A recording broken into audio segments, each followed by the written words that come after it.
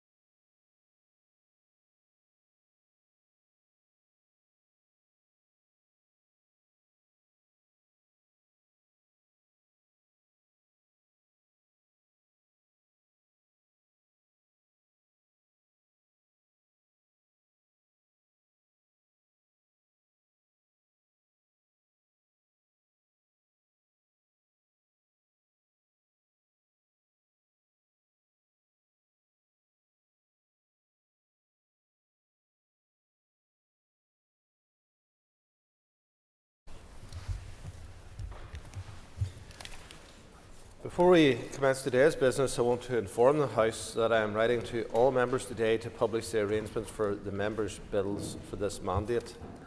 The focus of these arrangements is on ensuring that conducting effective scrutiny and producing quality legislation are at the heart of our legislative process. Since the Assembly returned in February, I have taken time to reflect lessons from the last mandate, including the review conducted by the Committee on Procedures and agreed by the Assembly in March 2022. Key points of that review included the following. The support for members' bills should be retained and continue to be allocated appropriate resources by the Assembly Commission. The policy proposals within the members' bills should be narrow and specific. There should be a final deadline for a member's bill to be introduced to the Assembly by the end of June of the penultimate session of the mandate, in this case June 2026. And there should be minimum procedural requirements for all members' bills, whether developed with Assembly support or drafted by themselves.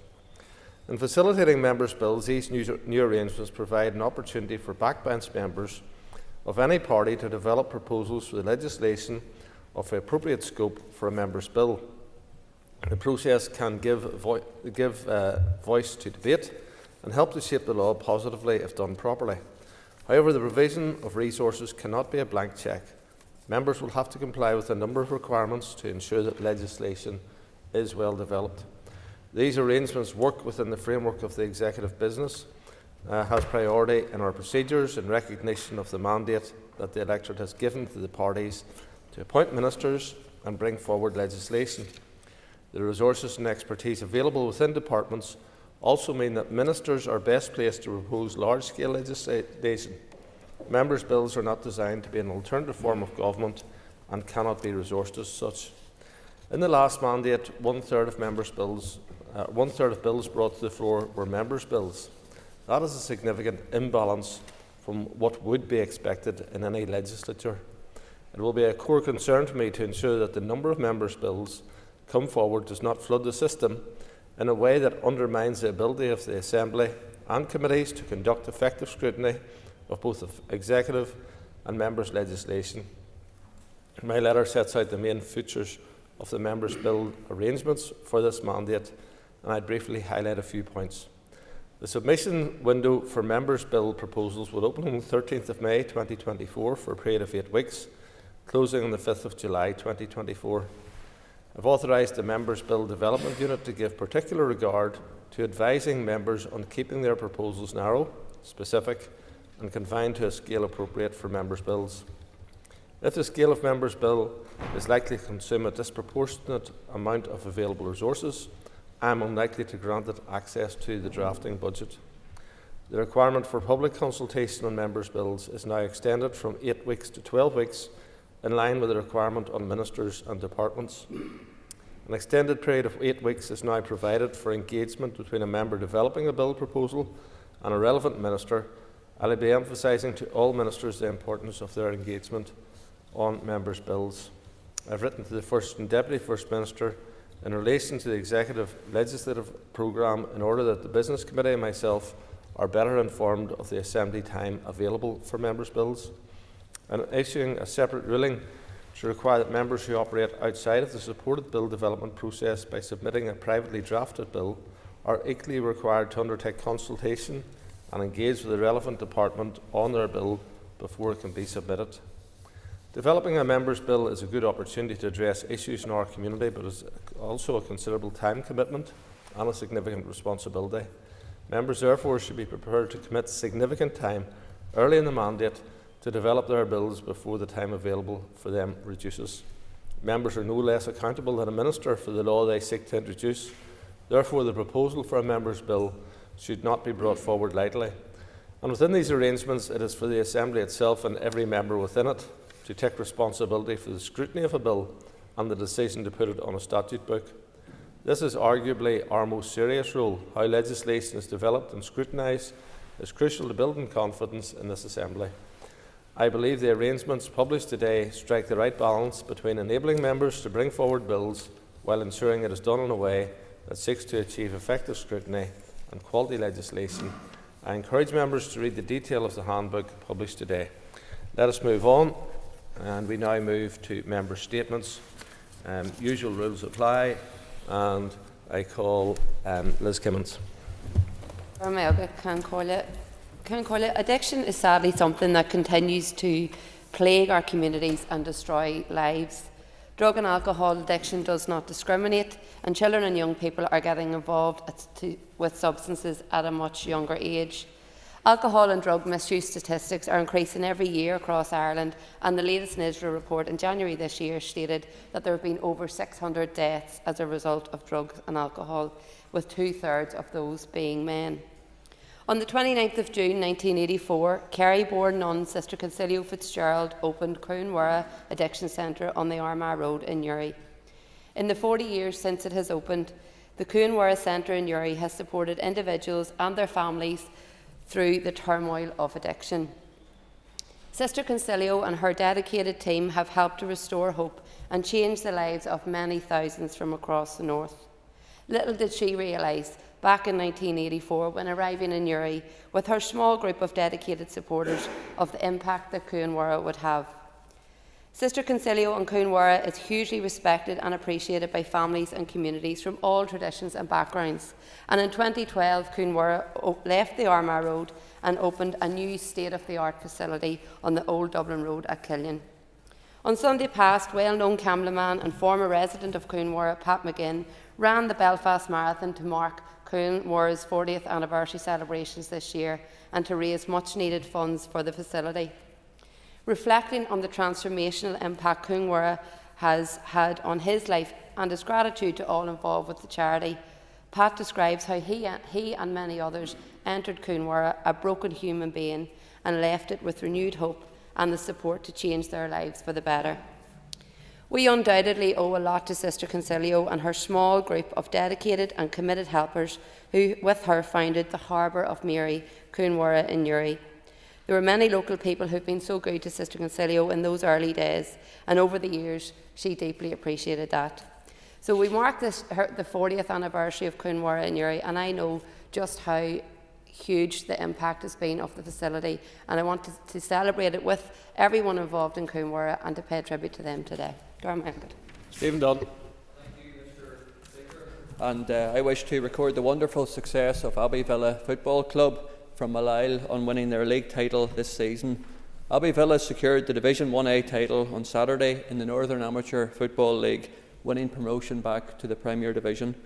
Abbey Villa last won Division 1A back in the 2008 and 2009 season, so their success this year is all the more special indeed and very worthy of being commended. I would like to formally congratulate the chairman, Mr. Gary Pittman, the management, coaches, players and the many dedicated volunteers who have all played a very important part in this magnificent success this season.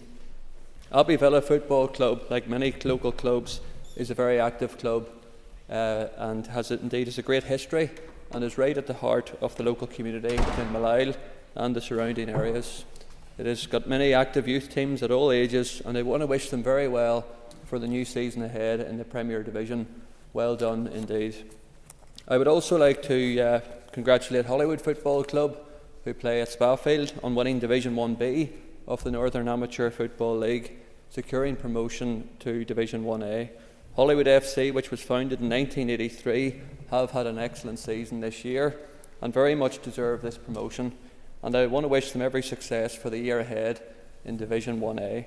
It's a fantastic achievement to have two local football clubs from the North Down area winning their leagues and securing promotion at the top end of what is a very competitive amateur league that we have right across Northern Ireland.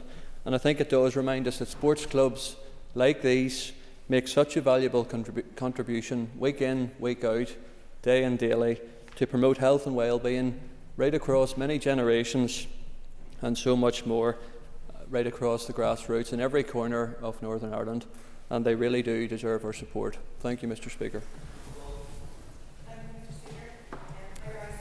To condemn the attack of a barbaric and horrific nature in my constituency on Saturday night, Sunday morning in Bushmills. There is simply no justification of this type of behaviour in 2024. We're 26 years post-Good Friday Agreement. Enough is enough, and that is what the community is saying. A young man has been left with life-altering injuries.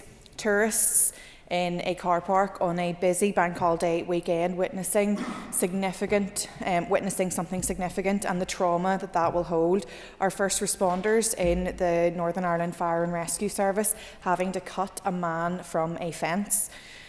The medical teams in the hospital that he was taken to having to deal with the aftermath. A community that is close-knit and actually very welcoming in nature. I was there all day Friday with their community association at their community garden, having a tour around some of the new developments on the main street, and all I was met with was a warm community who were so focused on making lives better in Bushmills.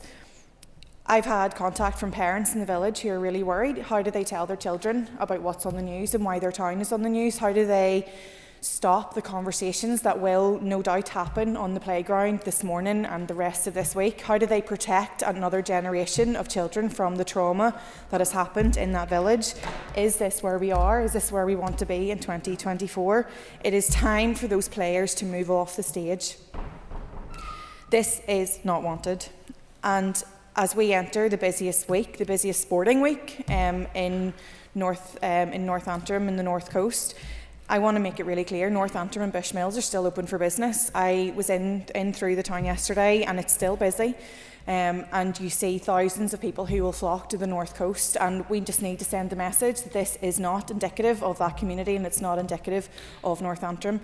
And I want to finally just praise those who came to the aid of that young man, whether they were volunteers, whether it was their job to be there, but I just want to thank them, and I hope that both he and those who have experienced the significant trauma of that event will recover quickly. Philip McGuigan. In February, I raised and highlighted the need for an Irish passport office to be located here in the north. I have to say I was disappointed to hear last week, in response to questions from my colleague TD from Donegal, Padraig McLaughlin, that the Taoiseach responded saying that such an office is in fact not needed. Well, I disagree. There is a massive need for such a passport office to be located here in the north. Around 20% of all adult first-time passport applications are being made by citizens living in the North, many of whom come from my own North Antrim constituency. Using the most recent figures, over 45,000 passport applications have been made from the North in the first few months of this year. I expect that number to grow considerably as we enter into the summer months. And as the number of applications increase, so too will the issues that arise and the problems with applications occur. Delays, backlogs and difficulties obtaining information, and therefore panic and worries for individuals and families as their travel date gets closer. It isn't good enough that these Irish citizens can't speak locally to someone over the counter in a passport office to discuss their applications should a problem arise. The Taoiseach implied that there was a low number of issues raised through the new MLA portal, and therefore there was no issue and therefore no need for an office in the North. But he used figures from the first 3 months of this year. He will obviously know that these months are historically not a good example to use. If I can detail my own experience, I can say that I or my office used this MLA portal 9 times on behalf of constituents in the first 3 months of this year, but I have used it 39 times in the last 5 weeks. I've used it 4 times this morning so far already. If the last number of years are to be repeated, then assisting constituents with passport applications, raising queries and delays on their behalf will be the single greatest issue that my office will deal with every week between now over the summer to September.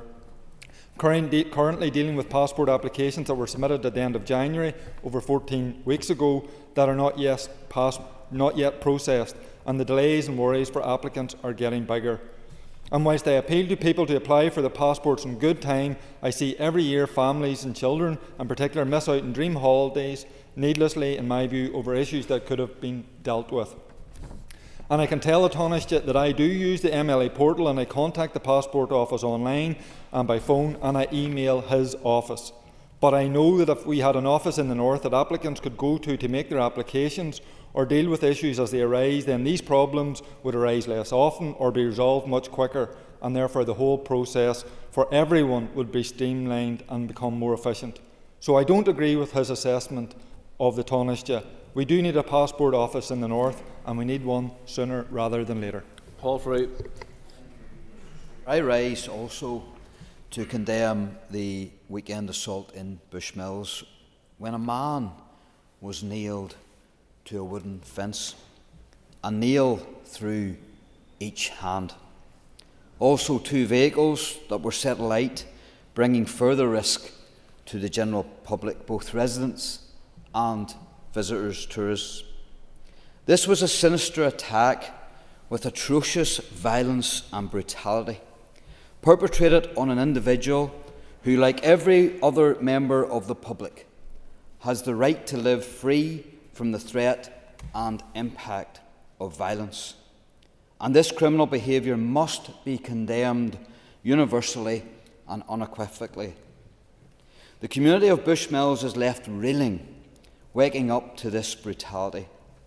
Businesses are fearful, not only with this sinister attack, but with the tourist season just about cranking up. I would like to thank the Blue Light Services and the personnel and members of the public who attended the scene to administer first aid and make the area safe. I, like other members of North Antrim here in this chamber today, condemn these actions and, with one voice, say to the people of Northern Ireland that Bushmills is a safe place to visit, it's a safe place to live, and it's a beautiful tourist destination, and more people should visit the area. Thank you. Kelly Armstrong. I rise today to make a plea for the Minister and the Department for Communities to allocate their budget wisely to ensure that some of the most vulnerable people in Northern Ireland are prioritised. Mr Speaker, I appreciate that the budget for communities will be incredibly challenging this year, and it's going to require some difficult choices to be made. One of the options the Minister may consider is to cut the Supporting People programme budget. This would be a mistake. The Minister has himself described Supporting People as a fantastic programme, and he is right. Supporting People provides invaluable housing support to people in need right across this society. As an Assembly question I tabled illustrated, the baseline budget for supporting people has been held flat over the last decade. Inflation has eroded the value of the fund year on year. A survey sent to the Committee for Communities by the CRISP Committee illustrated that many supporting people funded providers are deeply concerned about their financial situation. If services feel that they have no other option than to hand back contracts or reduce the vital services they provide due to a lack of funding, this will have consequences which will be borne by the people who need these services and the Housing Executive.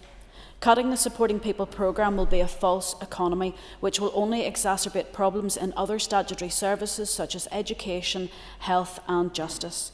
The truth is that the Supporting People programme is in real need of additional funding to meet rising inflationary needs. When the Minister for Communities is considering where to make allocations, he needs to prioritise meeting need and ensure that the Supporting People programme has the resources it needs to deliver for the most vulnerable in our society. It is vital when taking difficult budget decisions, the Minister for Communities and all ministers ensure that decisions are compatible and do not result in people who are homeless or who have disabilities or who are suffering the most from poverty carry the consequences. Thank you. Tom Elliott. Thank you, Mr. Speaker, and I rise to congratulate Kieran McKenna and his Ipswich Town football team on reaching the English Premiership of football. It's a great achievement for Kieran, a Fermanagh man, and someone who came through the ranks of Enniskillen Town United Youth and Ballinamallard United Youth before being spotted by a Spurs scout and being brought to Tottenham Hotspur to play there for a short time until he got a bad injury and had to retire football at the age of 22 and went on to coach at Spurs then. He ran managed the under-18 team at Spurs before going to some of their rivals in Manchester United, and then was second in command to Mourinho at Manchester United before taking the bold move to Ipswich Town, a team that wasn't going very well at the time in League One, but after his first half season there, in the second season he got promotion to the Championship, and this year back-to-back promotions right into the Premiership. Huge achievement. I congratulate Kieran and his family. The McKennas own the Manor House in Ballinamallard, and they are a very hard-working and dedicated family, just as Kieran is himself, dedicated to football and dedicated now to Ipswich Town.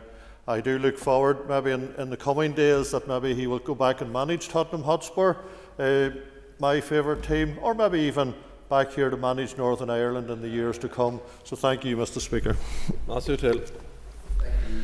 Mr. Speaker, I want to talk today about a subject that, in one sense, we never stop talking about, but when we do talk about it, we should be careful with our language, and that's the subject of the border on the island of Ireland, a border which many of us worked hard to ensure remained as open and as soft as possible in the years following Brexit. While I don't wish to reopen all of the debates around Brexit and its consequences for this island, which were divisive, particularly in this chamber and elsewhere, I do want to point out that many people in this chamber, on this island, on the island next door, in Brussels, in Washington and elsewhere, worked very hard to build a coalition which included not just people who were traditionally nationalists, but many unionists who wanted to remain in the European Union, many unionists who cared about a soft border on the island of Ireland, people, as I said, who were supportive of our peace process and supportive of an open and soft border on the island of Ireland, to work hard to ensure that post-Brexit that soft border remained. And that's without prejudice to the future of this island. Obviously, I and my party aspire at some point to remove the border. The reason I've given all that preamble, Mr. Speaker, is to say that I am deeply disappointed by some of the language that has emerged from certain actors around what only amounts to irresponsible talk about open borders on the island of Ireland. It's important to be very careful in our language. There is only one open border on the island of Ireland, and that's the border that we all want to remain open and soft. Most of us want that border to remain open and soft, whether or not we want a united Ireland at some point in the future. So it is deeply concerning to hear the Leader of the Opposition in Dáil Éireann, the Leader of Sinn Féin, Mary Lou MacDonald, say that Sinn Féin is not for open borders, if what the Leader of Sinn Féin is saying is that she supports tougher migration control, she should be honest with people about what exactly she's talking about what the consequences of increased migration checks, either at or away from the border, would mean for people on this island, including the operation of the all-island economy. It is, in my view, profoundly irresponsible after all the work that went on over the last nearly decade to ensure that we retained a soft and open border on the island of Ireland, that as a result of the politicking happening by Tory right-wingers in Westminster, political debate on this island has been pushed very quickly into a very dark and very damaging place. That could have consequences not just for people who are fleeing war and worse, but for those of us who want to retain an open, soft border on this island. So I would caution people with influence and power, including the Leader of Sinn Féin and other politicians, to be careful about the language that they use. Thank you, Mr. Speaker. Pam Cameron. Speaker, and I'd like to take this opportunity on behalf of myself, of South Antrim and the people across Northern Ireland to pay tribute to Mark Allen, Antrim's snooker superstar, on achieving the world #1 ranking position this week. It is a remarkable and well-deserved achievement given Mark's incredible performances and tournament wins over the last few seasons, and we're all very proud of him. It's surely only a matter of time before Mark lifts the world title itself. And I know that he'd also want me to congratulate Karen Wilson on his fantastic and emotional victory yesterday. Mark Allen is the latest in a long line of sporting greats to come from this amazing little corner of the globe, and he offers further proof that we have world-beating talent across all sectors of sport and culture, which we can all be proud of. Congratulations, Mark, and I look forward to watching many more successes in the years to come. Claire Sugden. I wish to highlight the incredible achievement of my constituent, Hope Macaulay, after her inclusion on the world-renowned Forbes 30 Under 30 for retail and commerce. This list includes entrepreneurs, leaders and creators under 30 who have made a significant impact in their field.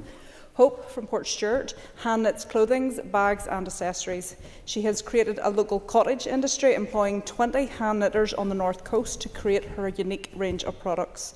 She's developed a distinctive style of knitting using her own signature chunky wool, which is ethically and responsibly sourced. Her style and unique way of using skills handed down by family members has created products that are being globally recognised. Hope's work has been worn by tennis sensation Naomi Osaka, actors Jennifer Hudson and Billie Piper, and singer-songwriter Halsey.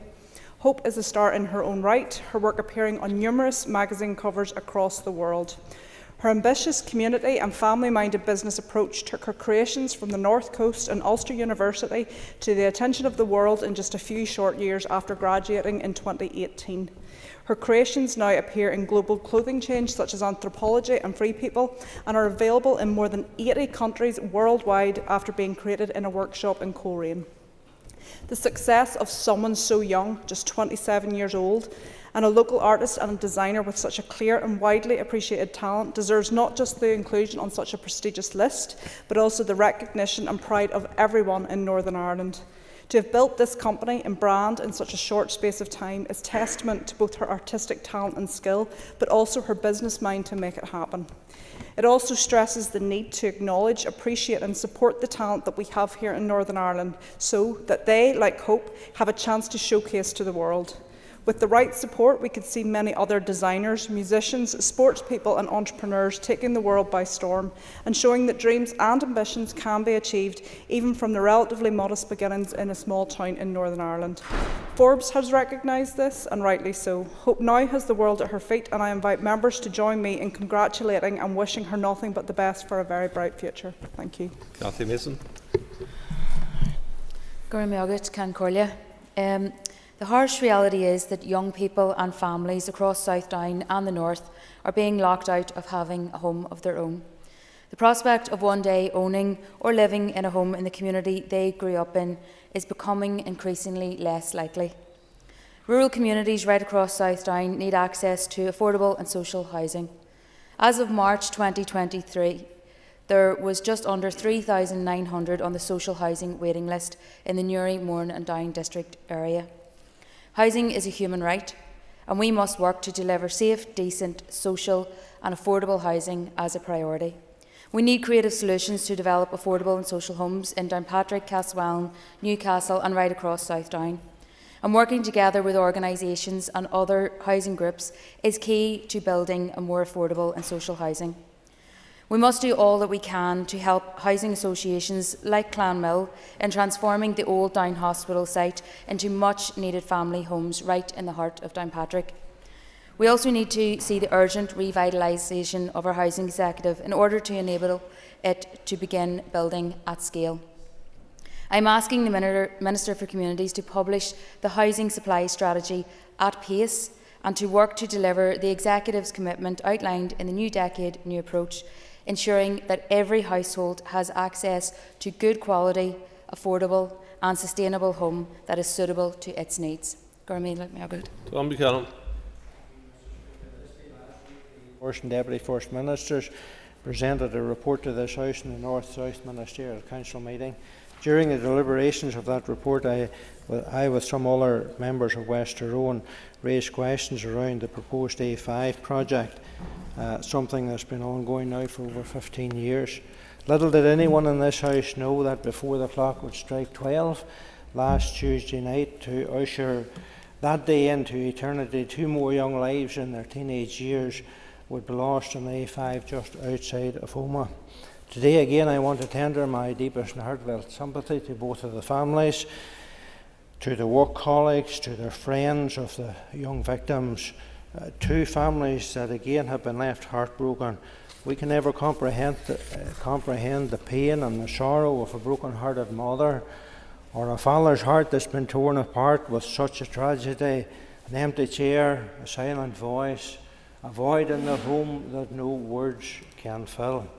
We may never know the cause of this accident, but one thing we do know is that 2 more young lives have lost their lives, have been added to the list of fatalities on A5, a road that is no respecter of persons.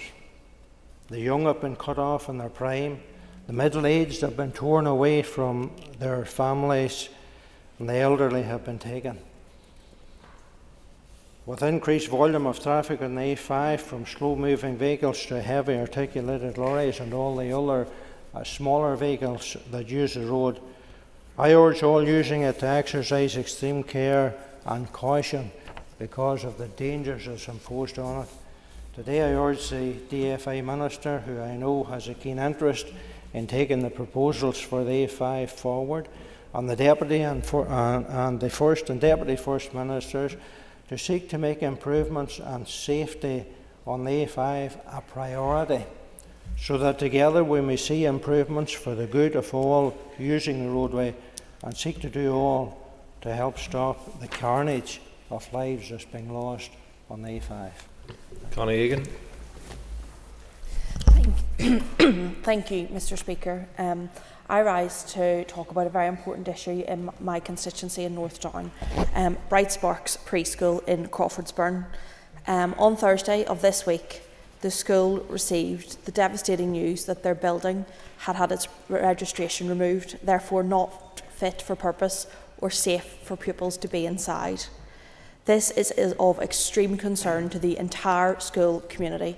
Bright Sparks is a brilliant preschool. It values independent and inquisitive learning, and inspection reports have continually highlighted the brilliant care and attentiveness that the staff there provide for the children. But the timeline of how this happened and how it was deemed this building was not fit for purpose raises real questions for the Education Authority and the Education Minister. Bright Sparks is a preschool, a voluntary and non-statutory setting, and it has been ignored for far too long by those in our education systems. The Management Committee and the Governors of Bright Sparks have raised continual concerns for years about the building that their setting was based in. It's owned by the EA, and they've raised these concerns for years to no avail. So much so that in June of 2023, 11 months ago, a building condition survey and report was commissioned. What this revealed to the EA was of deep concern around the danger with electrics and fire potential, marking it completely unsafe. Why then did it take 11 months from this survey to be done for the school to have notice of this. This raises extreme concerns. Of course, the Management Committee acted swiftly and arranged an urgent meeting with the Health and Social Care Trust to discuss the building certification. It was then deemed on Thursday, evening, late on in the evening, that this wasn't safe for pupils. Bright Sparks inhabits a site that has Crawfordsburn Primary School. The Management Committee, governors of Crawfordsburn Primary School all worked together to ensure they put the children first, to ensure they could continue their education within the library of Crawfordsburn Primary School. This is a school that cares and nurtures the students and the pupils there. It's extremely concerning that they were in this building 11 months between the survey being done and it being closed down. Why did it take that length of time? We talk a lot in this place about putting our children first and at the heart of our work, about early intervention and the importance of early education. We need to work together and ensure Bright Sparks children get the best future that they can in facilities that are fit for purpose and reflects the excellent teaching and provision in their setting. They need a new building and they need certainty now and certainty for future pupils of the preschool. Thank you. Alex Easton. Thank you, Mr. Speaker.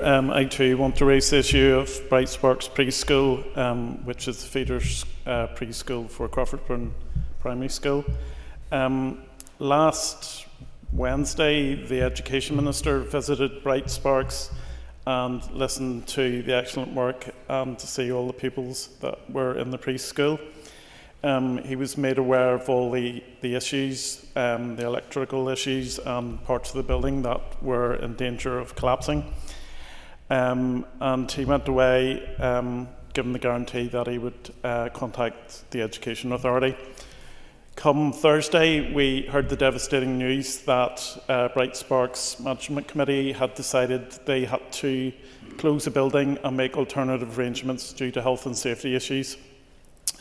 My annoyance is the amount of times that I have met the Education Authority with Bright Sparks over the last several years, and the lack of effort by the Education Authority to find a solution to a building that they actually own. And my message today would be for the Education Authority to act quickly and do something to help Bright Sparks, and ask the Education Minister if he would use his influence to get the Education Authority to actually do something to help. Thank you. That concludes the time available for member statements. We're now moving on to the East-West Council update, and if members will take their ease momentarily while the Principal Deputy Speaker assumes the chair.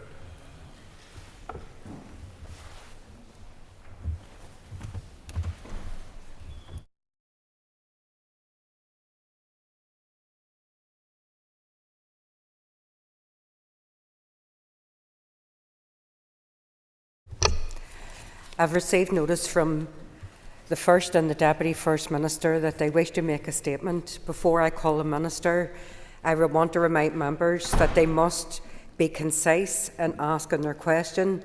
This is not an opportunity for debate or long introductions. Deputy First Minister. Thank you, Principal Deputy Speaker. The East-West Council was established as part of the Safeguarding the Union command paper published by the UK Government in January this year, ahead of the return of the Executive. It is a unique new forum, bringing key representatives from government, civil society and business together to identify opportunities for deepening connections in areas such as trade, transport, education, sport and culture. There are existing statutory structures already in place to facilitate cooperation between the United Kingdom Government and the Irish Government, between the Northern Ireland Executive and Irish Government, and between all of the jurisdictions across these islands. So it is important to remember that the Council's role is not to replicate these already well-established arrangements, but rather complement them. There is significant potential in strengthening the cooperation between Northern Ireland, Wales, Scotland and England, so we can address shared challenges, grasp shared opportunities and improve the lives of people here. The East-West Council will raise the profile of the opportunities Northern Ireland offers by supporting connectivity between business, skills, trade and innovation within the United Kingdom. It will act in an advisory function to drive East-West engagement, to develop and share existing clusters of excellence and will seek to raise the profile of Northern Ireland in decision-making across business and governments. The Council's work will be driven by targeted missions outlined in the command paper, designed to tackle some of Northern Ireland's most challenging issues. These include economic inactivity, east-west institutional connectivity and trade flows, as well as international investment. The inaugural Council meeting took place in Dover House, London, on the 26th of March. It was chaired by the Secretary of State for Levelling Up and Minister for Intergovernmental Relations, Michael Gove, Secretary of State for Northern Ireland, Chris Heaton-Harris, Minister of State for Northern Ireland and Cabinet Office, Steve Becker, and the Parliamentary Under-Secretary of State for Levelling Up, Jacob Young, were also in attendance. The Minister for the Economy, Conor Murphy, and Communities Minister, Gordon Lyons, accompanied myself and the First Minister. The first meeting focused on the Council's strategic direction and governance. We stressed the need to boost economic, educational, sporting and cultural opportunities in Northern Ireland. We highlighted the importance of enhancing the links across the UK so we can work together on a wide range of issues to deliver real benefits for everyone here. We want to see more connectivity between business, skills, trade and innovation across the UK, and we want to find solutions to shared challenges. We also want to raise the profile of the opportunities Northern Ireland offers to investors, as well as supporting export and import markets in key sectors. In addition, we must not lose sight of the opportunities presented by maximising trade within this United Kingdom. While bodies exist for the facilitation and promotion of the UK's international trade, we also discussed opportunities that a new body, Intertrade UK, could bring to promote trade and unlock barriers within the United Kingdom. As well as discussing governance and strategic direction, the Council also endorsed £150 million for the new enhanced investment zone in Northern Ireland, which will provide targeted incentives and interventions to encourage investment and boost growth. In addition, we welcomed the announcement of awards totalling more than £17 million from the UK Shared Prosperity Fund, which will be used to support adult numeracy and business innovation here. As part of this, an award of £11.2 million will also go to Invest Northern Ireland to boost the take-up of new technologies and innovations, as well as develop and grow important sectors such as manufacturing, health and life sciences and agri-food. The Council also recognised the positive impact of the Community Ownership Fund here, which reflects our strong and vibrant charitable, community and voluntary sector, and endorsed the third and final round of funding for this initiative. This will help bring back spaces to life and enable communities to take ownership of important community assets. These projects are examples of the UK Government and the Executive cooperating to address the needs of people and businesses in Northern Ireland. The East West Council is expected to meet regularly. The Secretary of State for Levelling Up, Housing and Communities and Minister for Intergovernmental Relations will sponsor the Council and chair when in attendance. The Secretary of State for Northern Ireland will act as the co-sponsor and deputy chair.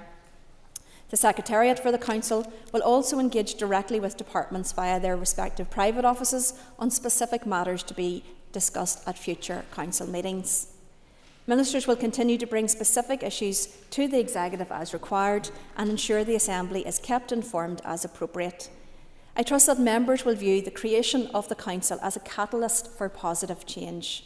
By bringing together the collective experience, knowledge and expertise of its members, the Council will be a vehicle for overcoming obstacles, seizing opportunities and harnessing the immense potential that Northern Ireland has to offer for the benefit of all who live, work and do business here.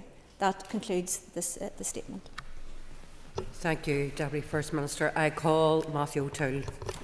Thank you, Madam President. Speaker. Deputy First Minister, while no one would doubt the importance of discussing matters of common interest, trade, cultural exchange, etc., it is important to be clear that this is not an institution set up under the Good Friday Agreement. It has no statutory underpinning, and so, as an opposition, we would be clear that it does not have the same status either in law or under the agreement as either the North-South Ministerial Council or indeed the British-Irish Council. But can I ask, At the start of this statement it says, you say there's significant potential in strengthening cooperation between Northern Ireland, Wales, Scotland and England. That is certainly true and I wouldn't dispute that. Why then were there no representatives from devolved administrations in Scotland and Wales, and have they given any indication that they wish to participate in this forum? Minister. I thank the member for his question. Indeed, this was an initiative that came forward out of the Safeguarding the Union paper, which is an agreement between Northern Ireland and the United Kingdom government, a negotiation between Northern Ireland and the United Kingdom government. So therefore the initiative came out of those discussions, and that is why the inaugural meeting particularly focused on that engagement between Northern Ireland and the United Kingdom government. It was made clear though at that meeting, and indeed in the press afterwards, that other jurisdictions would be invited to participate in this, and indeed we have had correspondence from the Scottish Government in relation to this matter in particular. This is a forum for all of the United Kingdom and strengthening relationships across and within the United Kingdom. So yes, I think there will be interest from others to take part, but I think it's important also to point out that there's also benefit in cooperation in terms of other regions. So for example, there are matters where we will have more in common with farmers in Northern Ireland and farmers in Yorkshire than the farmers in Yorkshire may have with those in London. So of course there's good reasoning for cooperation across the regions, not just the devolved areas in the UK. I call Paula Bradshaw, Chair of the TO Committee. Thank you, Principal Deputy Speaker, and thank you, Deputy First Minister, for your statement. I have two parts to it. First of all, we know that you talked about maximising opportunities for trade. Just wondering, did you talk about the opportunities arising from dual market access? And also, in terms of the Levelling Up Fund, as you know, there was a delay in the payments arriving in Northern Ireland. Were you able to discuss how those delays will be mitigated against and how improvements in terms of the drawdown of funding will be improved in the future? Thank you. Minister. I thank the member for her question. The meeting primarily focused on the strategic objectives and the way forward and the potential for this new body. So it was at a higher level, but I believe that everybody around the table were excited about the opportunities that this could bring. It is a body that focuses primarily on internal relationships and improving that cooperation and relationships across not just the political, but also the potential for civic, for educational and for business groups as well. So that was the primary focus of this, but of course growing our economy and trade will be something that will feature, particularly as the UK Government proceeds with the development of Intertrade UK. In relation to the specific issue around the delays of levelling up, it is our view, yes, it was raised in terms of ensuring that Northern Ireland has a more meaningful say at all stages of policy development, but, including in terms of the delivery and the rollout of that. But I am a great believer that to help those relationships and strengthening of those relationships, including through this forum, will be of benefit. Thank you, Minister. I call Gary Middleton. Thank you, Principal Deputy Speaker, and can I thank the Deputy First Minister for her answers so far, and can I say and welcome the first meeting. And I think that this is a vehicle which can be used to strengthen each of the constituent parts of the UK. Deputy First Minister, can you outline how you see this council progressing, but also what opportunities there may be for civil society to become engaged in this very useful council? Minister. I thank the member for his question. Indeed, touching on some of what has already been discussed here, this isn't a body which is currently with a statutory basis. It is not something that is therefore rigid, where there are parameters which perhaps limit the opportunity for this. So I do think that there's a really good opportunity for us all now to look at where this body can be of most benefit. And I think there's no doubt that we wouldn't want this to be confined and rigid. I think it's important that it is flexible and agile and can respond to the needs and issues as they occur. There's absolutely no doubt that there are many shared challenges across this United Kingdom. But there are also opportunities to look at where solutions have been found elsewhere that can be of help for us here. So the sharing up that knowledge is critically important, but that is not just at a political level. We know that many of the solutions and the delivery of those solutions are based in the civic and community sector, and therefore building those relationships between the civic and community sector across the United Kingdom is a huge opportunity for us. and an opportunity that I believe will be of significant benefit for everybody here in Northern Ireland. Thank you, Minister. I call Doug Beattie.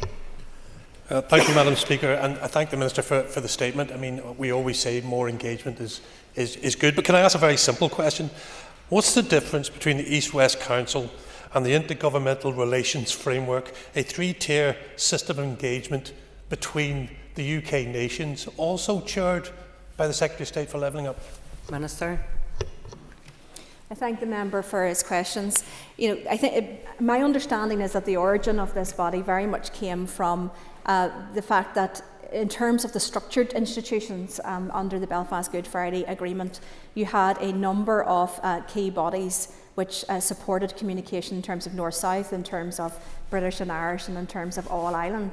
But there was nothing that focused particularly and specifically on internal UK. You will be aware, and you referenced the interministerial governmental structures, that is a transition that happened because of decisions by the UK government arising under the review of the bodies that existed prior to that in terms of joint ministerial councils and the sectoral bodies. But those tend to be structured in nature, specific in terms of the sectoral responsibilities that they have, and I think it's fair to say frustrating by some at times. I think this body is designed to be that engagement at a political level that is both agile and flexible and be able to respond to that building of those relationships. We have seen very much good work happening, I think, in terms of building relationships north-south across civic, business and political engagement, and yet we haven't had that for the decades in terms of the across the UK piece, that cooperation, United Kingdom, and I think there's a real opportunity here through this new body, rather than dealing with specifically governmental issues that those other bodies do, that we can talk about strategic issues across a whole range of sectors to the benefit of people of Northern Ireland and, in my view, the UK. Tom Buchanan, please. Thank you, Madam Principal Deputy Speaker. Minister, in the fourth paragraph of your report, it states that the Council's role is not to replicate already well-established arrangements, but rather complement them. Can you outline how the Council's work will actually complement existing structures such as SPIC and IMG meetings? Minister.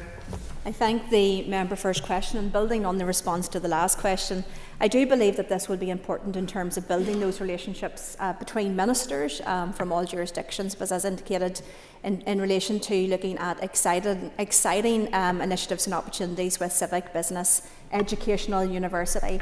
That is to benefit in terms of funding applications. It's also to benefit, in my view, of trying to problem solve at an earlier stage. There's no doubt that we do have structures there, but there's also no doubt that there's been some frustrations at times about an inability to get some of these issues resolved. I believe this body gives us the opportunity to look strategically, first of all, look at what's not working right, but have a forum, as I've said, which is agile enough to respond to emerging issues and to be able to do some exciting initiatives building on the best practice in relation to those bodies, not to replicate but to complement and to supplement those, but also to take some of those really good projects that we've seen elsewhere that work well in terms of collaboration and to bring that forward, as I said, to the benefit of our university, civic, business and political institutions across this United Kingdom. I call Connie Aiken. Thank you, Madam Principal Deputy Speaker. Thank you, Deputy First Minister, for the update. I note your comments that this is solely about internal UK matters and trade.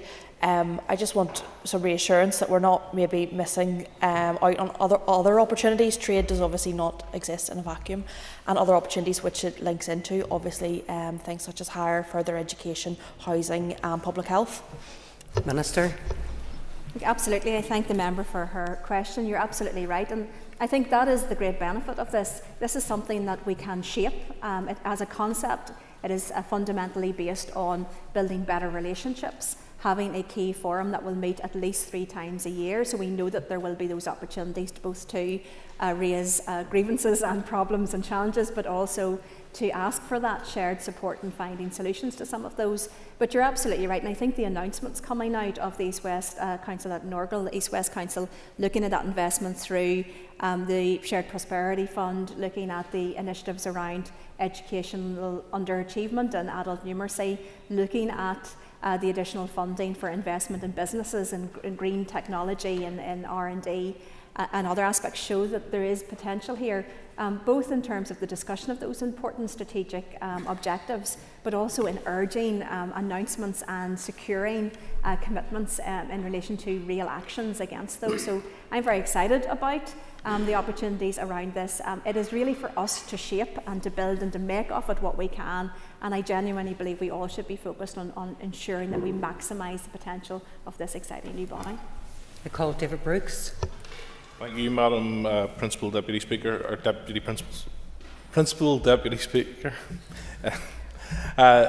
Could I thank the Minister for her answer so far? Could I ask her if she had any insight to share on what will be discussed at the meetings going council meetings going forward, and if education will form part of that?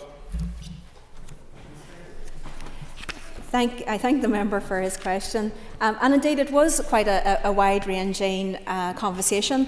It was fortunate, I think, that the Under-Secretary of State for Levelling Up, Jacob Young, was present, because he is involved in many of the Levelling Up type projects which reach across education, it reaches across community investment. That really good scheme in terms of community ownership is a really good example of that, where communities in Northern Ireland, I think, have benefited from this more so than any other place in the United Kingdom, and that is taking those assets within their communities, often buildings or different facilities that perhaps are a blight, that are not being used currently, and being able to take those into community ownership for the benefit of the community. That has been hugely positive, and there's been a significant amount of interest here in Northern Ireland. So it was a good conversation covering many of those elements, but we did have a conversation about educational underachievement, recognising that the challenges that we have with educational underachievement, particularly with those in receipt of free school meals, is a common one across many of the areas in Scotland, England and Wales. And there are some really good projects that have been rolled out in those areas with proven outcomes, and I think it would be really positive for us to examine whether those are suitable for rolling out in Northern Ireland. So there's definitely an interesting stream of work that can be taken from that initial meeting. Thank you, Minister. I call Diane Forsyth. Thank you, Madam Principal Deputy Speaker, and thank you, Deputy First Minister, for her answers so far. I just want to build a little bit more on the question from the Leader of the Opposition around the participation in the Council of colleagues from the Scottish and Welsh administrations, and if they have proposed any matters that they would like to discuss at this in your work with them so far. Minister. I thank the member for her question. Indeed, as indicated, this came out of the Safeguarding the Union command paper, which is primarily around relationships and different issues between Great Britain and Northern Ireland. But there's no doubt that this is very much about building relationships across the United Kingdom. It's not just in terms of Northern Ireland to Great Britain. It strikes me very often that we don't do enough collaboration across all of our departments, across civic and business and community education with our counterparts in Scotland and Wales and England. But as I said, look, there are also huge commonalities, both in challenges and opportunities between the regions of the UK as well. Our farmers in Northern Ireland have similar challenges and issues as those farmers from Yorkshire, from Devon, from Cornwall, in parts of Scotland and Wales. And getting people together to look at solutions, including in terms of green technology and in relation to innovation in business, and looking at how we support communities in that regard, there is certainly a huge amount of benefit, not just in terms of the other devolved regions that have shown an interest in this, and they have, but also the regions within those devolved administrations as well. Thank you, Minister. I call Sinead McLaughlin. Speaker, and thank you, Minister, for your answer so far. You discussed in the statement about £150 million for new enhanced investment zone, which will provide targeted incentives and interventions. Can you tell me how targeted will those incentives be and interventions? And will regional balance form a significant part of the decision-making process in any investment that is coming into Northern Ireland? And will there be any democratic accountability for this executive on those targets and incentives? Minister. I thank the member for her question. The member will be aware that whenever we have been discussing the prosperity agenda about growing the economy here in Northern Ireland, we've always been careful to highlight that we want that to be across and throughout Northern Ireland, not just for one part of Northern Ireland. My understanding of the Enhanced Investment Zone is it's a very particular vehicle designed for Northern Ireland and builds on the investment zones that have been rolled out elsewhere in the UK. It will have flexibility within that. That will include on some tax incentives, but also other incentives potentially around national insurance and around supporting companies. But my view is that this is at a comparatively early stage, and again we're able to shape what that enhanced investment zone looks like. One of the issues that I have raised is the need for that big infrastructure piece. We know that there are big challenges and issues within, for example, water and sewage and energy. Those things are absolutely necessary in terms of economic growth and supporting companies to both expand and to set up here. So I think there's potential with this, but I can advise the member it is at an early stage. It's been led by UK government, but of course the executive and particularly the Department of the Economy will be feeding into that to shape that, to make sure it is fit for purpose and it benefits all throughout Northern Ireland. I call Brian Kingston. Thank you, Madam Principal Deputy Speaker, and I thank the Minister for her statement and for answers so far. And certainly it is very positive to see the East West Council now up and running and flowing from the Safeguarding the Union command paper. And I wish to ask the Minister, would she agree with me that the East West Council is an important and useful tool for shared learning between central government and the devolved regions of the United Kingdom? Minister. I thank the member for his question. Indeed, I think in relation to both policy development, the design of interventions, the way that those interventions are rolled out, and even the way that we measure how effective those interventions are in relation to outcomes-based accountability in terms of indicators, in terms of evaluation, all of those things have developed significantly, in my view, over the course of the last number of years, and there's really good examples of that being rolled out elsewhere across the United Kingdom, across the globe, but also across the United Kingdom. I think Northern Ireland is, of course, a small place, and there is no need for us to constantly try to reinvent wheels, to reinvent solutions to the challenges that we face, because very often those challenges are common. And we do then have the ability to look elsewhere to say, look, what is an intervention that has worked, for example, in educational underachievement?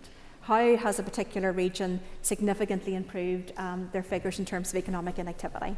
And identifying those types of solutions, checking to see if they're fit for purpose for Northern Ireland, tailoring them if needs be, but that accelerates the solutions to the big challenges that we are facing. And of course that shared learning is essential. We have so much in common across this United Kingdom, and let's try to find shared solutions to some of the big challenges and maximise the shared opportunities that we have. I call Jim Allister. According to this statement, trade flows is one of the interests of this East-West Council, yet I find not one reference to the greatest impediment to those trade flows, namely the partitioning Irish Sea border, of which the DUP now has ownership. Why is that? Secondly, this is a body without a secretariat, without a budget, and all the announcements relating to funding aren't its announcements. They are the product of other developments. Isn't it the truth of it? This is just a talking shop to provide the DUP with a fig leaf for its somersault into being protocol implementers. Minister. I thank the member for his question. I believe that this will be an important body in terms of building those relationships and tackling those shared challenges and maximising those shared opportunities across our United Kingdom. This is the first time that we have a truly United Kingdom level body arising from all of those other bodies that didn't deal with the internal and exclusive issues of the United Kingdom from the Belfast Good Friday Agreement. In terms of trade flows, I will use the example of the many services issues across this United Kingdom where if people are applying for something, or they're seeking insurance, or they're doing other issues, they will proceed through that only to be told that it does not apply to Northern Ireland. Services are not impacted by the Windsor Framework or by Brexit, but yet services for many years, and everybody out there in Northern Ireland will know this did not apply equally to Northern Ireland. There's always been an issue of asterisk does not apply in Northern Ireland, and therefore that needs to be addressed. There needs to be a better understanding, and of course the UK government must be held to account to fulfil the promises that they have made in terms of unfettered and free flow trade internal to this United Kingdom with zero checks. Now it is absolutely clear that what is happening is that some businesses do not understand the procedures, and that needs to be tackled. And we have put it to the UK government that they must, and Intertrade UK will have an important role in this, that they must take action to ensure that businesses in Great Britain are fully aware of what they can do in terms of internal UK trade, and that they don't unnecessarily either prevent their goods from going to Northern Ireland by saying simply it doesn't, Northern Ireland can't get those goods, or that they are going through unnecessary procedures. So this will work in a number of ways of both promoting awareness to businesses in the private sector, but also for us to be able to hold the feet of the UK government to the fire to fulfil their commitments which they have given to the people of Northern Ireland to ensure free-flowing and unfettered internal UK trade. I call Jerry Carroll. Given the sabre-rattling, scaremongering and scapegoating towards our asylum seeker and refugee brothers and sisters, particularly in recent weeks, what commitment can she give that at the next East-West meeting, TO ministers will make it clear their support for the freedom of movement of people, opposition to any hardening of border, and opposition to any deporting of people from here to either Britain, Rwanda or anywhere else that they don't want to go to? Minister. Immigration is an accepted matter. It is a matter for the UK government. Of course, we liaise with them in relation to this because immigration has a significant impact on the public services, for example, rolled out through Northern Ireland Department. So it's in our interest to ensure that we've got a close working relationship with the UK government in this. We have heard many times in terms of the challenges in relation to getting the right education, the right support, the right housing. There's no doubt that the pressures on housing and available housing is giving rise to significant concern and consternation. And I will repeat what I had said in relation to last week, which is that our information is that a significant number of those coming to Northern Ireland are coming through the Republic of Ireland route. We have heard a different narrative from the Republic of Ireland government. This is clearly a complicated issue that requires conversation and discussion and solutions.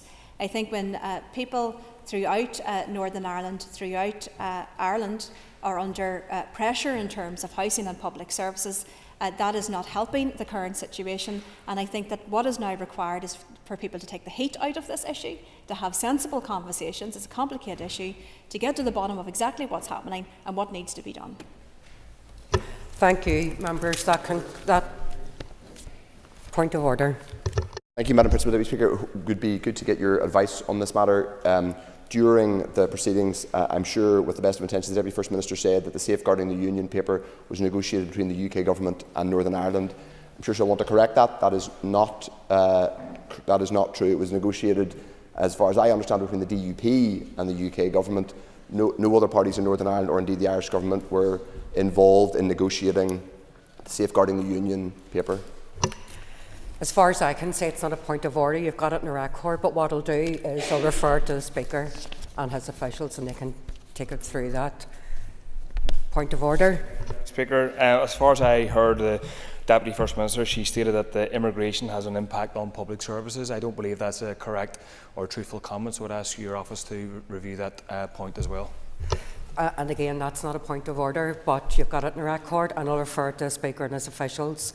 So if there's no other points of order, I'll move on. Okay, so the next item of business is the final stage of the Hospital Parking Charges Bill, and I call on the Minister of Health to move the final stage.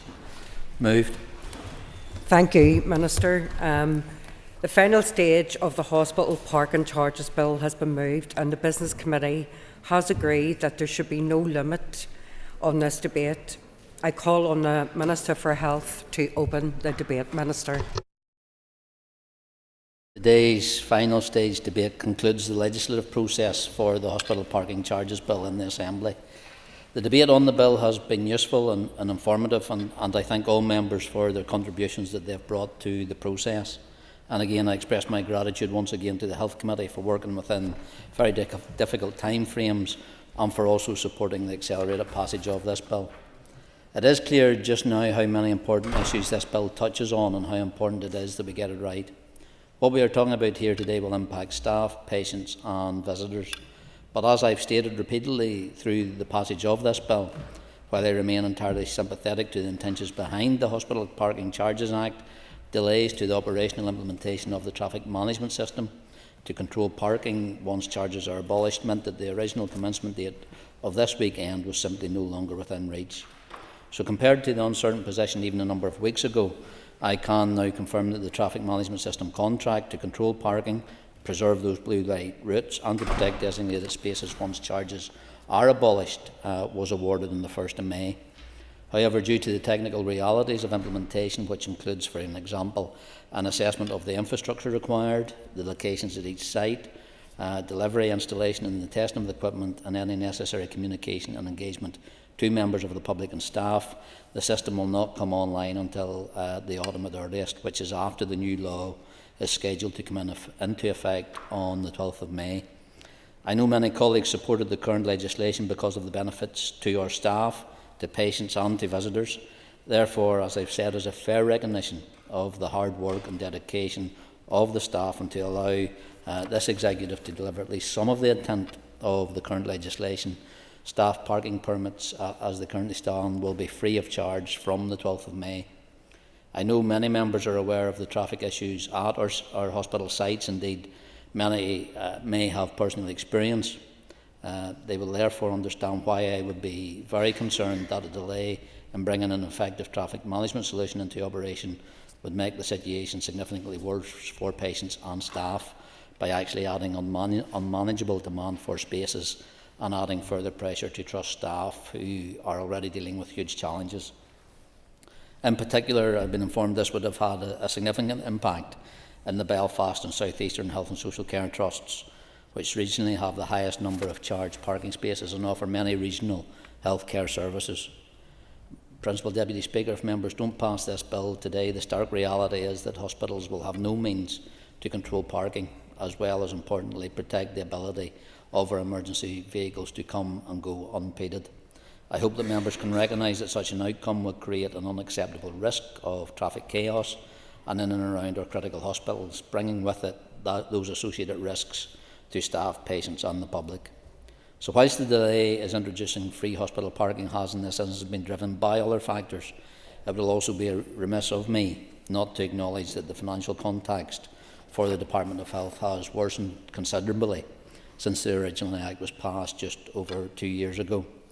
Car parking charges are currently used to particularly help meet some of the expenditure associated with the operational upkeep and management of car parks. No additional capital or revenue funding have been made available to my department for the implementation of this legislation, and in light of the 24-25 budget settlement, the loss of that revenue, combined with the ongoing requirement to maintain the car parks, was only going to further add to the significant pressures my department is facing. Therefore, my department proposes to use the deferral period to fully implement the infrastructure required to manage free car parking and to work towards funding the implementation of free car parking after the deferral period. It will also allow Trust more time to explore how car use can be reduced. That's a fundamental point, and not just because of our responsibilities to climate change, because at present demand for car parking spaces already significantly exceeds capacity on some of our hospital sites. So increasing that demand by abolishing all charges is not without risk. Principal Deputy Speaker, during the deferral period, trusts are also committed to increasing capacity by exploring off-site parking sites and incentives such as park and ride facilities, reviewing and extending the current free parking eligibility, where the duration and or frequency of visits leads to significant charges for patients of their families, and also, as committed, increasing awareness of free parking eligibility and travel cost recovery scheme, by example, actually advertising details on that on patient appointment letters. My primary concern is to protect access to hospitals for appropriate users. I am therefore seeking agreement to a bill to defer the removal of charges for 2 years, and I am hopeful that the bill will receive royal assent as close as possible to the operational date of the current Act, and I would therefore urge all members to support this bill. Principal Deputy Speaker, I move final stage. Thank you, Minister, and I call Liz Kimmins, Chair of the Health Committee. And I welcome the opportunity to contribute to the final stage of this debate on the Hospital Parking Charges Bill 2024. I will make some brief remarks on behalf of the committee before making some remarks as Sinn Féin Health spokesperson. This bill has been through the accelerated passage process, and I would again highlight that the committee is disappointed that the bill is required. The committee understands the reasons that the department needs time to bring the necessary systems into place to ensure that those that need access to hospital spaces can access them. However, it is disappointing that even now we are hearing real-life experiences of people missing important appointments as they are stuck in a line waiting to get into a car park. Recent figures the committee received from the Trust outline that people can wait over 90 minutes in a queue to get access to car parking. This shows that more work needs to be done by the Trust and the Department to improve parking capacity at congested sites. And we look forward to seeing future plans and proposals to increase capacity and provide additional public transport and park and ride facilities to take pressure off those sites. As I mentioned in the second stage of the debate, the previous Health Committee undertook committee stage of the Hospital Parking Charges Act 2022. The issues that were raised during evidence in 2022 are still as relevant today as they were over 2 years ago. Issues such as inequity in charging both within and across trusts, financial issues for staff having to pay for parking, and inconsistencies in the approach to providing free parking to patients and their families. We are still hearing of staff having to pay around £11 per day to access safe parking at the City Hospital. Some of these staff are the lowest paid staff who are working difficult shift patterns with no easy access to public transport. During discussions with the Minister and the Department, the committee received assurances that the permit scheme for staff was being redeveloped with new criteria, and it would be good to receive an update on that today and confirmation of when that process should be completed across all the Trust sites. The committee are also keen to ensure that those patients and families who are entitled to free parking are provided with parking passes, and we would encourage all trusts to ensure that eligible patients and families are made aware of and provided with passes at the earliest opportunity.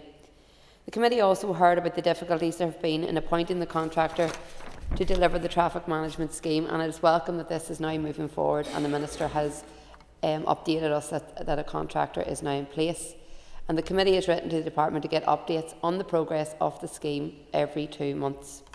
The committee will seek to ensure that free parking at hospitals is brought forward as soon as practicable, and that we are not in a position in 2 years' time of having to come back again to seek further extensions. I want to thank the Minister, his departmental officials and officials from the Trust for their engagement with the committee before introduction of the bill. I do hope that we can continue to work collectively to improve services that are provided to people in our communities. I will now speak as Sinn Féin Health spokesperson. For your last Corlia, we have repeatedly emphasised the need for this legislation to be implemented as soon as possible throughout each stage of this debate. And I want to reiterate my disappointment that this hasn't been completed in the timeframe agreed in 2022. However, we must now ensure there are no further delays. I do welcome the update today from the Minister that the contract has now been awarded, but as mentioned in my earlier remarks, we will be monitoring the progress of the implementation of this scheme very, very closely. It's essential that a serious effort is made to deliver this piece of work fully so that we can fill this Assembly's promise to the hard-working staff in our hospitals and to patients and their families who continue to feel the financial burden day and daily, particularly as they deal with the impacts of a cost of living crisis. We have highlighted on numerous occasions the serious workforce issues facing our health service, so making it more difficult for people to afford to come to work is not exactly an incentive for attracting or retaining staff. We must do better, and I look forward to seeing real progress on the removal of hospital car parking charges well in advance of this 2-year deadline. Thank you, Liz. I call Colin McGrath. Thank you very much, Principal Deputy Speaker. And I suppose we are where we are with this. We've got to the last stage of this bill, and I have no doubt that it will progress today. I am disappointed that none of the suggestions that we had made about speeding up the process were accepted. I think that having heard the news again today that there's been the appointment of the company to make the installation, I think that actually speeds things up. I think that there was the opportunity to implement a process in between times. There are still barriers on all of the car parks that would be likely to be oversubscribed, and there could have been some sort of control system put in whilst we retrofitted the new technology, and I think that the delay of 2 years is just simply too much. I mean, this bill was promised at an election time, and it is now simply not doing what it said it was going to do, and patients will be let down as a result of that. Staff will be let down because every extra day that they have to pay is 1 day too much.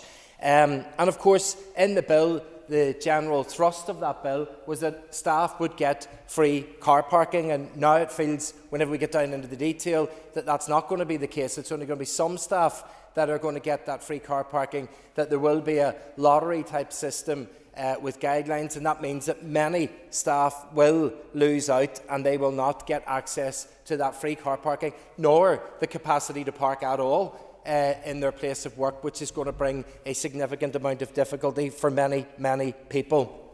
And it's a result of that I say I feel that this has been a shambles of a process, and shows what happens whenever people try to electioneer a few weeks before an election and curry favour with the electorate, making them all sorts of promises, and then whenever we actually get to the delivery stage, it then works out that had the groundwork been done properly, we could have been updated that this was something that may not have been simple to implement. And whilst we can complain about the delays, it's entirely different if you then walk through and vote for those delays. There's an inconsistency there that doesn't seem to make too much sense. And whilst I do kind of appreciate the predicament that the Minister is in, I feel that it has been a poorly implemented piece of legislation by the Department. And that is simply by the fact that the wrong process was used, which resulted in a judicial review which was upheld, which has added a full 2-year delay to the implementation of this. Had we run the processes properly, then we wouldn't need the 2-year delay. And I hope that the Minister is able to find out from the Department exactly what caused from that, and that lessons can be taken, so that if the will of this House is presented to any government department, that the officials will take on board and implement it correctly, so that we're not left with such a long delay. Because ultimately it is people, the people that elect us, the people that we serve, that are then left and let down. And I think that because of that delay, because I feel that that delay is too long and that it could have been done quicker through the advice that we had given, on that basis, sadly, we're not going to be able to support this delaying bill today. Thank you. Thank you, Colin. I call on Paula Bradshaw. I wasn't down to speak. Okay. So, Jerry, if you're ready to speak, you're next. Thank you. I was ready to speak, thank you. And not to repeat what I said verbatim in the last sort of few stages, but I rise again to oppose this bill. Like many issues promised by the executive parties, this Minister and the executive is rolling back on something they already promised and voted through. They sought votes on it, campaigned on this policy, and then went into reverse gear when they get into the executive back in the office. And this charge, Deputy Speaker's attacks on those who work in our health and social care sector and those who need the available services through parking. Again, to repeat, it's one rule for MLAs and ministers up here, free parking, and another for everybody else who works in or relies upon our health and social care services. It was mentioned by the Minister about alternative forms of transport and active travel and the like, and that's important, but obviously not available or accessible for everyone. And also I would take that chance to urge the Executive to allocate proper resources to infrastructure for cycling, walking and other forms of active travel. Deputy Speaker, it would also be remiss of me not to mention the fact that social workers are due to begin strike action tomorrow because they are overworked and underpaid. The very people who are equipped for early intervention can't intervene early because they have too much work to do with too few workers. We've almost a 50% vacancy rate for family support services in the Belfast Trust area. It seems the money that should go to those workers won't be made available in the budget going ahead. And to add insult to injury, they've also been asked to pay for parking again. What a shame. At the early stages of this bill, I raised scepticism about delays and technological issues cited by the Minister being the main reason for this bill coming forward. And he's now revealed that the technological issues have been more or less resolved, and it confirms my suspicion. Again, this was always about resource raising money and putting that burden on the workers and the public, which was actually stated by the Minister and in the explanatory memorandum. So for those reasons and many more that I've previously stated, I'll oppose this regressive and unfair bill. Thank you. I now call on the Minister for Health, Robin Swan, to conclude on the final stage. Thank you very much, Madam Principal Deputy Speaker, and I thank members who have contributed to the debate today, and I'll just make a few comments on the contributions.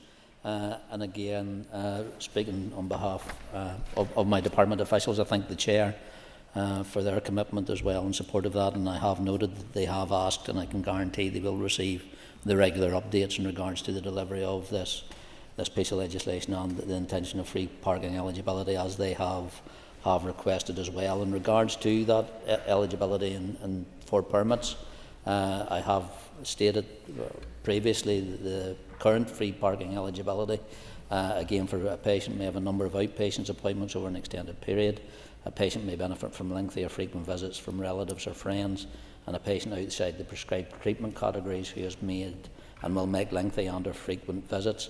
And as I said in my opening comments, Principal Deputy Speaker, there is a commitment given in this chamber through the other stages that this we are looking at now, putting that eligibility and how people access those, how patients can access those free permits actually on appointment letters, and that's been explored across all trusts. I thank Mr McGrath and Mr McCarroll for their comments as well, and again I think both raise issues that have already been covered in earlier stages of this debate and of this legislation, and again around the legal challenges and the appointment of the contractor and how that could be covered and how that was actually brought about and how that actually occurred was covered at those earlier stages as well. So, Principal Deputy Speaker, many of us are aware of the traffic issues at health and social care hospital sites, and again I think the Chair of the committee has raised that in regards to the information that the committee has received of patients often waiting 90 minutes actually currently to access a hospital. So I'm very concerned that owing to the delay in being able to implement the traffic management solution, the current legislation, though clearly well intentioned, will potentially make things worse for patients and staff by adding to demand for spaces, and that it will add further pressure to trust staff who are already dealing with huge challenges. I know the value our Assembly colleagues place on private members' bill. Therefore, I don't make this proposal to postpone the operation date of the Act lightly. I do so to protect access to hospital sites for service users and because health and social care no longer has the resources to deliver its services. Acknowledging that I remain entirely sympathetic to the intentions behind this legislation, we have a fundamental problem now to address. So I'm very conscious that I am asking this Assembly to take a difficult decision today. And unfortunately, given the budgetary challenges facing all departments, there will be more difficult decisions to come. I know members supported the current legislation for the best of motives. I know it reflected a genuine desire to show solidarity with health service staff, with patients and with patients' families. However, if members do not pass this incredibly important bill today, the stark reality is that hospitals will have no means to control parking, preserve blue light routes and protect designated spaces. So I hope it's clear to members from what I've already said that it is our view this creates an unacceptable risk of traffic chaos in and around critical hospitals, with those associated risks to staff, to patients and to the public. So in conclusion, proper consideration needs to be given to how we manage and control the limited capacity in hospital car parks and how provision and maintenance will be funded when parking charges are abolished. I therefore urge all members to support this bill today. Madam Principal Deputy Speaker, I commend this bill to the House. Thank you, Minister. The question is that the hospital parking charges bill do now pass. All those in favour say aye. Aye. Contrary of any noes? No. All those Okay. Yes, we'll hear you, Colin. Clear the lobbies. The question would be put in 3 minutes.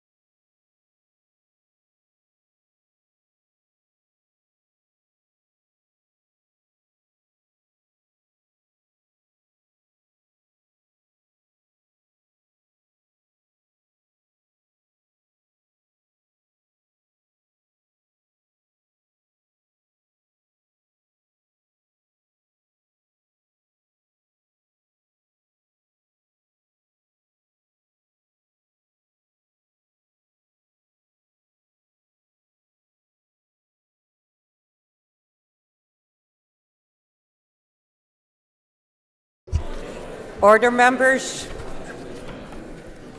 Order, members. Will you please resume your seats? The question is that the final stage of the Hospital Parking Charges Bill do now pass. All those in favour say aye. Aye. Contrary of any noes? Think the ayes have it. Think the ayes have it. The ayes. Okay, right. Do we have tellers?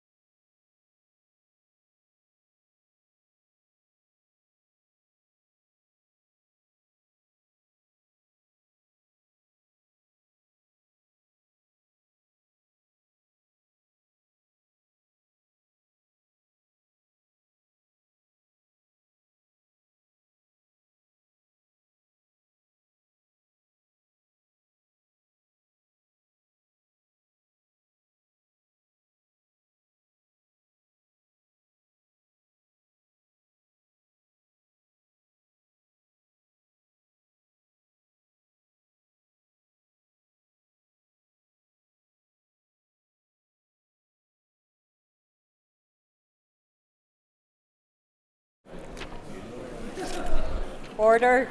Tellers have been appointed as follows. Tellers for the ayes are Steve Aiken and Alan Chambers. Tellers for the noes are Jerry Carroll and Colin McGrath. Clear the lobbies. The Assembly will divide. Ayes to my right and noes to my left.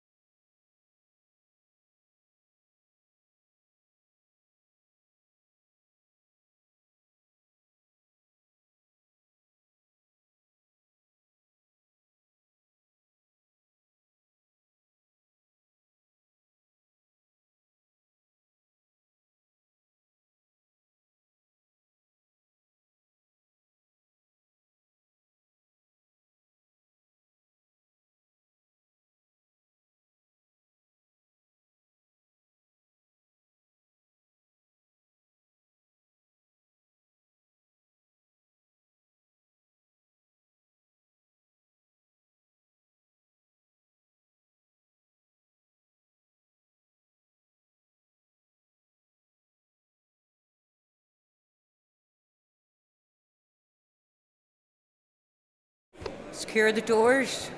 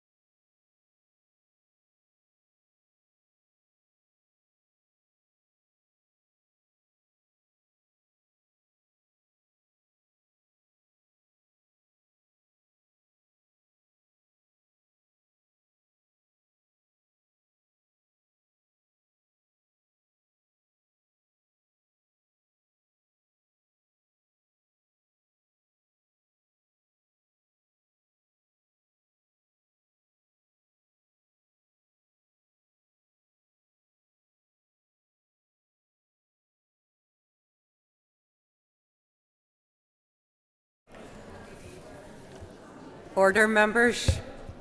Order, members. Will you resume your seats? Stephanie, could you please read the results? 76 members voted. 65 members voted aye. 11 members voted no. The motion is carried. Okay, members, can you all take your ease, please? The final stage of the my fault.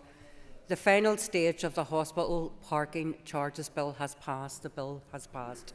Now, can you all take your ease, please?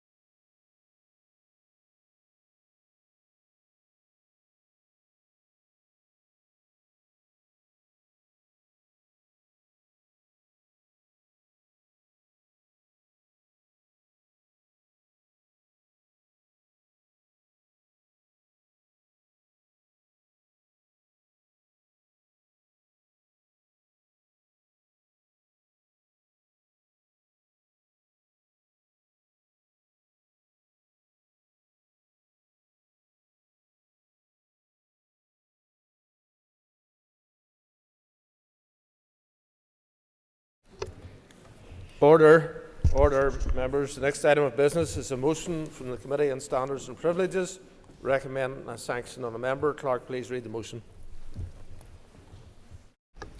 That this Assembly, having considered a report of the Committee on Standards and Privileges from the last Assembly, NIA 208/1722, notes its conclusion that this Committee on Standards and Privileges should recommend a sanction be imposed on Dr Steve Aiken, OBE, MLA, and imposes upon Dr Aiken the sanction of exclusion from proceedings of the Assembly for a period of 2 sitting days, beginning on the first sitting day after the resolution.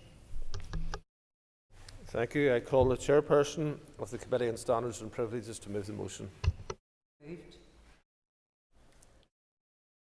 Thank you. The Business Committee has agreed to allocate 1.5 hours to the debate. The proposer of the motion will have 10 minutes to propose and 10 minutes to wind. The complainant, Mr McHugh, will have 10 minutes to speak, should he wish to do so. The respondent, Dr Aiken, will have 10 minutes to speak, should he wish to do so, and may choose to speak either immediately after the complainant has spoken or before the wind on the motion.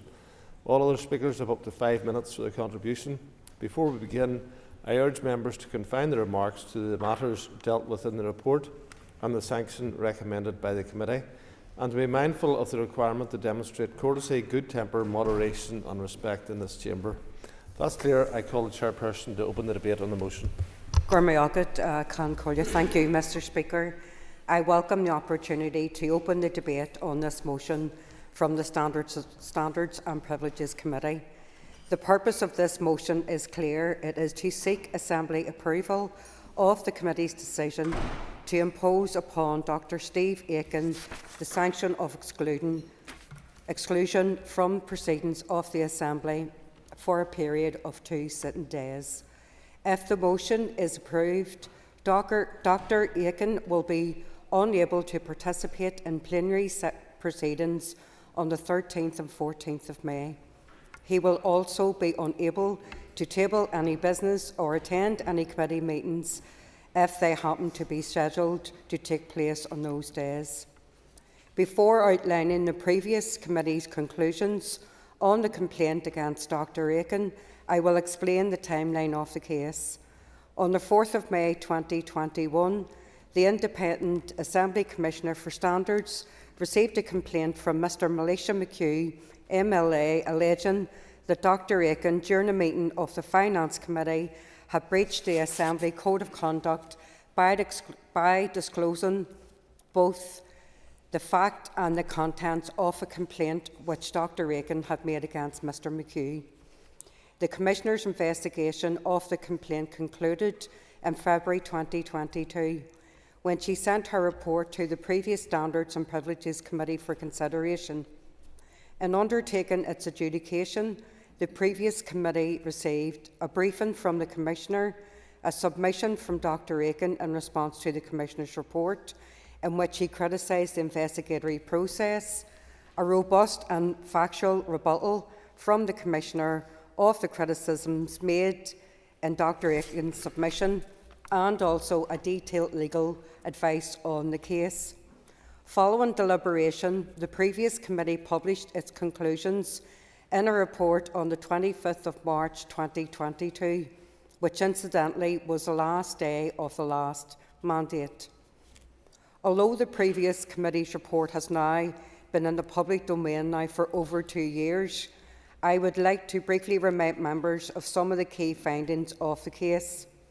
At a meeting of the Finance Committee on the 4th of November 2020, Dr Aiken, as chair of that committee, disclosed publicly that he had submitted a complaint to the Commissioner relating to a member of the committee, Mr McHugh. The disclosure included both the fact and the detail of his complaint against Mr McHugh, which was that the allegation that Mr McHugh had failed to declare an interest while that the committee was receiving evidence on missed payments by Land and Property Services of the COVID-19 business support grants. The public discussion of Dr Aiken's complaint in the Finance Committee, which Dr Aiken initiated, facilitated and participated in, lasted 27 minutes. It was also reported in the media on the 5th of November 2020 following investigation and adjudication, Dr Aiken's complaint was not upheld and Mr McHugh was found not to have breached the code. On the back of Dr Aiken's disclosure, Mr McHugh submitted a complaint against Dr Aiken, and it is this complaint that forms the basis of today's debate. Following investigation and adjudication, Dr Aiken was found to have breached 2 rules of conduct, namely Rule 12 and Rule 16. By way of reminder, Rule 12 states that a member shall disclose confidential or protectively marked information only when authorised to do so, and Rule 16 states that a member shall cooperate at all times with any investigation by the Assembly Commissioner. In terms of Rule 12, the previous committee highlighted the importance of maintaining the confidentiality of live complaints in terms of safeguarding the fairness and integrity of the process and avoiding any unnecessary reputational damage to any of the parties involved. I'm sorry, I've a lot to get through. Sorry about that. As regards Rule 16, the previous committee pointed to the importance of all members recognising and respecting the vital role which the Independent Commissioner plays in the Assembly's ethical standards regime. It concluded that Dr Aiken's failure to cooperate at all times with the Commissioner's investigation was misconduct which undermines the office of the Commissioner and, consequently, the committee and the wider Assembly. Moreover, the previous committee concluded that this was an egregious breach of the Code, given that as a member of the Standards and Privileges Committee at the time, Dr Aiken should have been leading by example in this regard. It was also found that Dr Aiken's conduct was inconsistent with both the respect principle and leadership principle within the 7 principles of public life. As the previous committee was only able to publish its report at the very end of the last mandate, it called on the next committee to recommend a sanction in this mandate. The current committee has proceeded with this case as quickly as possible. In reality, it has brought this motion within 8 operational weeks of the report being published, leaving aside the time when the Assembly was not fully functioning. The committee carefully considered the particular circumstances of this case against the range and scale of sanctions available. This is a very serious matter. The Code of Conduct sets out the standards required of members. It is clear that in this case, Dr Aiken's conduct was indeed an egregious breach of the rules, and as such, the committee believes that the recommended sanction of excluding Dr Aiken from proceedings of the Assembly for a period of 2 days, 2 sitting days, is appropriate and proportionate. I recommend this motion. I call Melissa McHugh. Good Margaret, Concordia. Just in relation to this whole affair at the time, can I point out that for me personally it was a very, very stressful time in every respect, and in particular too for my family. And I welcomed the support that I got from many MLAs in the chamber, including in particular I think of one person on the other bench that was very supportive towards me at the time and helped me through just a difficult period in my own life. And that stressfulness, when it's trial by jury or trial by media in a sense, was compounded then when the chair of the Finance Committee, of which I was a member, declared openly at the finance meeting, whilst that was being broadcasted as well too, that I was being reported to the Standards and Privileges Committee. Well, I'd like to thank the Standards and Privileges Committee for the good work that they did do, and that I was exonerated in every respect from any allegations that were made against me. And by the same token, I respect, in fact, the work that they carried out then in relation then to that same side member. Not that I take any delight in any member being sanctioned one way or the other, but in fact it emphasises the point that each and every one of us in this chamber that we have a responsibility to each other as well too, in terms of the words and the language and that we use. And in particular, whenever there is a code of practice there, that we adhere to it. We adhere to the code of practice. And I'm sure that in any role that a member has, not only as an MLA, but then whenever they've gone a role within this chamber, we'll say as the Speaker, the likes of it, they know exactly what I'm alluding to there and how important it is that the code of practice is actually implemented and is respected in every way. So again, I'd like to make that point that I'm so thankful for those that supported me at the time. I feel vindicated in going forward with that recommendation to the Standards and Privileges Committee as well too, in relation to the member, and I compliment them on the good work that they've done. Call Dr. Steve Aiken. Thank you, Mr. Speaker, and may I thank both the Chair of the Committee and indeed Mr. McHugh for their remarks so far and the respectful tone that we have had. Mr. Speaker, I rise to make a few short remarks in response to my colleagues' statements. As a previous member of the Standards and Privileges Committee, I take its deliberations seriously. I respect their judgment, and as such, I accept the outcome of their deliberations. And I have no wish to have this vote contested. I will not restate my case that I made to the then committee over 30 months ago, but members, if they so wish, may read my arguments in the record.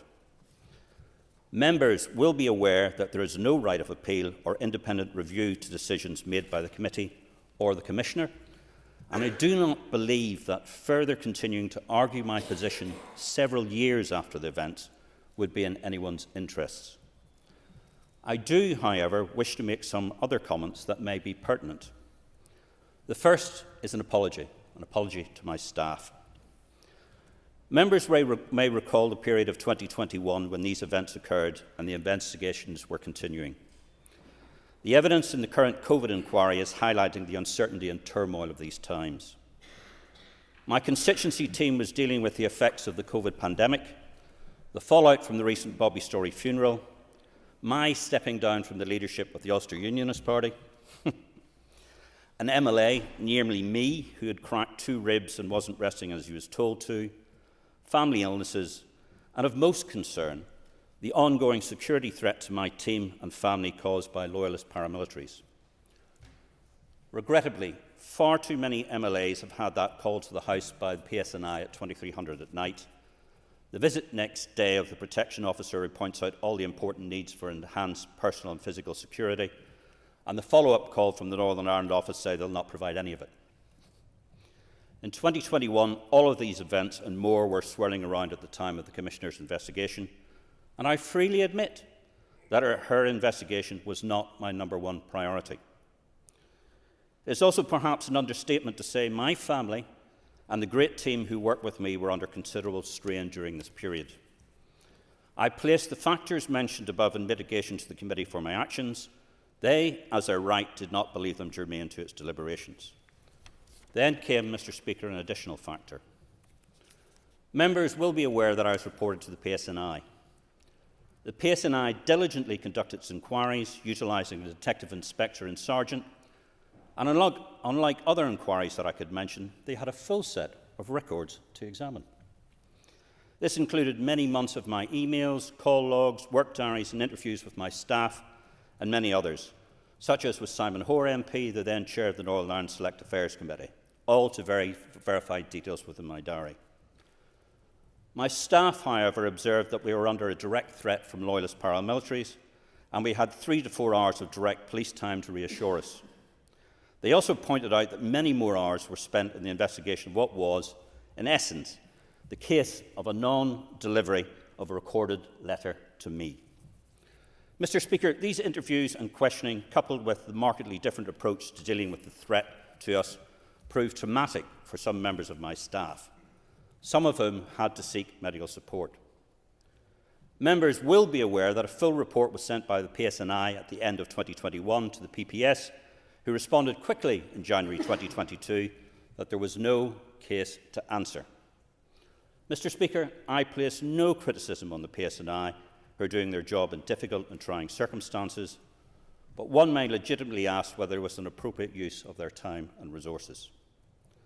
I raised this issue with the committee on receipt of the PPS's letter and asked that an apology be forwarded to my staff for the trauma and upset that had been caused by this investigation. That apology, as already been reported, was not forthcoming. Therefore, Mr. Speaker, may I now put on record my personal apology to my great constituency team for all of their support through this trying time. And may I further say to all MLAs how lucky we are to have the unstinting support of our underpaid, under-resourced and hard-working staff. To my team, I cannot thank you enough. I'd also like to make a comment about more recent events. After an investigation that occurred 30 months ago, with the last communication from the committee to me in March of 2022, I was contacted last Tuesday and given 45 minutes' notice that this motion was to come before the Business Committee. During that very short time, I had to inform my Chief Whip, my party leader, our press team, and reach out to my family about what would obviously be something of immediate interest. And for those who suffered previous trauma, I had to quickly reach out, as it would obviously be upsetting. There was little or no time to adequately talk or to explain what was going on, and beyond a short call with the clerk, there has been no communication. There has still been no communication. Mr. Speaker, as a previous Chief Executive, Chief Whip and Commanding Officer, I have sat on many industrial tribunals, held many disciplinary meetings, and been involved in many HR-related issues. Giving 45 minutes' notice on something that happened 30 months ago, with potential far-reaching reputational consequences, with obvious media interest, would not be accepted in any other forum and should not be here either. We may, as MLAs, be seen as being unpopular and less valued, but we should still be entitled to the same basic rights and respect given to other workers, including notifications. Finally, in the short period of time I've had to review the documentation last Tuesday, I was caught by a reflection of a particularly sad event, Mr. Speaker, that of the passing of a much-esteemed colleague, Christopher Stalford, MLA. Christopher would have been the Vice Chair of the Standard and Privileges Committee and had not been replaced when this was occurring. For those who knew him, he was above all a determined advocate for good practice and rights of MLAs, and particularly for this Assembly, and he was a sage voice on the committee. I believe, Mr. Speaker, that he would have corrected the erroneous view mentioned in the report against me and reported in the media, that it was in some way strange for a unionist MLA's office to be shut for the 12th of July fortnight.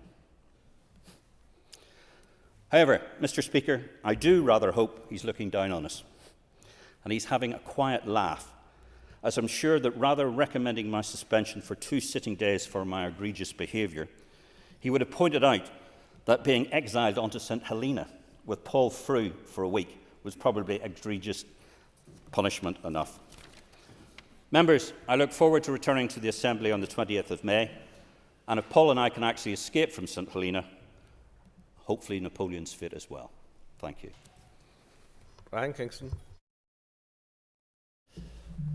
Thank you, Mr. Speaker. And I speak as a new member of the Committee on Standards and Privileges, and I have to say, since being appointed to that committee, all the members of the committee are aware that they have a solemn and impartial duty to perform on that committee, and that is how all the meetings that I've been present at have been conducted. This report relates to a complaint, as we've heard, made in the last Assembly mandate, 2 complaints. And the recommendation now before the committee has been agreed by the members of the new committee. The previous committee report on this matter is in the public domain and has been for over 2 years, so I don't need to repeat what the committee chair has already set out. But I do want to highlight some of the matters. The complaint was upheld by the Commissioner. But one of the most significant things in the report that we have read is the lack of cooperation by Dr. Aiken in the Commissioner's investigation, which is detailed in the report. This very much exacerbated the issue and represented a further breach of the MLA Code of Conduct and resulted in the committee's recommendation. The report states at point 44 that the Commissioner's finding that Dr Aiken's lack of cooperation with her investigation was inconsistent with the following two principles of conduct, that of respect and leadership. And the committee agreed with the Commissioner's findings that Dr Aiken's conduct was inconsistent with both those principles, respect and leadership. So this lack of cooperation is detailed in the report and includes the failure to respond to 2 letters inviting him to attend interview, and failure to attend for interview twice under formal notice to attend. Dr Aiken did provide a written submission which was considered by the committee along with a detailed response from the Commissioner. And on page 24 of the report, the committee noted that a recommendation of an apology to the Assembly may not be a suitable option because there has been no indication from Dr Aiken's responses to the complaint and investigation that he would be minded to apologise. On the contrary, Dr Aiken has sought an apology from the Commissioner, and there is a risk of such an apology to the Assembly not being made in a full and unequivocal manner.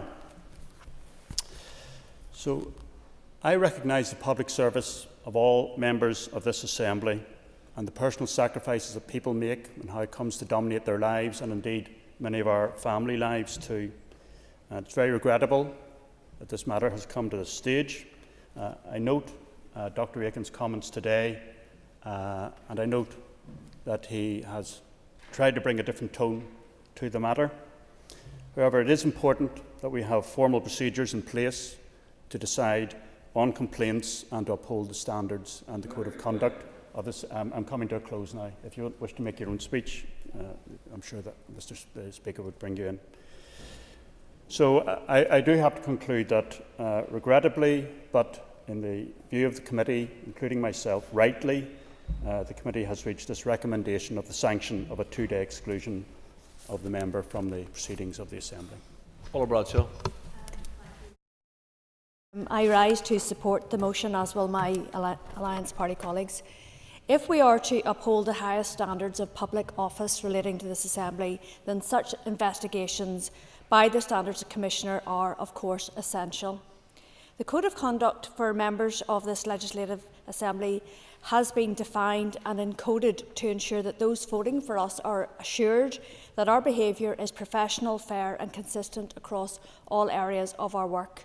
Where there is a query over this, it is incumbent on us all to properly engage with the work of the Standards Commissioner, and it goes without saying the need to maintain confidentiality of any information that we are privy to as MLAs. It is extremely disappointing on this occasion that it was brought up, and that is clearly laid out in the Code of Conduct. The allegations against Dr Aiken are unprecedented, given his position as Deputy Speaker. I am not aware of any such breach being committed by anyone in such a role in another legislature anywhere in the UK or Ireland, and it was therefore particularly concerning to learn that Dr Aiken was, when confronted with the allegations, was obstructive and did not engage properly with the process. But I do welcome some of the clarification that he provided today in terms of his engagement in the process 30 months ago. I've a lot to get through here, thank you. The Standards Commissioner has conducted her investigation, as far as I can see, with the utmost diligence and professionalism. The sanction agreed by the Standards and Privileges Committee seems balanced and proportionate. However, Dr Aiken will need to consider his position as Deputy Speaker, given the issues raised, not just around his conduct, but also his engagement with the investigation. I support the motion. Thank you. Jim Allister. Speaker, despite the magnanimity of Dr Aiken, there are matters about this report which need to be highlighted. This is a report which is inherently contradictory. It's riddled with, I believe, procedural errors. The committee correctly rejected allegation 1. In fact, it rejected both of the allegations made by Mr McHugh. But it rejected allegation 1 on the basis that no complaint had been deemed admissible at that point. And the first allegation was a breach of Rule 17, which says you shall not disclose details in relation to an investigation. The committee concluded there was no investigation because the complaint hadn't even been acknowledged. It wasn't acknowledged till the 13th of November 2020, and therefore there could be no breach of Rule 17. But then the same committee, about the same complaint, on the same date, concluded a breach of Rule 12. And what does Rule 12 say? It says you shall not disclose confidential or protectively marked information. The exact same information. The exact same information that caused Rule 17 not to be breached is then held to breach Rule 12. That's the point I wanted to ask the Chair, who wouldn't even take an intervention. Explain that contradiction. Why is it that information that doesn't breach Rule 17 breaches Rule 12? There is no rational, I don't take any intervention from the committee to explain that. There is no rational explanation of that. And then there's a gross breach of due process. Whereas Dr. Aiken's response, his single response, was given to the Commissioner for her comment, and what she returned to the committee was then concealed from Dr. Aiken. He was given no right to know what the Commissioner had said in response or to respond to it. So we end up in a situation here where the committee had 3 separate inputs from the Commissioner. One input from Dr. Aiken and a denial to him of the right to know what the Commissioner had said in rebuttal of him. How is that due process? How would any of you, if you were before this committee, want to be treated like that? And yet that is exactly how this committee treated Dr. Aiken. It's a denial of basic fairness and of natural justice. And it's something that this House should not be endorsing today. There's further error then when we go to paragraph 26, where it said that his role as chair of the Finance Committee is a key consideration. No, it is not. Dr. Aiken is entitled to be treated exactly as any other individual MLA. Whether he's a deputy speaker, whether he's a chair of a committee, does not matter. It is not a higher standard for chairman of committee than for him as an MLA, which is the basis upon which he was being pursued. And then we're told that the fact that he previously served on the Standards Committee made this an egregious breach. No, it does not. Again, treating him differently from how any of the rest of us would be treated. He should not have been treated differently because he was chairman of the Finance Committee or because he previously served on the Standards Committee. He was entitled to exactly the same standards, but he was denied them by this committee. And then, in a procedural breach, it's quite breathtaking to say, when it comes to the tariff that will be imposed, we'll not consider apology because he wouldn't apologise. How dare this committee presume what a member would or wouldn't do? They had no right to presume he wouldn't apologise. No right, therefore, to up the ante in this. The manner in which Dr. Aiken was treated by this committee was appalling, both in the procedural unfairness and in the outcome. To prejudge an issue and to say, he wouldn't apologise, so we're not given that option, we will suspend him instead.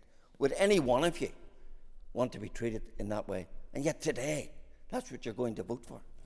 Shame on this committee. I call Stuart Dixon. Thank you very much, Mr. Speaker. In closing and winding today's debate, it's my duty to remind members of the importance of ensuring the Assembly standards regime is robust and seen to be robust, and to maintain and enhance public confidence in the political system. No, I'm going to make progress at this stage. There's an onus on each of us as elected MLAs to be conscious of and abide by the ethical standards reflected in the principles and the rules contained in this Assembly's Code of Conduct. It's also essential, Mr. Speaker, that there's accountability and that breaches of the Code are taken seriously by this House. I particularly want to welcome the contribution of our Commissioner for Standards, Dr. Melissa McCulloch, in terms of providing the Assembly with professional and, importantly, independent investigation service for complaints against MLAs and ministers. The complaints that land at her door are varied and can range from frivolous, vexatious, or indeed unsubstantiated allegations to complaints of a serious nature. She does not have an easy task to assess, investigate and conclude on what can often be very complex and sensitive matters. This task is far more difficult when a member then fails to maintain the confidentiality of a live complaint, which risks not only prejudicing the proceedings and then fails to cooperate at all times with the Commissioner's investigation. No, I'm going to make progress. Members, I will address Mr. Allister's point in a moment. Members will be particularly mindful of the rules with regards to this matter. So, Deputy Speaker, I want to make a number of remarks with regards to the issues in front of us today, and specifically the comments made by Mr. Allister with regards to Rule 17 and its relationship to Rule 12. He makes the point about the relationship between those two rules. By way of information, Rule 17 applies to investigations after admissibility has been decided. Rule 12 applies to complaints after they've been made and to protectively marked documents. Previously, the committee had received legal advice on all of its deliberations and all of the steps which it had taken.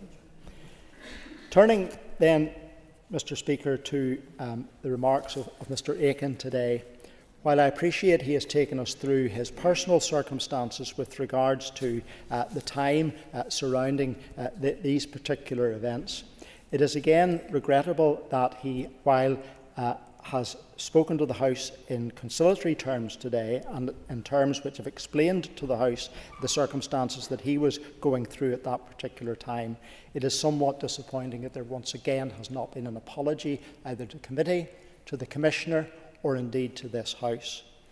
So, Mr. Speaker, we find ourselves in new territory today. As the Chairperson has pointed out, the particular circumstances of this case are set out. The specific rules of conduct which Dr. Aiken breached were significant, and combined with other factors included his unwarranted criticism of the investigatory process, his lack of contrition or understanding in that regard that the previous committee noted. Rather than offering apology, he sought an apology from the Commissioner. His conduct being inconsistent with the 2 of the 7 principles of public life, and that indeed, as a member of the Standards and Privileges Committee at the time of the breaches, he would have been aware of all of these rules, and they should have been clear to him at that time. This left the previous committee in no doubt that his actions and behaviours were egregious, in the words of the report, breached the Code of Conduct, and such a glaring and flagrant breach of this code requires a proportionate sanction, as the Chairperson has explained how the current committee arrived at its recommendation in that regard. If this motion is passed and approved today, it will mark the first occasion to date when the Assembly has decided to exclude a member from proceedings.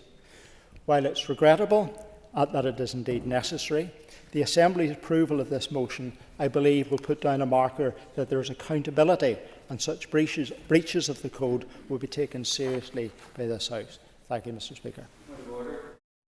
Point of order, Mr. Allister. Would it be in order to ask you, Mr. Speaker, to shed some light before we proceed to a vote in this matter as to how it can be that something which doesn't breach Rule 17 in fact breaches Rule 12, when in fact the complaint hadn't been deemed admissible till 3 months later?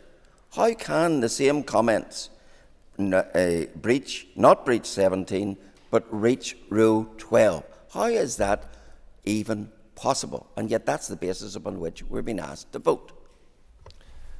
That's not a matter for the Office of Speaker. It's a matter for the Standards and Privileges Committee. They've set out their case. You've set out your case, Mr. Allister, and it is for the members to vote on it thereafter. I accept that the case has been well made by yourself, but members have the opportunity now to move to a vote. So the question is that the motion standing on the order paper be agreed. All those in favour say aye. Contrary, if any, no. No. As there's ayes from all sides of the House and I only hear one no, I will take it that the ayes have it. The ayes have it. Next item on the order paper is a motion on an All-Ireland tourism strategy. I'll ask the clerk to read the motion. That this Assembly recognises the importance of tourism to our economy, acknowledges that tourism is one of 6 areas of cooperation on the island of Ireland, as set out in the Good Friday Agreement, further acknowledge the untapped potential benefit of all-Ireland tourism to our local communities, notes that in 2019 the Wide Atlantic Way tourism experience generated €1.9 billion and attracted 3.4 million overseas tourists to the 9 counties that it currently covers. Acknowledges that extending the Wild Atlantic Way, Ireland's ancient east and Ireland's hidden heartlands would create significant opportunities for our local tourism sector, and calls on the Department for the Economy to work with Tourism Ireland, Tourism NI and Fáilte Ireland to extend the major tourism brands across the island and to work with local communities to develop sustainable tourism which enhances and protects the local environment and natural heritage, supports local businesses and creates jobs and prosperity. I call Cathy Mason to move the motion. Not moved. Moved. The motion is not moved, therefore we move to the next item of business. Point of order. Thank you, Mr. Speaker. Mr. Speaker, you will have seen that Dr. Aiken left the chamber there and approached my colleague and said that, touched him on the shoulder and said, "I don't hold that against you," but he turned to me and said, "But I do hold it against you." Mr. Speaker, I'm entitled to make my comments in this chamber.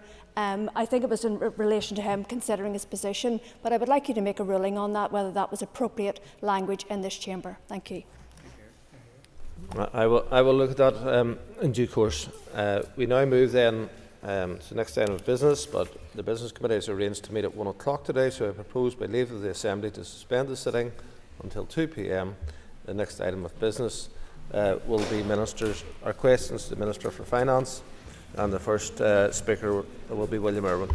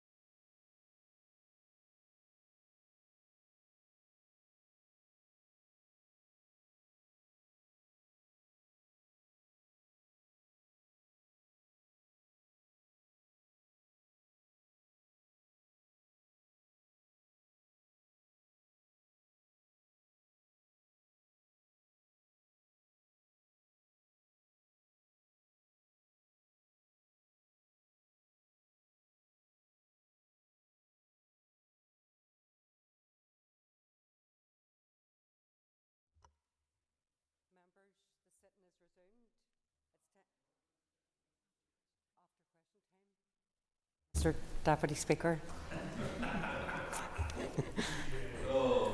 Okay. There you go. There you go. Anyway, we'll start again. The sitting is resumed. It is time for questions to the Minister of Finance. Just want to let us know that question 11 has been withdrawn, and I call William Irwin to ask the first question. Question number 1, Mr. Speaker. Madam Speaker. During my discussions with the DERA Minister prior to the setting of the budget, the Minister indicated that he had written to the DEFRA Minister seeking a meeting around the need for short-term financial support for farmers and growers in light of the ongoing wet weather conditions. I am not aware yet of the DEFRA Minister's response to this request. Call William Irwin. Can I thank the Minister for her response? Does the Minister accept that farmers and growers suffered horrendously due to the flooding? Many lost very heavily. They see businesses being compensated but no help for them. You understand their frustration? Minister. Yes, I thank the member for that. And yes, of course, I understand the concerns from farmers and from growers. And obviously there has been persistent wet weather over the last number of weeks. So obviously this is a matter first and foremost for the DERA Minister, and he has highlighted during his discussions with me that he has raised this with the DEFRA Minister, and I am happy to continue to engage with the DERA Minister on these matters. Obviously now the budget for the incoming year has been set, and it will be for ministers to prioritise within their budgetary allocations, but I will support the ERA Minister in any ongoing negotiations that he's having with ministers in Whitehall. Call Sinead Annis. Principal Deputy Speaker, and I have previously raised this issue with the Minister for Agriculture and Environment around a support scheme for the farming community recently impacted by the flooding. But as the Minister has said, what individual ministers previously supported other financial schemes for those impacted by flooding and other issues. Maybe you could give us a bit of a flavour of those previous schemes, please. Minister. So the member will be aware of the financial support that was allocated prior to the Assembly coming back. 15 million was made available at that point in time, and funding was allocated to the Department for Infrastructure totalling 10.5 million, to the Department for Economy totalling 2.3 million, and to the Department of Health for £250,000, while £1 million of rate relief was provided to business premises impacted by flooding events. Obviously, there will be opportunities in year for ministers to bid during monitoring rounds, and I would be obviously open to considering bids made by any minister in respect of that. I call Owen Tennyson. Principal Deputy Speaker, and thank the Minister for her answer. Financial assistance after flooding is one side of the equation. Would the Minister outline any engagement that she's been able to have at this stage with the Minister for Infrastructure around flood prevention and alleviation schemes? Minister. And the member is quite right. Obviously, the flooding, we have to deal with the outworkings of it, but there are a number of departments that will have responsibilities in respect of dealing with flooding and obviously flood prevention in the first place. And I have had some conversations with both the Minister for Infrastructure but the Minister for Agriculture, Environment and Rural Affairs as well. And I suppose one of the things that he would be keen to emphasise would be the need for the Environmental Improvement Plan to be agreed by the Executive, so that we have a direction of travel that we are all working on together, and that's something I hope will happen in the coming weeks. I call Colin McGrath. Deputy Speaker, could I ask the Minister to use every effort that she can to try and influence that we get a cross-executive response to this? Farming is a business, and they are business people that are suffering as a result of the flooding, and yet other businesses were helped and assisted, and it seems like farmers have been left to fall between the cracks. Would you undertake to work with other ministers to see if we can help them? Minister. And I can indeed undertake to work with other ministers. Clearly, I'm from a rural community myself, so I understand both the impact on our farming and rural communities, but also the benefit and the input that they have locally as well. So I will certainly continue to work with all ministers, and I have said I know that the ERA Minister has corresponded with the DEFRA Minister in respect of a potential financial assistance scheme for farmers, and that's something I'm happy to support him with. I call Stephen Dunn. Madam Principal Deputy Speaker. Minister. With the Speaker's permission, I will answer questions 2 and 6 together. As members will be aware, I am keen to see this scheme taken forward as quickly as possible to give bereaved families the opportunity to have that formal recognition of their loss. Initial discussions have taken place between the Department of Health and the General Registrar Office officials as to how the baby loss scheme may be developed. A further meeting will take place towards the end of May. Both Department of Health and GRO officials will meet with the managers of the Baby Loss Certificate Scheme from the Department of Health and Social Care in England in mid-May. This ongoing engagement will provide important lessons for the development of a scheme here. Stephen Dunn. Deputy Speaker, and thank the Minister for her answer. Will the Minister agree that there is a real need for delivery of this scheme at pace in order to avoid any additional unnecessary pain for parents that have lost a baby, and particularly focus in on the timescale and actual rollout of when this will be in place? Thank you. Minister. Yeah, and I am on record as saying that I want to see this move forward as quickly as possible. Obviously, I do think it's important that parents here who suffer that horrendous loss also have that loss recognised. There are a number of steps that we need to work through to ensure the legislation, resourcing, delivery plan are agreed and in place.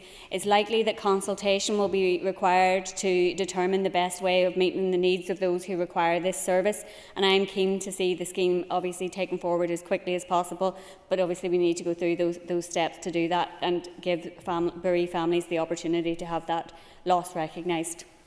Call Liz Kimmins. And I thank the Minister for her quick action in taking this forward. The motion was only passed less than a month ago when we brought it forward, so it's really good to get that update.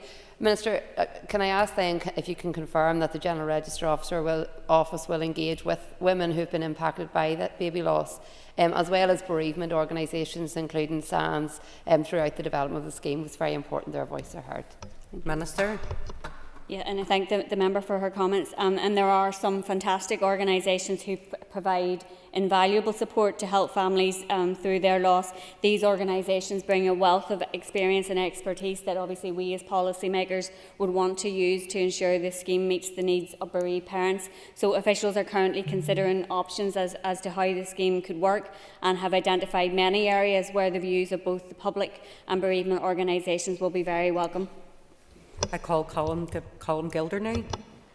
I got prayer last can call you cash never a 3 Ireland Hull. Question number 3. Minister. With the Speaker's permission, I will answer questions 3 and 4 together. I have pressed the Chief Secretary to the Treasury on the importance of putting a fiscal framework in place as quickly as possible, including funding us properly based on need. This is essential if the Executive is going to be able to deliver sustainable, quality public services here. My officials are engaging with their Treasury counterparts on the application of the needs-based adjustment factor included in the financial package, the necessity for the Executive to be funded at an agreed level of need going forward, and the development of a wider fiscal framework. These discussions are ongoing, and I will be meeting with the Chief Secretary later this afternoon to press for progress on these important matters. Colin Gilder now. I thank the Minister for that answer. Minister, how, in your opinion, or can you outline how we can get to a fiscal framework that provides a fair level of needs-based funding to allow us to provide services into the future? Well, it's critical that a new fiscal framework provides clarity on our long-term funding model. As the member will be aware, the financial package is for 2 years, and concerns obviously have been outlined in respect of that. We must ensure that we are funded to our level of need to enable the Executive to deliver the high-quality public services that people expect and deserve, and for us to have sustainable public finances. The current approach is unsustainable, and where recent reports from both the Fiscal Council and the NI Affairs Committee have reflected what I've been saying, that the North is not receiving the funding that it needs. They both raise concerns about the financial cliff edge that we are facing, and that our funding should be adjusted based on need from the start of the current spending review. The Fiscal Council has made the point that we are the only devolved administration that is being asked to deliver public services whilst being funded below its level of need. So in my view, these assessments reaffirm the position for the British Government to secure an urgent, long-term solution to ensure public services are sustainably funded, and any new fiscal framework will be key in achieving that. I call Patsy McLone. I thank the Minister for her answer. You've had the overwhelming support of the Assembly to negotiate a fiscal framework which reflects our needs, and you've outlined those. But it has been 3 months and there doesn't seem to be any sign of change in the UK Government's position. Can I ask, if the UK Government doesn't change its position, what's the plan B, or is there a plan B? Minister. So I have been consistent in setting out that that the engagement is continuing. So far it has been constructive. My officials are engaging with Treasury officials. I've met with the Chief Secretary to the Treasury on a number of occasions and meeting her again later this afternoon. But we do need to see urgent action from the British Government to ensure that we are funded appropriately based on our level of need, but obviously that we don't face that financial cliff edge in 2 years' time. That's something that I have stressed with the Chief Secretary to the Treasury on my previous engagements with her, and I will be continuing to do that, because despite that short-term uplift for our public finances due to the financial package, the current proposal, the current situation would see us effectively trapped below our level of need for a number of years, which effectively creates a fiscal ceiling rather than a fiscal floor, which is what all parties have been united in asking for. So we're not asking for special treatment here. We are asking to be treated the same as Scotland and Wales, and that for our funding to be needs-based, where in Scotland and Wales they are funded above need, and that would be denied to people here. So to me that's not a tenable situation. There are also a number of other areas that we think any new fiscal framework should also cover, and that would help us sustainably manage our public finances. These could include a new fiscal reserve, increased borrowing powers and increased devolved fiscal powers. So those are part of the ongoing engagement that we are having. I call Jim Mallister. Is the Minister still committed to raising 113 million of resources? And in respect of the Secretary of State's gazumping of some of the functions and powers of the Department in respect of the iniquitous Irish Sea border, is there a knock-on financial consequence, or are all those costs still going to come out of the block grant? And how do her accounting officers deal with that situation? Minister, there are several questions. I'll answer whichever you feel fit. Thank you. And obviously as part of the financial package, the British Government indicated that there should be revenue raising of £113 million, which is tied to the write-off of the £559 million of overspend from last year. That's something that the Executive does not accept should be a condition, given that overspend accrued because we were being funded below our level of need. Obviously, I am not, as a Finance Minister, I do not want to be in the position next year of losing £559 million from our block grant. And in making the case to the Chief Secretary to the Treasury that we had limited levers to be able to raise revenue, that period has been extended to 24 months. In respect of the issues relating to the funding for the Windsor framework, the departments make bids to yourselves and then to Treasury. So Treasury pays for the arrangement, up until now has been that Treasury funds the elements of the Windsor framework, and that we are anticipating will continue, and that we will see that in June monitoring round. Call Steve Aiken. Thank you very much indeed, Principal Deputy Speaker. The question on the fiscal floor and the actual level of it, has any modelling been done at the figure of 124, or is there a new figure that you think would be suitable for us to take forward, and have we come to that conclusion yet? Minister. And I know that the member will be aware of some of the work of the Fiscal Council in respect of the fiscal floor, and he will also be aware that the Executive doesn't just accept that 124 is the level of need, and that some additional modelling has been done by the Fiscal Council that take into account other factors such as policing and justice that could potentially see that factor of need being higher, and that's something that we want to build upon, and our engagement with Treasury around the actual level of need, as well as ensuring that that level of need is baselined into our budgets, so that we are in a position that we are able to deliver high quality public services and have more sustainable public finances. I call John Blair. Speaker, question number 5. Minister. The protection of Lough Neagh and the surrounding environment is a key priority for the Executive. The Executive agreed to allocate the Department of Agriculture, Environment and Rural Affairs £1.6 million of capital DEL in June monitoring to support actions relating to Lough Neagh. Moving forward, now that the budget has been set by the Executive, it will be for Ministers to consider the departmental priorities and allocate funding accordingly within their budgets.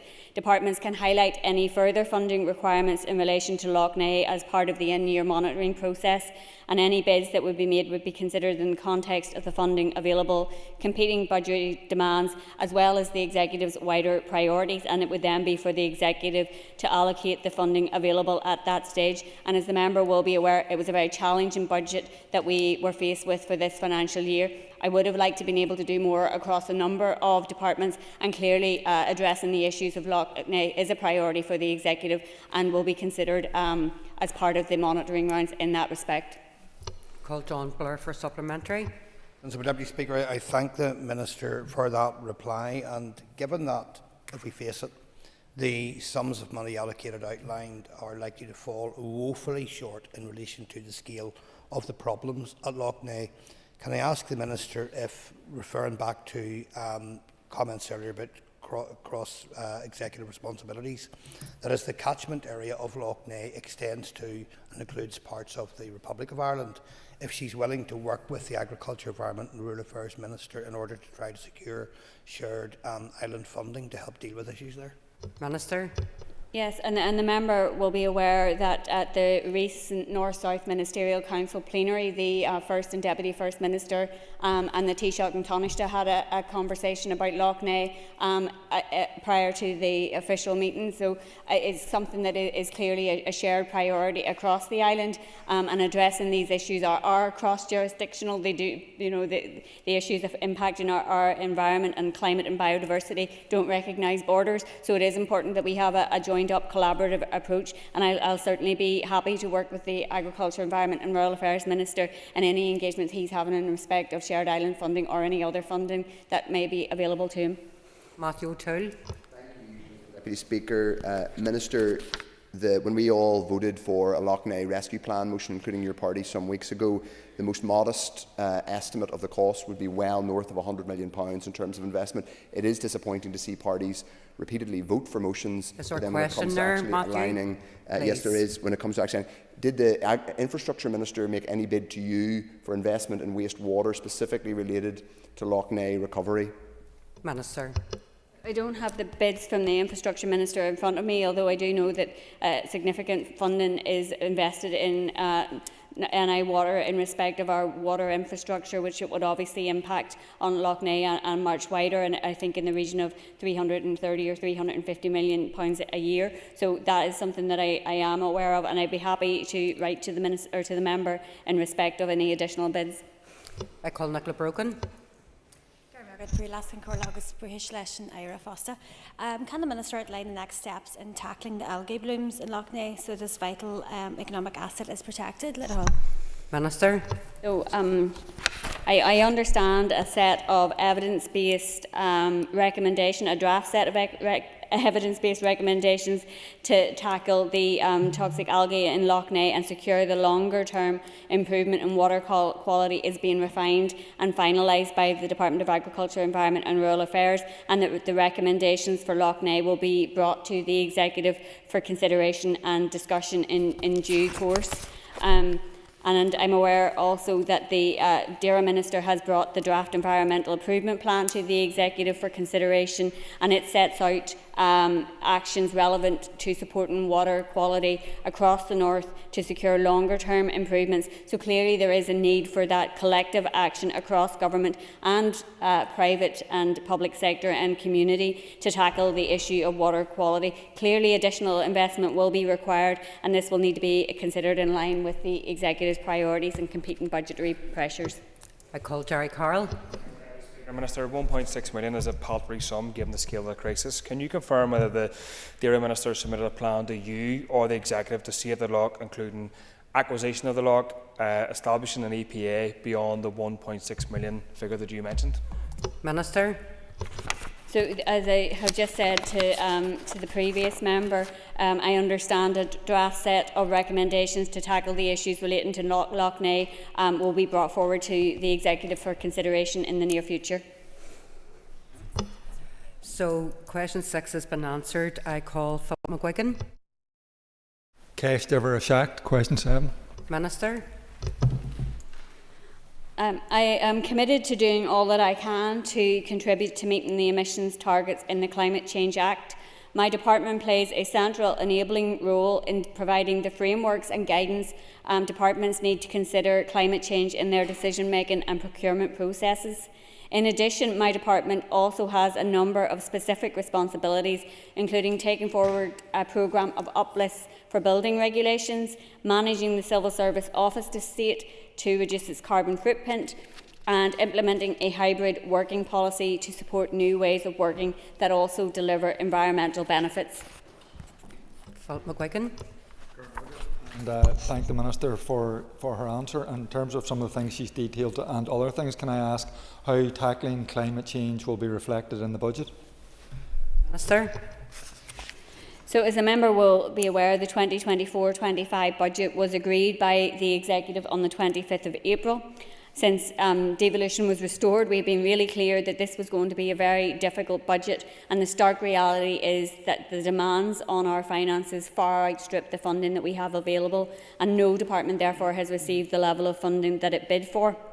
Under Section 52 of the Climate Change Act 2022, all departments are required to exercise their functions in a manner that is consistent with achieving emissions targets and carbon budgets as far as possible. While some departments submitted bids for climate change, given the constrained financial position, I did not ring-fence any allocations specifically for this purpose, and this was to provide departments with the maximum flexibility to manage their own budgets. As climate action is so far-reaching, it should be a consideration right across spending in departments, and I encourage my Executive colleagues to consider their statutory obligations in the Climate Change Act when prioritising expenditure within the funding envelopes provided to their departments. Sorry, can I call Nick Matheson? Principal Deputy Speaker, has the Minister considered formally incorporating the concept of green budgeting into the budget process, drawing on the experience of other jurisdictions such as France? Minister. So, as I said, there are a number of statutory obligations that departments have already in respect of their budgets. And I have had a number of propositions put to me about specific types of budgeting. I am establishing a new budget sustainability team within the department, and they will be looking at a number of things, so that's something that can be considered alongside that. I call Justin McNulty. And thank the Minister for her answers thus far. In terms of the Civil Service Office estate, how many buildings are lying derelict and empty, and how do they impact your responsibilities in relation to meeting climate change targets? Minister. I would not have the details of what the member has specifically asked in respect of buildings that would be vacant. Obviously, my department is progressing a programme of work to reduce its footprint in scope of Department of a Finance Office estate by around 40%, and this does give us the opportunity to reduce costs, energy uses and support the journey to net zero. I'd be happy to write to the member with further details about what he has asked. Call Declan McAleer. Minister. There has been significant progress across the 4 city and growth deals Positive milestones have been achieved this year already, with more to come. The Belfast Region City deal is in delivery phase. Legally binding contracts for funding have been signed for 9 projects, with a further 6 due in coming months. Planning permission has already been granted for some projects, and construction has started on the Advanced Manufacturing Innovation Centre in Newtonabbey. The Derry City and Strabane District Council City deal is preparing for deal signing in summer 2024. The Causeway Coast and Glens growth deal signed heads of terms last week, and it will now begin work on outline business cases to progress towards deal signing, and the Mid-South West growth deal is working towards heads of terms signing in autumn 2024. Thank the Minister for her response. Can the Minister outline some of the specific benefits from the city and growth deals, and how many jobs you anticipate may be created? So the £1.3 billion investment in the 4 city and growth deals will support significant shifts in many of our indicators, such as improving regional balance, creating employment opportunities and increasing productivity. Across the 4 deals, there are around 50 projects. At full business case stage, each project will specify the benefits to be realised from that project. So identified benefits will include job creation where appropriate. Once all projects in a deal have reached full business case, each deal will be able to clearly identify the benefits of its overall investment at deal level. And once each of the 4 deals has completed this stage, we will be in a better position to understand the extent of the combined benefits of the overall investment. Thank you, Principal Deputy Speaker. Question 9, please. Minister. I believe the method used for collecting rates is effective, given Land and Property Services collected a record of £1.5 billion of rates revenue in 2023-24 to provide funding for vital public services. The method used for collecting rates is the same for all ratepayers, regardless of whether they are domestic or non-domestic, and regardless of location. Deborah Erskine. I thank the Minister for answers so far today.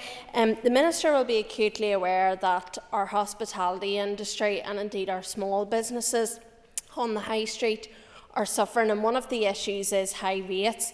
Has the Minister looked at any ways in which we can combat that for those who are in the most dire of circumstances? Thank you. Minister. So the Executive provides extensive relief within the rating system. Over 75% of all business ratepayers are awarded some form of support in the region of £247 million per year. This includes the recently extended Small Business Rate Relief Scheme, which will provide in the region of £21.5 million of assistance to almost 30,000 small businesses, receiving a reduction of between 20% and 50% on their rate bill for this year. My department has also made and laid legislation to reintroduce the back and business support, which will help businesses in this category, and I believe that's in the Assembly next week. And if agreed, will provide businesses with a 50% rate discount for up to 2 years if they move into premises previously used for retail purposes that have been unoccupied for 12 months or more. The member will also be aware that I am currently considering the responses to the consultation on rates for revenue raising, and that's something that I will be looking at over coming weeks and months. Cathy Mason for a quick supplementary. Good, Ken Corlea. Can I ask the Minister, she's already outlined some of them there, but to provide an overview of the main supports that are currently available to assist businesses here? Minister. So I don't have the full list of rates reliefs in front of me. Some of the most relevant ones I have just outlined to the previous member, that for our retail and hospitality small businesses on the high street, and that includes mostly the small business rates relief, which as I said is awarded to 30,000 small businesses each year, and if agreed, then next week we will have the back and business support back in place, and we will also be bringing to the Assembly next week the rural ATM rates relief, which I hope members will support as well. Mark Durkin, 1 minute left. For the answer. for that answer so far. Able to tell us how many rate-paying businesses have had to close their doors permanently since the restoration of devolution? Very quickly, Minister. So that's not information that I have in front of me, and I'll be happy to write to the member if we are able to provide that information. I'm not sure that it's something that we would have, but I'm happy to clarify that with him.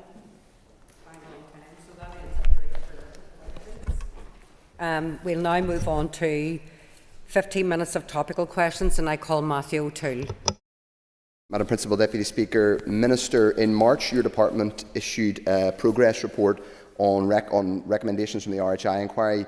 Your department rated yourself green on the implementation of recommendation 28 of the RHI inquiry, which is around improving the culture and practice of record keeping. The COVID inquiry has found in the last couple of weeks routine wiping of phones by senior officials and ministers, and it took 7 attempts to get the minutes of a critical executive meeting. Do you think your department should revisit the green rating that awarded itself in March? Minister. Minister, I just want to caution any questions under the Inquiries Act, okay, which are due to legal proceedings, which to the Assembly could be sub judice. So I just caution members and ministers about saying anything which would be in contempt of the inquiry or court. So, Minister, with that in mind. And the COVID inquiry is ongoing and currently taking evidence, and clearly while the important work of that inquiry continues, I don't want to get into a running commentary about specific evidence. That was obviously a very challenging time for everyone in society, but particularly traumatic to those people who lost loved ones, and I fully support the work of the inquiry and hope that it will help those people come to terms with the devastating impact that it had on their lives.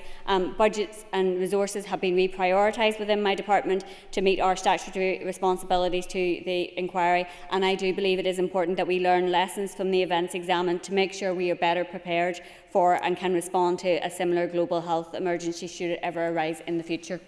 Matthew, for supplementary. Thank you. Minister, with respect, this isn't simply about the COVID inquiry. Indeed, it's about culture and practice within the civil service, which your department has responsibility for, and we spent many millions of pounds reviewing in the Cochrane inquiry. Can I ask, quite apart from the COVID inquiry, that your department revisits and re-examines how its culture and practice of record keeping, given it it marked its own homework in March and said that it was doing just fine on record keeping. It appears from the last couple of weeks that we certainly aren't. Minister. So my department developed new guidance for the civil service in June 2022 for official information held in non-corporate communication channels. This guidance sets out when non-corporate devices or communications channels may be used for official business and how any official information should be handled, which includes WhatsApps. It will be translated into policy and disseminated across departments by the 31st of May 2024.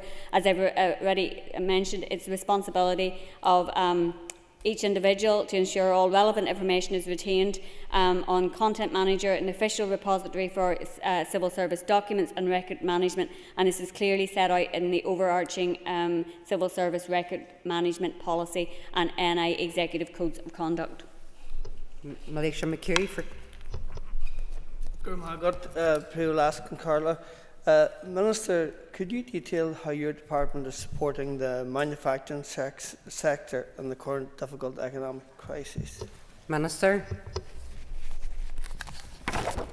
So the Executive is providing £71.5 million of support in 2024-25 through industrial de-rating for over 4,400 local manufacturing properties, a measure which isn't provided in England, Scotland or Wales. These are no means all large companies. In fact, over 2,500 recipients of industrial de-rating fall under the 15,000 NAV threshold utilised for small business rate relief. Alicia for supplementary. What engagement have you had with the sector since taking up your post?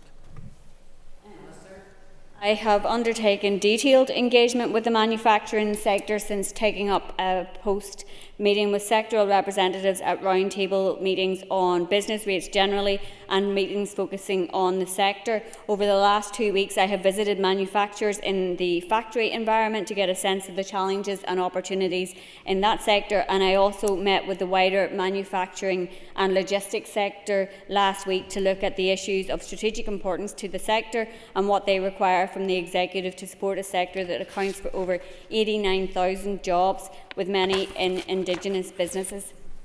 I call Peter McReynolds.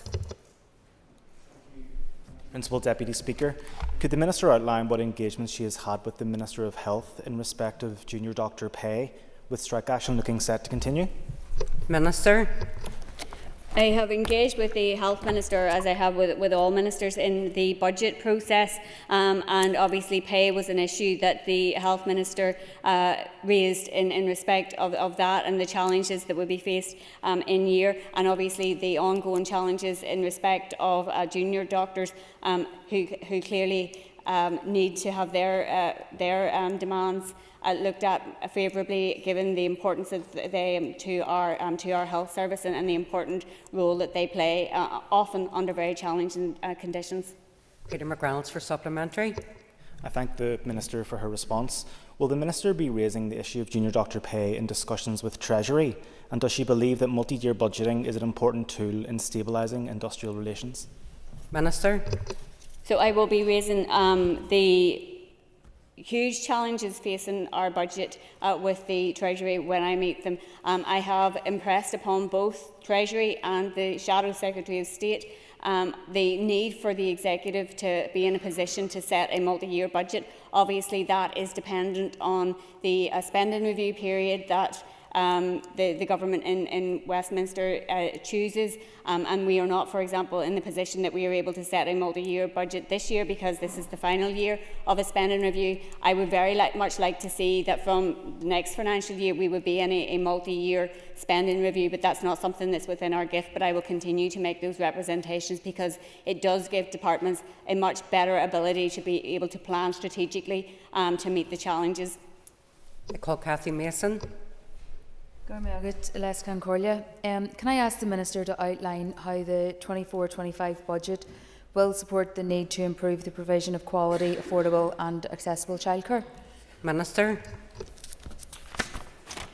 Well, I suppose it's important to say that we need to get childcare right. It plays a vital role in our economy, and we need to support both childcare providers but also workers and families. Affordable childcare is particularly important in facilitating women's access to the labour market, and I'm keen to see work on the new childcare strategy progress as quickly as possible. Childcare is a priority for the Executive. As you know, ministers are committed to prioritising it, and it was important that this was reflected in the budget. The Executive has agreed to earmark £25 million to support a childcare strategy. That's to fund new and additional actions above and beyond those undertaken by departments within their remits on childcare, and should not be seen as the limit of our ambitions in respect of childcare, and hopefully we'll be in a position to be able to allocate or to be able to add to that funding in year. Cathy Mason for supplementary. I thank the Minister for that answer. Can I ask the Minister, how does the civil service, as a large employer here, support working parents?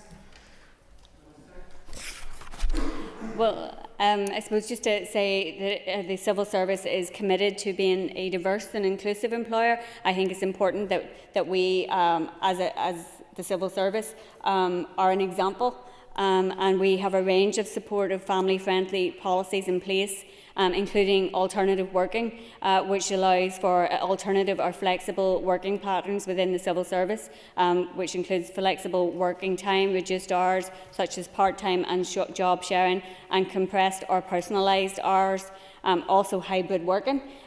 This offers a mix of working from home or remotely and from the workplace, which aims to promote flexibility and choice at work, and which meets the needs of both civil service and employees, and also special leave, which provides up to 2 weeks paid leave for bereavement, including bereavement due to miscarriage. There is also provision for paid and unpaid time off for a range of issues affecting families, such as time off for dependents, and to facilitate practical arrangements as a consequence of domestic or sexual abuse. There's obviously maternity leave, adoption leave, maternity leave, shared parental leave, and ordinary parental leave that would be expected as statutory leave. And the civil service continues to run the former HMRC childcare vouchers, which is a legacy scheme only eligible for those who are already in the scheme. And other than that, the member will be aware that HMRC now runs tax-free childcare scheme, where staff can get up to £500 every 3 months. So if a member of staff receives tax-free childcare, they can set up an online account for their child, and for every £8 they pay into this account, the government will pay in £2 to the childcare provider. Call Tom Elliott. Thank you, Principal Deputy Speaker. I'd just like to ask the Minister, in the recent budget allocations, how much was bid for and how much was allocated for the combined departments in relation to climate change in the period of the budget? Minister. I am not sure that I have that information in front of me in respect of the bids that were made for the budget, but I would be happy to write to the member on that particular point. Tom Elliott for supplementary. Maybe the Minister then could indicate how much was bid from her own department in finance to see through the climate change for the period of the budget. So again, I don't have that information in front of me, and I don't know the figure off the top of my head, but I will be happy to share it with the member. Call Anya Murphy. Minister, can you outline the impact of social value within the public procurement process? Yes. Well, social value in public contracts can make a real difference, and particularly to the lives of some of the most disadvantaged people in society. Embedding social value in public procurement provides a significant opportunity to meaningfully contribute to economic, environmental and social outcomes. And to date, some of the positive outcomes since the introduction of the procurement notice include 3,500 people who were long-term unemployed or disadvantaged in the labour market have gained employment. 75+ social enterprises are now part of government supply chains. 2,700 hours of volunteering with the voluntary community and social enterprise sector. 6,500 hours of skills development activities, 2,800 weeks of work experience, over 3,500 hours of environmental awareness initiatives, and 2,400 hours plus of health and wellbeing initiatives. Anya Murphy for supplementary. And I'd like to thank the Minister for her answer. Minister, in your own opinion, how is social value making a difference to the lives of people here in the North? People who often encounter barriers to employment, people with learning disabilities or people without educational qualifications who have faced barriers within their education journey, can benefit from the employment and training opportunities provided by social value in public contracts. The impact in those individuals' lives cannot be understated. The invaluable work experience they provide can help build confidence and set those people on new career paths. The policy in relation to social value supports the Executive's commitment to being a living wage employer by mandating that all workers involved in delivering public services through government contracts are paid at least the living wage, and this is a major step forward in ending pay poverty. Call John Blair. Deputy Speaker, can I ask the Minister how the remaining allocation of financial transactions capital will be used, given that under half of it is still yet to be allocated for 24-25? So obviously departments will have an opportunity to bid in year for additional money, including financial transaction capital, and I would encourage departments to come forward with bids for financial transaction capital. It's an area that we sometimes face challenges in spending, and obviously want to see full utilisation of the money that's available to us. John Blair for supplementary. Thank you, Principal Deputy Speaker, and thank the Minister for the answer. Can I ask her if she has plans to improve improving the strategy for spending FTC given underspends which have occurred in previous years? It's certainly something that I would be keen to look at, but obviously departments, and you will be aware of some of the restrictions around the use of financial transaction capital, so we are dependent on departments coming forward with their ideas for what they would like to spend it on, and working with other organisations and being able to do that. But it's certainly something I would be happy to look at. Emma Sheeran, 1 minute left. Go for it. Minister, can you outline what your department is doing to add local businesses back into our towns and high streets?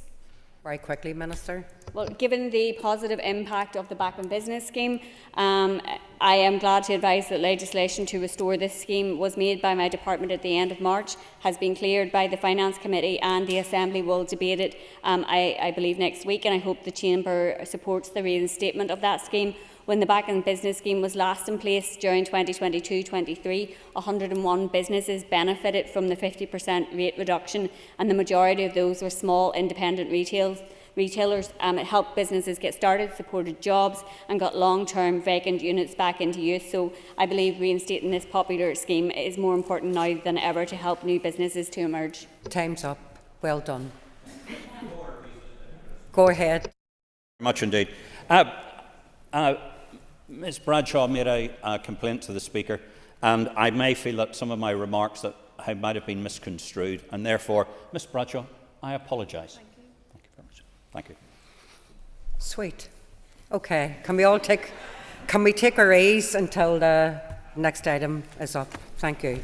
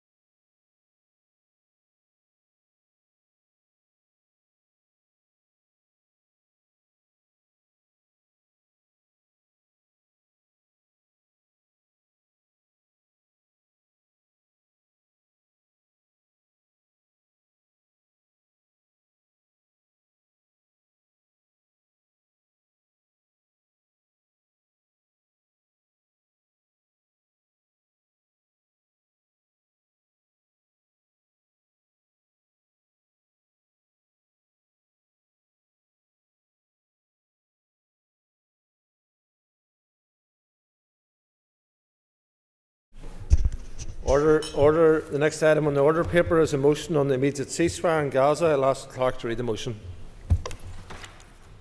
That this Assembly condemns the ongoing genocide in Gaza that has left more than 35,000 people dead, most of them women and children. Further condemns the actions of Hamas on October 7th, which left 1,300 people dead and many families searching for loved ones. Abhors the killing of international humanitarian aid workers seeking to deliver vital supplies to the civilian population on the brink of famine. Rejects plans for a ground assault on the city of Rafah with a refugee population of more than 1 million Palestinians sheltering with nowhere to go. Regrets the failure of the international community to act decisively in the interests of peace. Affirms its support for a two-state solution and the immediate recognition of the State of Palestine.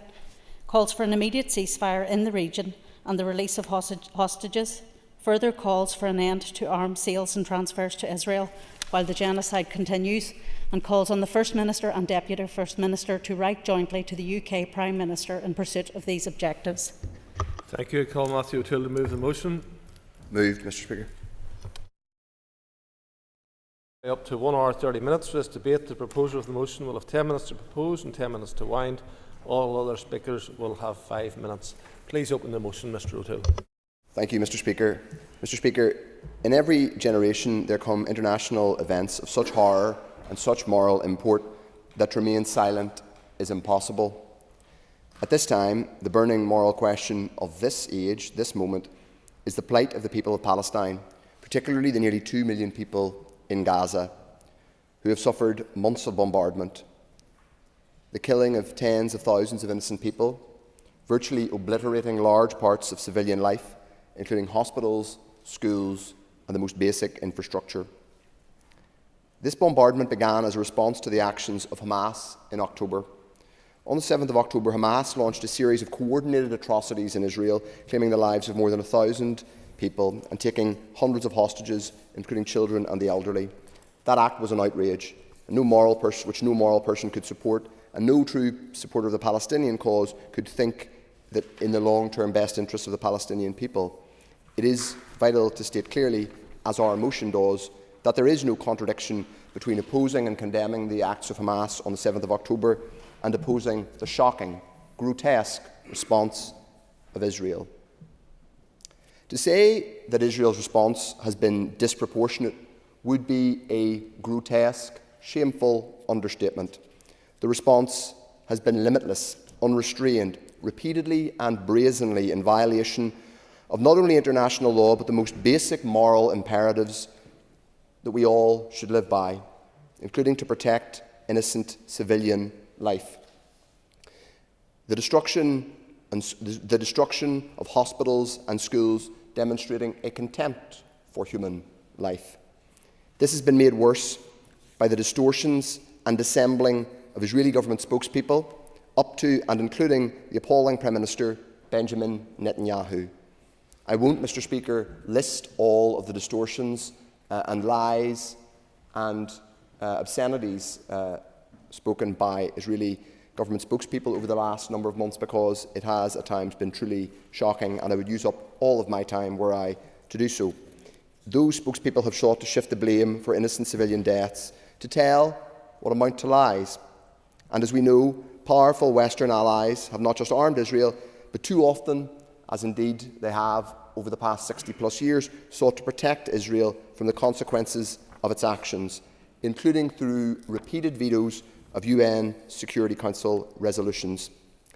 Such actions threaten not just the prospects for peace in the Middle East, but they undermine the ability of Western democracies who claim to support and uphold human rights to have meaningful credibility when they talk about human rights.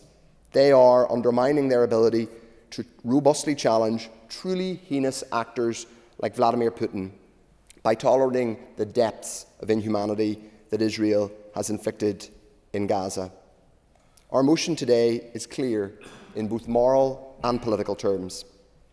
Some will ask why we have specifically included the use of the phrase genocide in the text of our motion.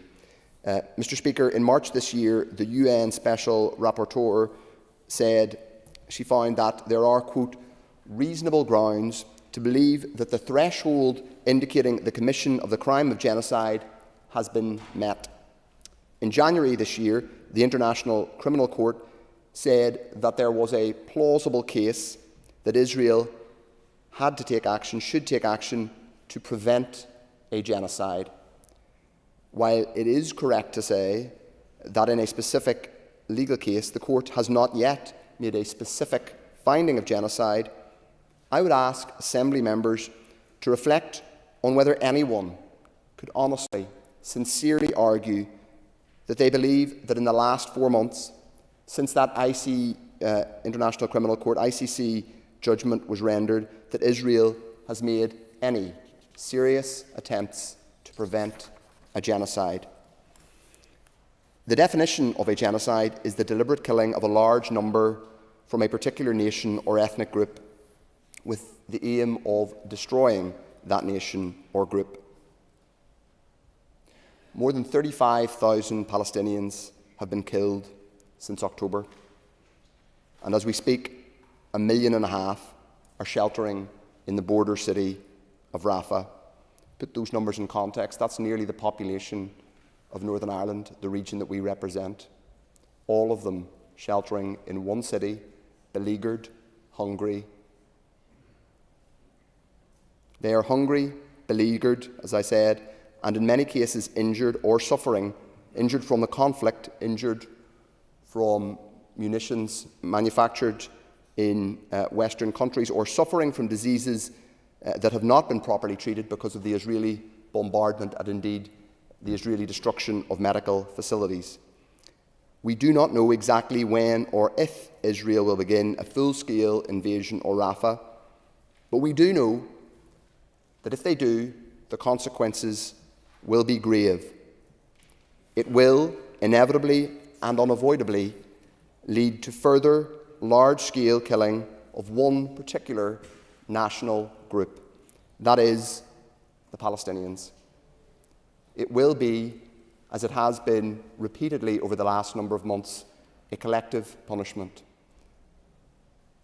Collective punishment is specifically outlawed in international law, but that is what has been meted out to the Palestinian people. The wrongs committed by Hamas on the 7th of October, and they were profoundly wrong, in no way justify in a legal or a moral sense what has been visited on the people of Palestine since. That is why, Mr. Speaker, our motion uses the phrase ongoing genocide. Mr. Speaker, it is important not to make trivial comparisons between our own experience here and conflicts elsewhere, and I do want to make that point, and I hope that the debate today will be mature, albeit grave, and I'm sure with strong opinions expressed, but I do hope we can do it in a way that's mature. It's important not to draw trivial comparisons between Northern Ireland and other parts of the world. That's true of what is happening in the Middle East. It's important not to draw those facile comparisons. In the last 7 months, as I said, 35,000 Palestinians have been killed by Israel. That is 10 times the number killed in 30 years during our conflict.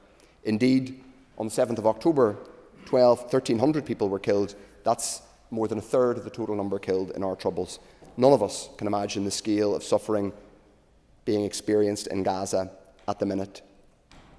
But we do know, here in this chamber, that at some point, violence and vengeance, however deep the feelings of injustice, however real the historical sense of a wrong that needs to be righted, at some point, violence and vengeance needs to be replaced by politics and, yes, by peace. Even if the current ceasefire proposals are accepted by Netanyahu's ultranationalist government, and we all must hope that they are, and that international pressure is brought so to bear very quickly in the days to come, even if that happens, the people of Palestine, and indeed those affected in Israel by the events of 7th of October, will live with decades of pain and trauma caused by this conflict. Young children suffering now with lost limbs and lost parents will be carrying their pain until the end of this century and beyond, long after all of us are gone. Nothing that can be said or done now in this chamber or anywhere else can undo the trauma of those children, the loss experienced by ordinary Palestinians, or indeed, as I said, those Israelis who lost family members on 7th of October. A representative of UNICEF said, Mr. Speaker, the other day, after his journey through Gaza, that what he saw, the depth of the horror, he said, surpasses our ability to describe it. Nothing we say now can undo the horror that has happened in the past 7 or 8 months, but what can happen is that there can be an immediate ceasefire. Politics and peace can replace violence and vengeance. Given our experience, given what we have learned, in a different context, we should all be willing to stand over this motion today to express our solidarity with those who have experienced unimaginable pain, trauma and loss in the last number of months, and say now is the time, finally, to move beyond violence and vengeance and towards peace. And I commend this motion to the Assembly. Thank you, Mr. O'Toole. I now call Emma Sheeran. Gora Magat, Kincorlia. And I rise today, obviously, to support this motion. And I say that that's obvious because Sinn Féin have been unequivocal in calling for an end to the trauma that is being inflicted upon the people in Gaza at the minute, and we have been unequivocal for decades in our support for the Palestinian people. And words really are hard to find to describe what we're currently seeing, because we are now in a situation where we are desensitised to the violence almost. You click into Instagram and there's a story from a friend updating you about the running journey, and then boom, it's another graphic picture of something that is happening in Gaza. Babies in life support machines with the hospital being bombed around them, journalists murdered for speaking the truth, people fleeing upon advice only then to be bombed again. And then the next story, a competition for a spa break or somebody out at the weekend. And we're watching this, this has been live streamed, we've been watching this for 7 months, and we know the statistics, you hear them, 35,000 people murdered, 10,000 missing, 15,000 children killed since October, over 80,000 injured in Gaza alone. And this is just the latest phase. This has been going on for decades. These people have been oppressed, forced to move, living in open-air jails for decades, and the world has watched on. The world has endorsed this, and that should bring shame to us all. This is a humanitarian disaster, and we woke up this morning to more news of another missed opportunity. Israel rejected another opportunity for a ceasefire, and we know that the reason for this is because Israel doesn't want a ceasefire. Israel does not want peace. We know that Israel want to continue this. And that is why it is incumbent upon us. There is a moral duty and an obligation upon all of us to bring them to that space, to force them to do the right thing, to put enough pressure and shame on them that they do what is morally correct and they stop the slaughter of innocent civilians. We know in Ireland what colonial oppression does. We know what occupation does. We had forced starvation in this country as well, and they called it famine here too. And we know the intergenerational trauma that that has left us with. Those mothers with empty arms, those children without their parents, what is their future looking like? Even when this is finished, the scars that they will maintain for the rest of their lives, it does not bear thinking about. So what we can do, what we have to do, is to stand in solidarity, to call for an immediate ceasefire without any considerations. We must see an end to this. There is a duty, an obligation on us to call for that, for us to put pressure on the Western administrations who are funding this and supporting this, and to make people see what is right. Palestine will be free, and in Ireland we send our solidarity to the people of Gaza. Gora Mila Mayago. Brian Kingston. Mr. Speaker, every loss of innocent life is appalling, and that applies equally to innocent Israeli civilians, to members of the IDF and to Palestinians. There can never be any defence for the loss of innocent life. The motion before us is poorly worded and factually inaccurate. The International Court of Justice, which was asked by South Africa to consider whether Israel had committed genocide, did not find that to be the case. The ICJ instead ruled that Israel should follow the Geneva Convention in terms of how military actions should be conducted. On that basis, we cannot support a motion which is essentially inaccurate. In fact, Mr. O'Toole has actually accepted that inaccuracy in his speech. The motion rightly condemns Hamas, but then wholly fails to acknowledge that the heinous and barbaric actions of Hamas on October 7th last year, massacring around 1,200 people in Israel and taking more than 240 people hostage, would rightly demand a response from Israel. Hamas set out to provoke that reaction through a murderous onslaught, which included extreme actions of sexual violence against women and girls. The motion affirms its support for a two-state solution, but then fails to recognise that one actor in the conflict, namely Hamas, will not accept a two-state solution. Hamas, in fact, has in its charter the position that the State of Israel should not even exist.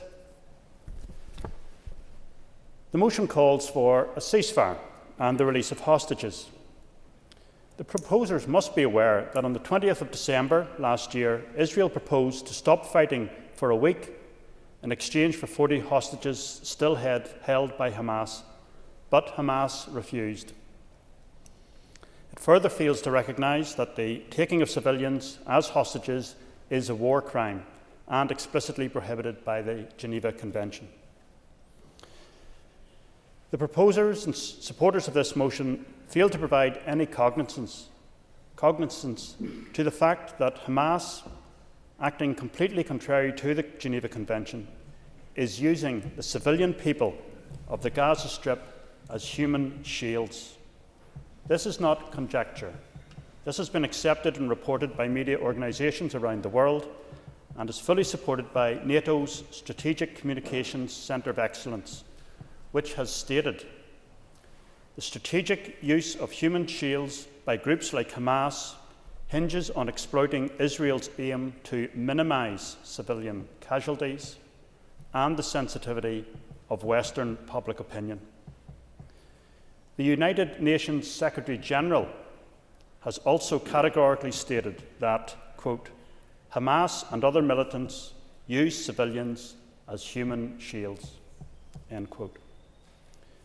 So whilst civilian deaths in Gaza are appalling and deeply regrettable, it is Hamas who is responsible for many of these because they have no regard for the safety of the population. It is regrettable that this motion was not intended to unite opinion in this Assembly, but was instead worded such that it would divide this Assembly at this time when talks are continuing towards the goal of a permanent end to hostilities. Thank you. Paula Bradshaw. Mr. Speaker, I rise to support the motion. I do so in recognition that self-defence and legitimate requests for peace never begin with inflicting on a small population a death toll at least double that of the London Blitz. We may debate the exact terms used to describe it, though it is worth noting that the International Court of Justice has instructed Israel to prevent its military from committing acts which might be considered genocidal, and it has instructed Israel to prevent and punish incitement to genocide. What we are witnessing is the appalling impact of civilian deaths in Gaza. It is not just beyond immoral, it also serves no purpose other than to create yet another generation coping with loss, grief and trauma. It is therefore difficult to find the words to express how horrified and dismayed I am that the disgusting Hamas attacks occurred in the first place and that the collective punishment of Palestinians continues to this day. The motion identifies the events of the 7th of October as the immediate starting point for the current loss and destruction we are seeing, and identifies the need for the release of all hostages taken on that day of terror. No one in this chamber should be lining up alongside nor legitimising Hamas. The motion highlights that among those killed are international aid workers. This speaks at best to a failure to ensure that humanitarian aid reaches the terrorised population on the brink of famine. Such a failure is not the act of a government claiming to be operating on behalf of a democratic country. Those engaging in the indiscriminate murder of civilians, including aid workers, on this scale, long ago lost the right to use the word civilised. Mr. Speaker, it is very easy to align ourselves with one favoured group or another for the purposes of political affiliation, and we do it very well here in Northern Ireland. What we should be doing, however, is aligning ourselves with humanity. Consider this direct quote, a voice from Gaza in April 2024. In the last 6 months, I have been displaced 13 times. I won't move again. There are only 3 options left for me. I will be killed. I will flee to Egypt, or this war will end.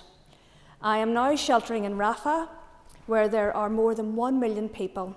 It is extremely overcrowded. The streets are always full of people. If a military invasion goes ahead, it will be an absolute catastrophe.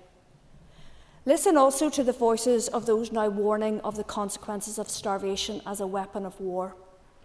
UN agencies reported that 70% of the population of Gaza are now facing hunger as we speak, and that 5% of babies were acutely malnourished. And already by the end of March, Save the Children has confirmed 27 children have died from dehydration or malnutrition in northern Gaza's hospitals. This is Palestinian suffering. This is human suffering, and governments should not be meekly standing by and allowing it. In that context, the motion rightly refers to arms sales to those causing this suffering. Here, I'm afraid the UK Prime Minister is operating a shameless double standard when you compare his response to this with his response to war crimes committed by Russia, for example. As well as facilitating war crimes against Palestinians currently, he is undermining the rules-based international order, which is now more important than ever. Yes? Listen to what the member said about arms sale and support for Israel. Does the member think that the RAF was wrong to join in the defence of Israel when 300 rockets were fired from Iran and other states? Well, thank you for your intervention. Member gets an extra minute. Thank you. We will always support any interventions where it is to save lives. My son served in the RAF. I very much value their contribution in these efforts around the world, but it always has to be for the purposes of saving lives, not destroying lives. So, as I said there, this international order was one that his predecessors helped create. If there is any hint of hope emerging from these appalling atrocities, it is remarks from the Foreign Secretary talking of a political horizon, and I quote, so that Palestinians can see that there is going to be irreversible progress towards a two-state solution, and beginning at least to set out what a Palestinian state may look like. Mr. Speaker, this is the route to peace. We must do more to stop turning a blind eye to those wilfully ignoring that route. And in conclusion, I would repeat my party's call for a ceasefire now. I support this motion, and I'm disappointed, I have to say, that neither the First Minister nor Deputy First Minister are in the chamber to respond to this motion. I think that what this motion is calling for is the very least that they can do. Thank you. I call Mr. Padraig de Largy.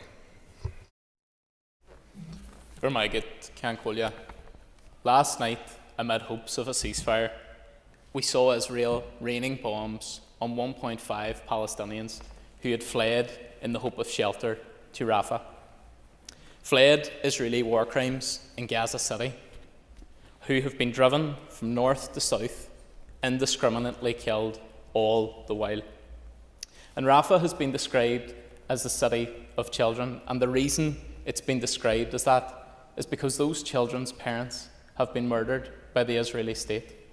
The reason it's described as that is because entire families have been killed by the Israeli government, and those children are now seeking refuge in tents in Rafah, where they continue to be bombed and indiscriminately killed by Israel.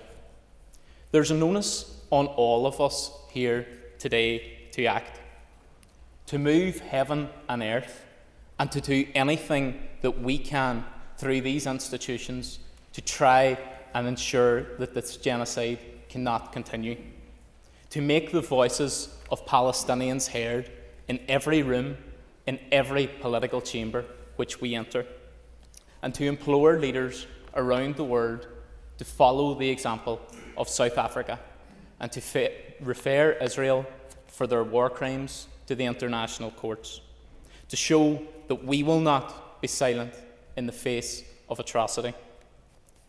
Through councils, many of our councils have now adopted an ethical procurement policy. Many organisations have begun to look at divestment, and in motions in councils across Ireland, we have called on Israel to desist and to ensure that ceasefire continues. We need today to stand united to ensure that those diplomatic efforts continue. And why is today important? Today is important because we can show international solidarity. We can show the need for a unified voice, for peace, for a ceasefire, and for humanity. To tell Israel, stop bombing children, stop targeting hospitals, stop forcibly starving an entire population. What in that is controversial? These are not defensive actions. These are war crimes committed while the world watches on. And the blocking of humanitarian aid is not defensive either. The killing of humanitarian aid workers is certainly not defensive. In 2014, during yet another Israeli bombardment of Gaza, I, along with others in Derry and across Ireland, helped to establish the Gaza Toy Drive. For months and for over a year, many of this humanitarian aid failed to reach Gaza and to people in need because the Israeli state blocked it. But it did reach them eventually, and it reached them with a message of solidarity, and it reached them with a message of hope, to say that in your darkest days, Ireland will always stand with you. Future generations will ask you, your children and your grandchildren will ask you what you did when Palestinians were being indiscriminately murdered. And you can stand silent today, or you can stand with them. You have that choice, and every member in this chamber today has that choice. So will you say that you stood with them, or will you say that you sat silent while Western governments orchestrated and funded the killing of Palestinians? Today, we stand at a critical juncture. We have an opportunity for our voices to resonate with other voices across the world to end this genocide, to establish a ceasefire. So I'm calling on every member in here today to join that call. End the violence, end the apartheid, the genocide, the occupation. Ní Saoirse, go Saoirse, don Palestine. Thank you, Mr. Speaker. And I rise to speak briefly on the motion. A timely reminder of the terrible ongoing conflict in the Middle East, as has already been acknowledged. All life is precious, and every loss of innocent life is a terrible event, regardless of the circumstances. Just as was the case throughout our own troubled past, there can be no defence for the loss of innocent life, regardless of the perpetrator. Sadly, there are those who have been all too eager to create mischief and politic around the ongoing trouble across Israel and Palestine, but within local politics and across the international stage. With that in mind, I believe it is important that we stick to the facts and avoid conjecture as we consider the motion today. The motion rightly refers to a ceasefire. In doing so, we should acknowledge the efforts to achieve a ceasefire over recent months, and also acknowledge the lack of interest in that the terrorist organisation Hamas have had in reaching a ceasefire with Israel.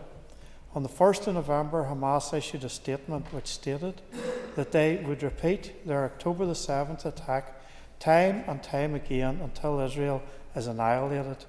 Against this context, it is no wonder that Israel stated on the 3rd of November that no ceasefire would be agreed to until all hostages were released. A temporary ceasefire between Israel and Hamas-led Palestinian militant groups in the Gaza Strip took effect from the 24th of November to the 30th of November 2023. On the 20th of December, Israel proposed a further cessation of hostilities for a week in exchange for 40 hostages still held by Hamas. In response, Hamas declined this offer, asserting that the release of Israeli hostages would not be considered until a ceasefire was put into place. First, such a situation is deplorable. Hostages should be released now and to allow for a lasting ceasefire to be enacted. The motion also makes reference to a two-state solution. However, for a two-state solution to be possible, both parties must be willing to adopt such a solution. Mr. Hanaya, senior political leader of Hamas, said that Hamas rejects ceasefire agreements by which Gaza would become Singapore, preferring to remain at war with Israel until a Palestinian state is established. From the river to the sea, he recently stated, "We will not recognise Israel.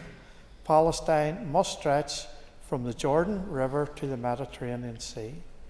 Furthermore, Hamas, in their founding charter of 1988, revised in 2017, calls for the State of Israel to no longer exist, and certainly does not recognise Israel or the Jewish nation in any shape or form. Sadly, there isn't much hope for a two-state solution when one state cannot bring themselves to acknowledge the existence of the other.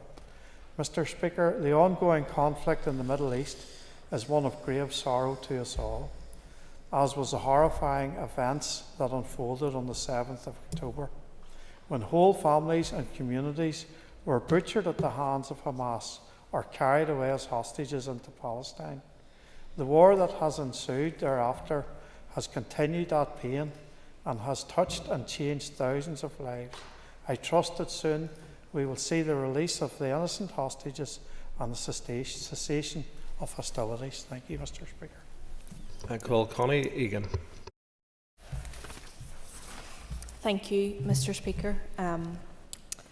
My heart breaks for every single person impacted by the atrocities in Gaza, without exception, and I rise to support this motion. It should not cause controversy to stand in this chamber and clearly state that we need an end to the horrific violence occurring in Gaza. The grave war crimes go beyond any sense or reason in this world. I rise today to condemn the Israeli government's depraved collective punishment of Palestinians and Hamas's grotesque attacks on the 7th of October. I support calls for a release and safe return of all hostages.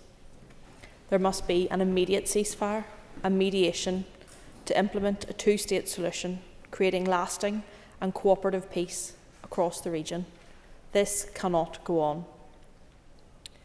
When we sit and see the posts on social media, on our phones or on our TVs, it can feel distant and we can feel disconnected from the atrocities. But this is reality and it's happening right now. Looking at the devastation hitting Rafah, hundreds of thousands of civilians being forced to flee the city in fear of their lives, a city already overcrowded with a dire lack of food, water and medication. Where do those people go? We must call out Israel's collective punishment on the people of Gaza. It is shameful that the UK government facilitates this devastation by removing funding for the United Nations Relief and Works Agency, which is responsible for getting the essentials for survival to those in Palestine. The ongoing and horrific violations of international law have led to mass death and with that, mass grief. Communities are experiencing immense suffering, who just like you and I have hopes of building a better life for their children and younger generations and those around them in their communities. But unlike us in this chamber today, who after going back and forth with our words and motions will go home to our warm beds and hot showers, while they are fighting for their lives in apocalyptic conditions, cramped into rooms with dozens of others, unable to access sanitised water, facing extreme nutrition deficiencies. We cannot stand silent over this devastating cycle of violence and genocidal acts. The atrocities are innumerable in so many different ways and to so many different people. All of it is despicable. I hope this is not an issue for politicking. These are people's lives. I genuinely thank the SDLP for bringing this motion in a way that a lot of people, I would hope, would support. Also pay tribute to Sinead as chair of the all-party group on UNSRC 1325, Women, Peace and Security. As chair of the group, Sinead coordinated a letter with other members. We wrote to President of the UN Security Council, Secretary of State for Foreign, Commonwealth and Development Affairs, and Micheál Martin TD. There's a lot of people in our communities who want to see us do something and have our voices heard, and I was happy to stand with that and others when this Assembly wasn't sitting, to try and make the case for lasting peace and ceasefire, and to also highlight the horrendous treatment of women and girls in this region and the violence that they are experiencing. Speaker, this should not be a debate.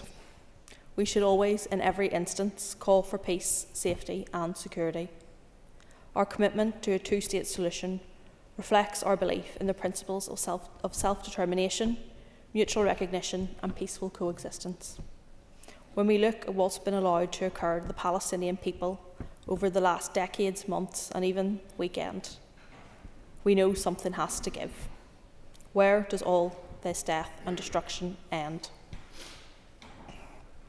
In Northern Ireland, we often pride ourselves with being kind, helpful and neighbourly to those in our towns and cities.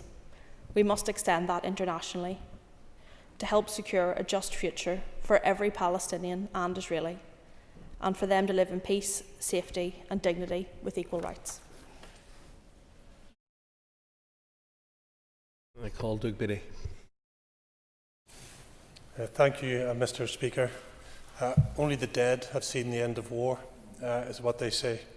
And war is not a video game, although you listen to some people and to them it's nothing more than kill TV. But the reality is, when you're dead, you don't get a second life. You're dead. And when you're maimed for life.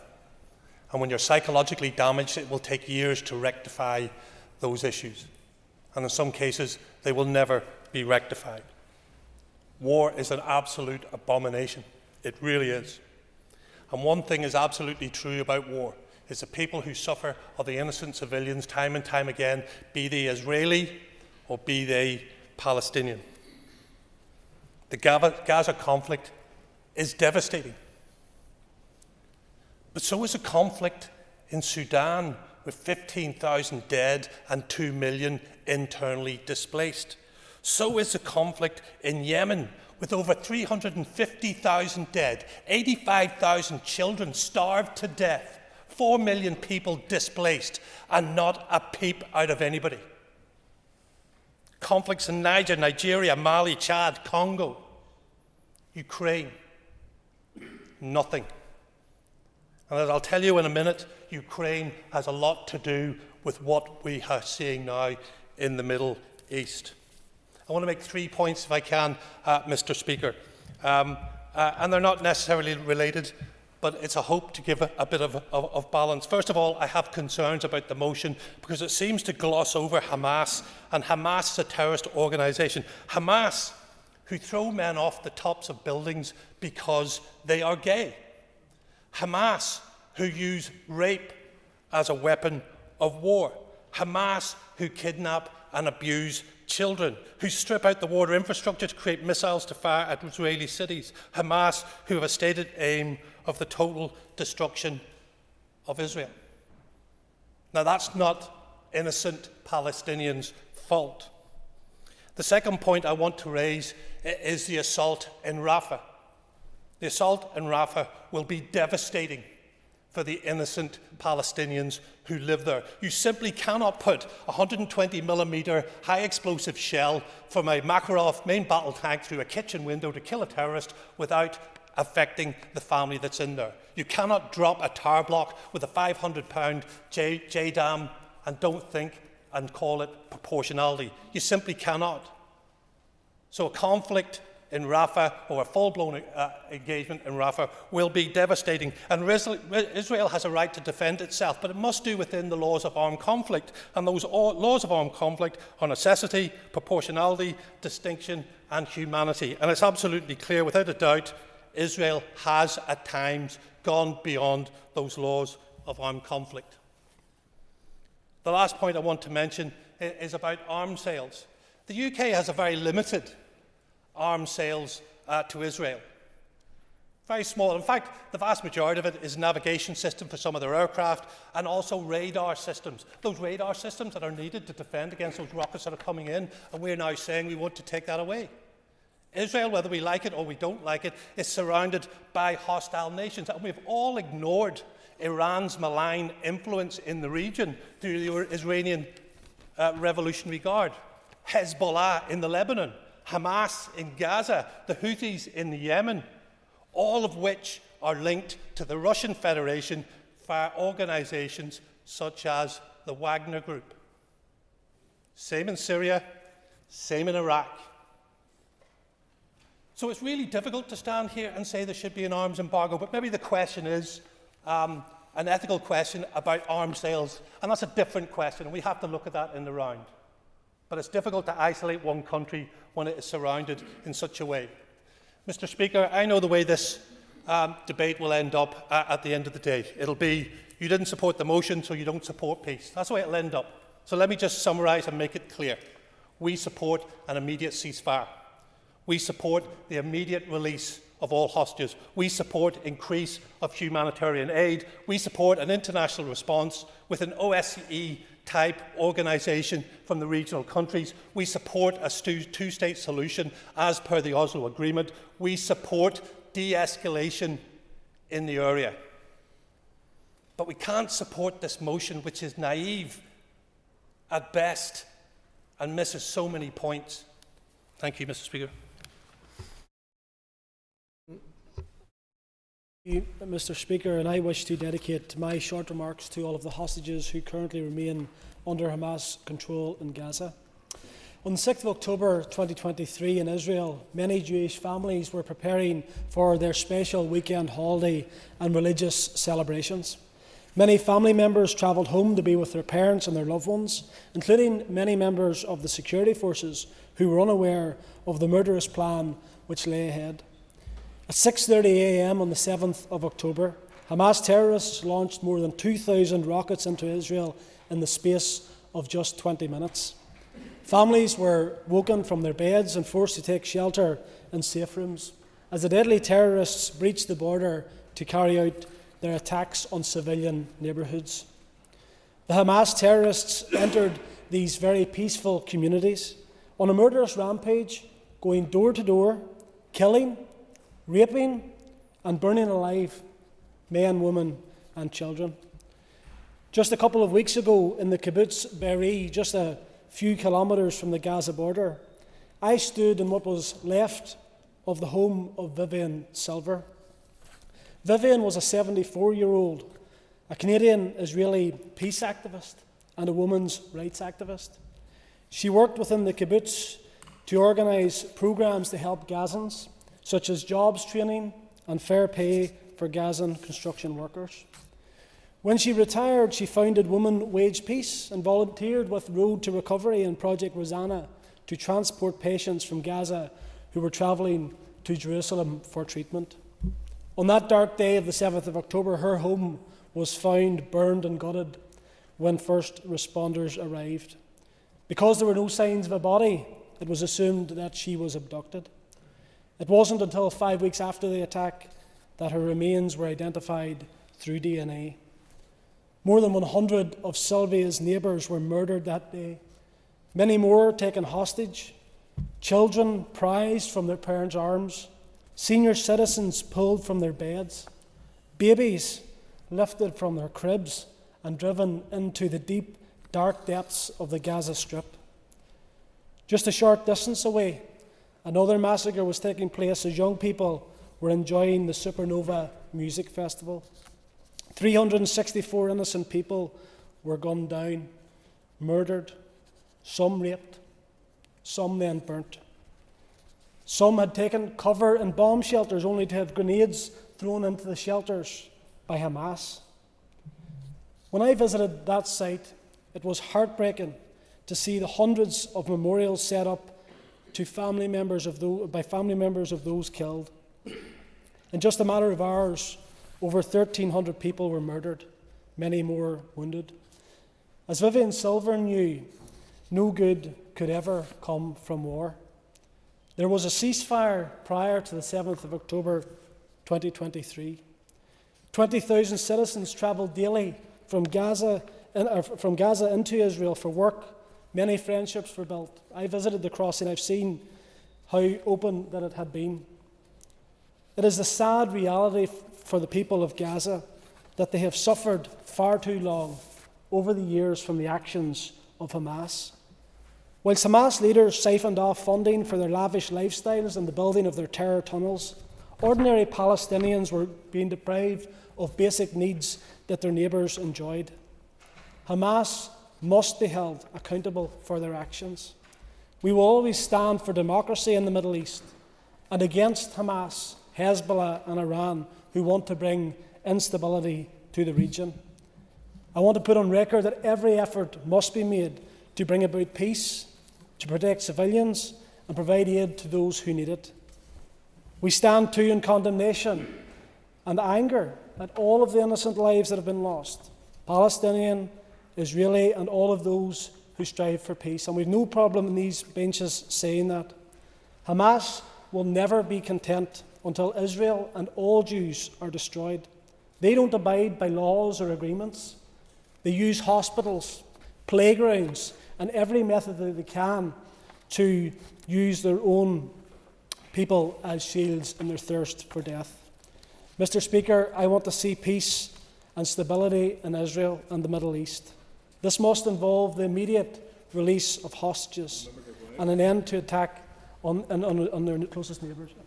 Would the member agree with me that it has been inappropriate in the past but will be even more grotesque in future should parties in this chamber choose to indulge relationships with Hamas, see them speak at their events and so on, as Sinn Féin have done in the past?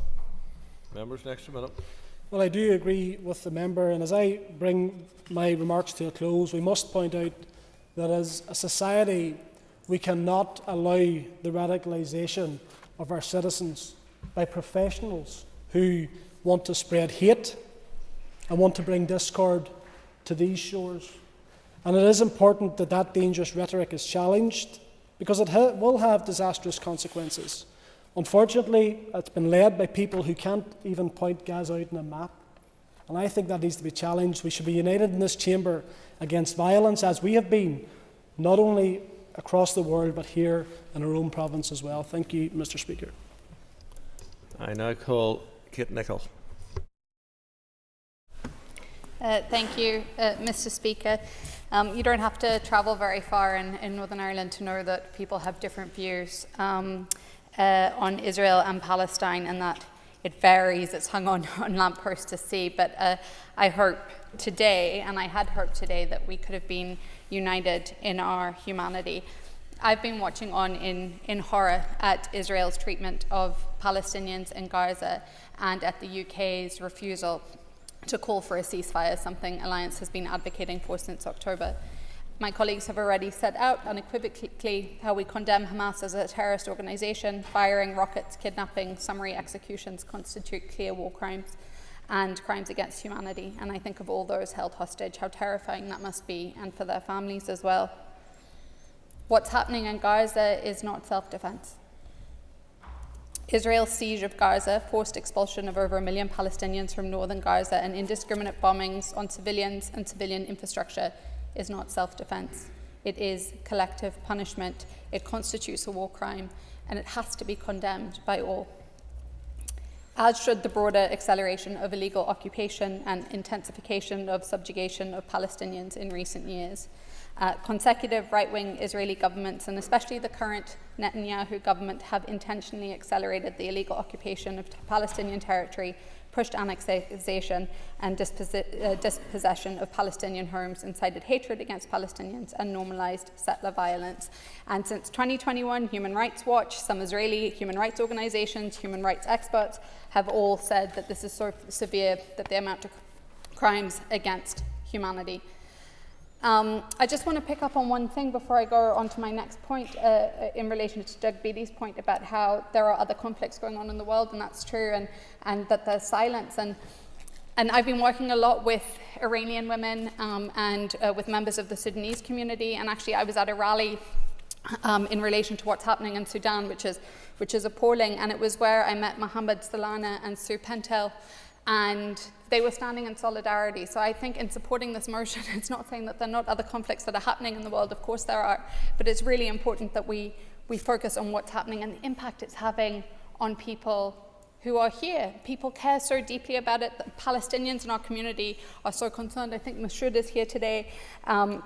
And there are people in our society, in our community, who have been doing so much to raise awareness. And so I really welcome the opportunity to have this debate, to have this discussion, and to raise awareness of what is happening.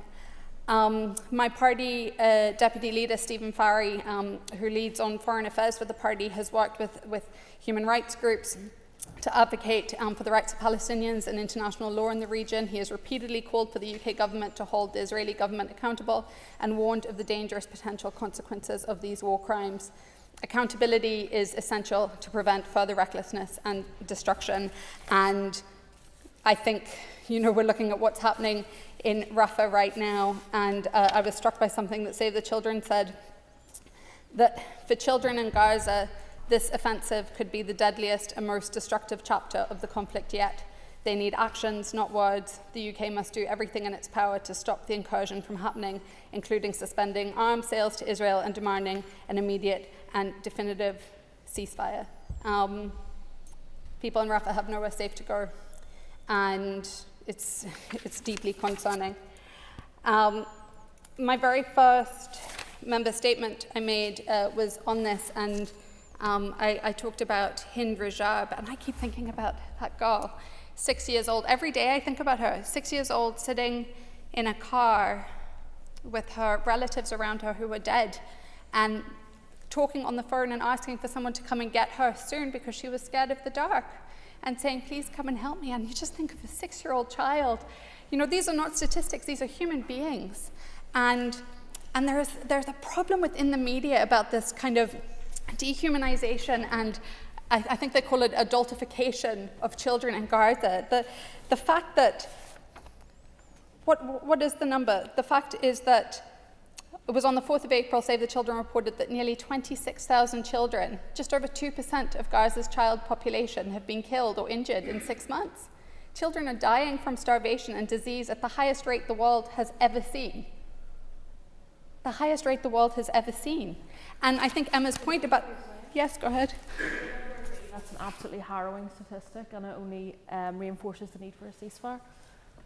I completely agree. Thank you for that. I think that it's you just can't get your head around it, especially as parents, how this is being allowed to happen, and the silence, the international silence, and the hypocrisy around it. So I think that we stand by a two-state solution. There is a mountain to climb, but there is no sustainable alternative that respects human rights. And Alliance just wants a just future for every Israeli and Palestinian, for them to live in peace and safety and dignity with equal rights. And we have the opportunity to send a message from this Assembly. So I support the motion. I call Ms. Carr-Hunt. Mr. Speaker, and I welcome that we have the opportunity today to talk about this incredibly important issue, and I will struggle immensely to fit in my thoughts and feelings in articulating the horror and the level of atrocities that have been carried out over the past few months in Palestine, but I will certainly do my best. Many today here and outside of this room will question why Assembly time has been devoted to international affairs when there are other pressing local matters. However, the scale and relentless nature of the war crimes perpetrated by the Israeli government represent such a horrific disregard for human life that we in this chamber, I feel, are morally obliged to raise and to ask for an end of the suffering of the Palestinian people and join in the international calls for an immediate ceasefire. And I would like to thank the vast number of my constituents who have been in touch on this issue and who have hosted and held rallies and spoke so passionately about this issue. Since October last year, Israel's brutal offence has seen the slaughtering of at least 34,735 Palestinians, wounding at least an additional 72,889 people, and devastating the lives of countless thousands more. We in this part of the world are people for whom the memory of conflict, albeit on a far smaller scale, still looms large, and we should do well to consider the pain and trauma that will undoubtedly harm the people of Gaza for generations to come. Numbed and appalled, we here in this part of the world have watched in sheer disbelief at the terror of bombing of civilians, the wholesale destruction of schools, hospitals and places of worship. And ultimately, one of the worst things I think I've seen has been the complete denial of aid, fuel, food and water to the civilian population who struggle to survive and have nowhere to turn. Members of this House, when future generations look back at this moment when we've debated this here today, they will surely wonder why so many of us were so slow to act, to look at the actions of newborn babies, pregnant mothers, breastfeeding mothers, being denied basic meals. It's absolutely unthinkable. And as the Washington Post tagline states, democracy dies in darkness. And whilst the reputation of Israeli democracy is ever more in tatters, surely this week with the attack on Rafah is an absolute new low. To be mindful, on May 15th in 2021, the IDF levelled the Al Jalaa building in Gaza, toppling with just half an hour's notice the 11th-floor building which housed both Al Jazeera and Associated Press offices. Little more than a year later, the IDF murdered Al Jazeera journalist Shireen Abu Akleh in cold blood, a crime for which no one has ever been held accountable. And just last week, a bill was passed to end the full operations of Al Jazeera in Israel. As the philosopher and Holocaust survivor Hannah Arendt once said, "If you cannot say something, then you are living in a tyranny." For Al Jazeera, nothing at all can now be said inside the State of Israel.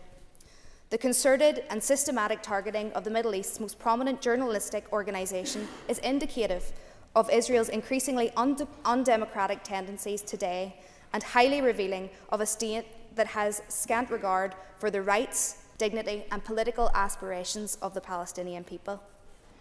A UN representative on human rights recently said, Israel has violated at least 3 of the 5 acts listed under the UN Genocide Convention.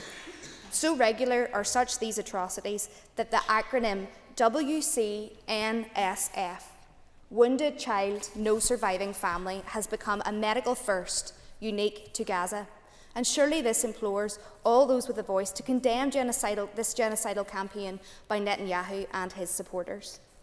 Whilst we all share the pain at the atrocities of October the 7th and ask for an immediate return of the hostages, it is pressing today that we in this House call for a total ceasefire, immediate recognition of the State of Palestine, and to plead with the international community and for the international community to renew all efforts in calling for lasting peace and a two-state solution.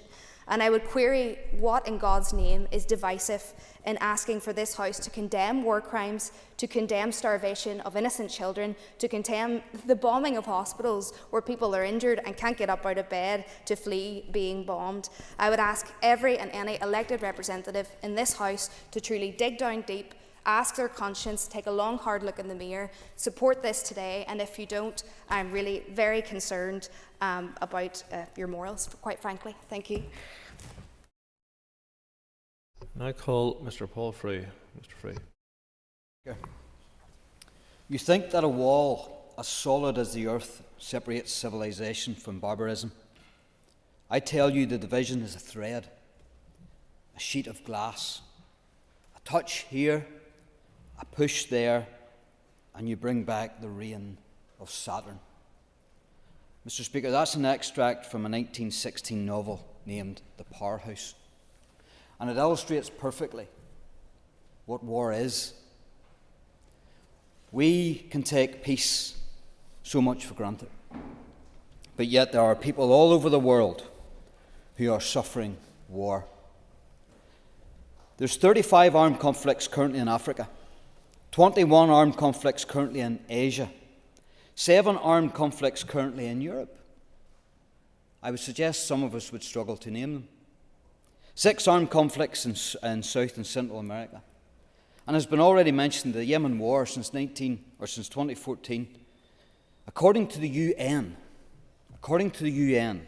over 150,000 people killed in Yemen, as well as an estimate of more than 227,000 dead as a result of an ongoing famine and lack of healthcare facilities due to the war. That's what war is. And so, of course, every single one of us here today should call for the ending of war. But just like 9/11 changed everything for America, for the US, and indeed for the world, because remember, we sent troops over, so did the 7th of October change everything for the Israeli people. And that is a stark comparison that must be made. Israel, I will give way, I want to make progress. Israel must have the right to defend itself. How it conducts the war is something that should be tried and tested at the very highest levels of court in this world. Not, I suggest, by an SDLP party and their motion today, which I believe is flawed. And it grieves me that we cannot support a motion that would end or would call for the ending of war. Who are the SDLP or anybody else in this House to attest what is genocide and what is war? You quote 35,000 people dead. Where do you get that figure from? I'm not disputing it. I'm asking where you got it from. If it's from the Ministry of Health, that is a terrorist organisation called Hamas. So we have to be careful, and it's been mentioned here today too about sound bites and coverage that we all see on social media. A lot of that cannot be attested. So where do we get our information from? And I think we all have to be very careful about what we view and what we see, because we are now living in a new age of technology. I will give way now. Yeah. There's a few things he said since that but I do appreciate him giving way. He's always open in debate. Can I just ask, he said everything changed for Israel on the 7th of October. I acknowledged in my remarks 7th of October was appalling and unjustifiable, but would he accept that the logic he's using is effectively an eye for an eye, and it's that Israel can kind of do effectively whatever it likes, and the equivalent could be said for Palestinians, who could say that the actions of the last 7 months have changed everything for them, and therefore, by that logic, justify any response from Hamas or indeed any other violent actor. Isn't it the case that ultimately you need to de-escalate and scale violence down? Thank you very much. So yes, we are in the midst of war. So how do we de-escalate that war? The Israeli state tells us, and I have no love for the government of Israel, but the Israeli state says there are two objectives. One, to bring home the hostages that are still underneath the ground in those tunnels, and to completely destroy Hamas. And how could we sit here and say that we want peace in the Middle East, and we want peace and we want a two-state solution, when one of the greatest barriers of that two-state solution is Hamas? How can we not see this, and how can we not add this into a motion? Millions of pounds were sent into Gaza. But the government of Gaza, Hamas, didn't use that concrete and steel to build hospitals and schools. They used it to build a network of tunnels so sophisticated that it compares with the underground network in New York. Not only does war bring humanitarian crisis and consequences to people, but also does bad government. And so, we should not judge from here, seeing only limited information about what is actually going on the ground. And I would appeal to members here, forget about your sound bites, forget about your politicking. Let's call for a proper ceasefire in order that something good would come out of the carnage that's being created and perpetrated on the Israeli families and the Palestinian families. And hope and pray that someday there'll be lasting peace Members, time's up. in Israel. Thank you. Justin McNulty. Mr. McNulty. I rise to support this motion today. Other speakers have already spoken to the facts and the statistics. 100,000 Palestinians dead or injured, 70% of them women and children. 1.4 million innocent civilians now cornered in Rafah, corralled like cattle. They were told to move south towards Rafah for their own safety. But in reality, they are now more vulnerable than ever before, with doom and death breathing down their necks. Ultimately, there are no words that can be offered by any member of this Assembly here today that can comfort the besieged and slaughtered people of Palestine. There are no words that any MLA can offer that will strike at the heart of the horror of the Palestinian people are enduring. Our words are not enough. And that is why I want to use my time today to give ordinary people in Palestine a voice, to amplify the words of those people who do not know whether tomorrow they will see dawn or doom, whether tomorrow they will see dawn or death. My friend and SDLP colleague Cillian Fian has spent time in Gaza, bringing help and aid there over the years. He has built abiding relationships and has reached out to his friends in Palestine over recent days, firstly to see if they're still alive, and so they can give a voice to those fighting for survival under attack from a genocidal regime. I will share with you the words of Cillian's friend, a young woman called Tala. At just 30 years old, Tala has witnessed more destruction and brutality than any of us should see in 100 lifetimes. This is what Tala said. My heart aches. The pain felt in my beloved Palestine goes beyond words, touching the soul in a way that even tears cannot fully express. The entire world now knows of our horror. Silence and inaction will haunt you all of your life, and you shall endure the guilt of living next door to genocide. Human beings are supposed to live together, not to be left to die alone. Nicola, aged 31, became a father for the first time last year. His words to Cillian cut deep. Nicola said, "There's nothing more brutal and inhumane than watching your son die in front of your eyes while you are tied up with no place to run. Please stop the destruction now. This is the scream of all fathers in Gaza." George, at just 24 years of age, has asked us to make this plea today. George implored, "At a time when humanity is being extinguished in Gaza, send us yours. As the rest of the world turns their back on Gaza, come to our aid and stand with us." Ceann Comhairle, it is critical that we keep sight of our common humanity and resist the urge to allow today to descend into whataboutery and one-upmanship. The words I have quoted have been shared with us by 3 young Palestinians, 3 living, breathing human beings out of millions who now live with no guarantee of seeing tomorrow. Think about how that feels. Millions of people who do not know if they will see tomorrow. These people love their parents just as much as we do.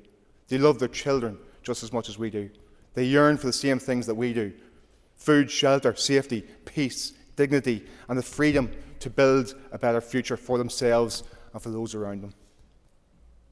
It seems obscene to me, and it is obscene, that calling for an end of the slaughter of innocents has not yet received universal support. My call today is simple. Honour the pleas of innocent men, women and children.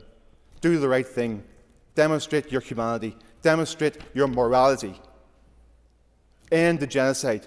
Call for peace in a collective and united voice. Mr. Jim Allister. Thank you. Mr. Speaker, I cannot support this motion because it is partisan and unbalanced in its wording. There is no recognition in this motion of the right of Israel to defend itself, even after the most horrendous events of the 7th of October? Indeed, is there even a recognition in this motion of the right of Israel to exist, which would have to be the starting point for any solution going forward? And indeed, this motion is worse than not accepting the right of Israel to defend itself.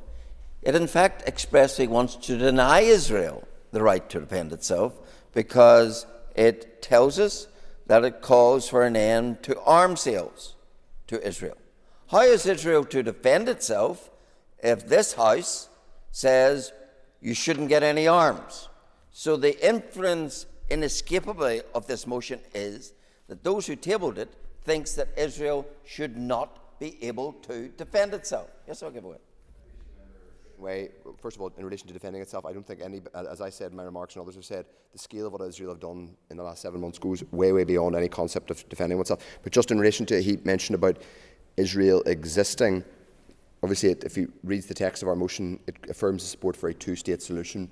Clearly implicit in recognition of a two-state solution is that the state of Israel would exist.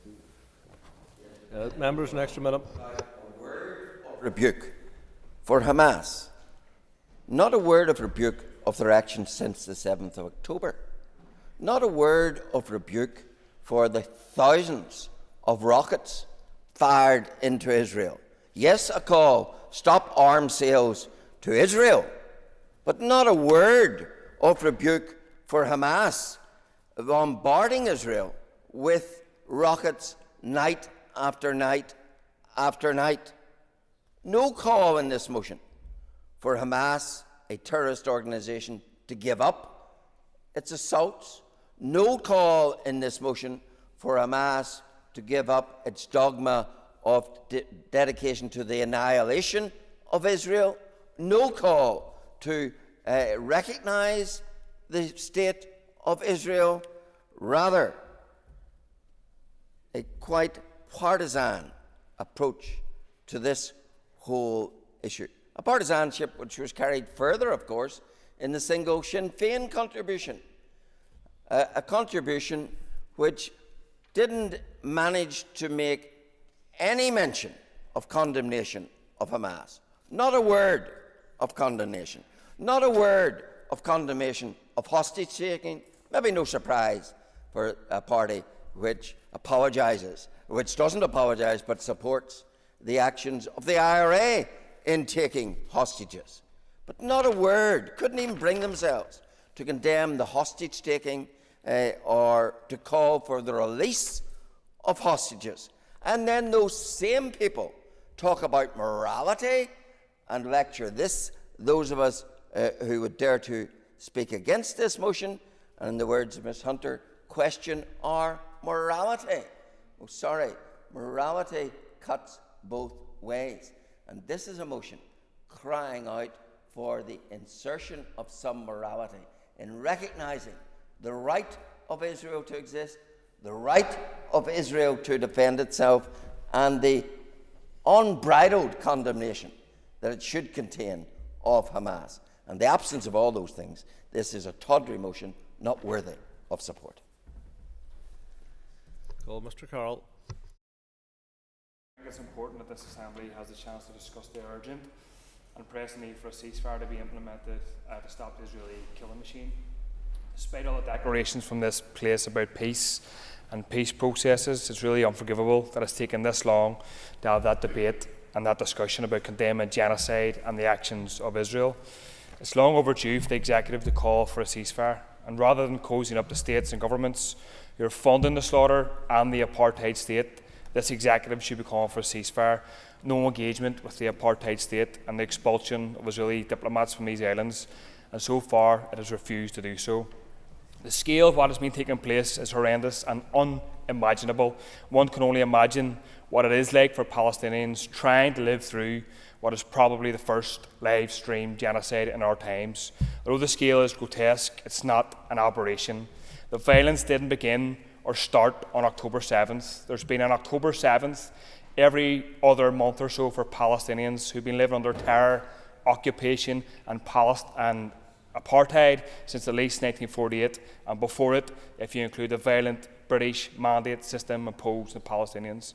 There are a few issues with the motion, Mr. Speaker, that need to be mentioned before hoping that this place can indeed call for a ceasefire.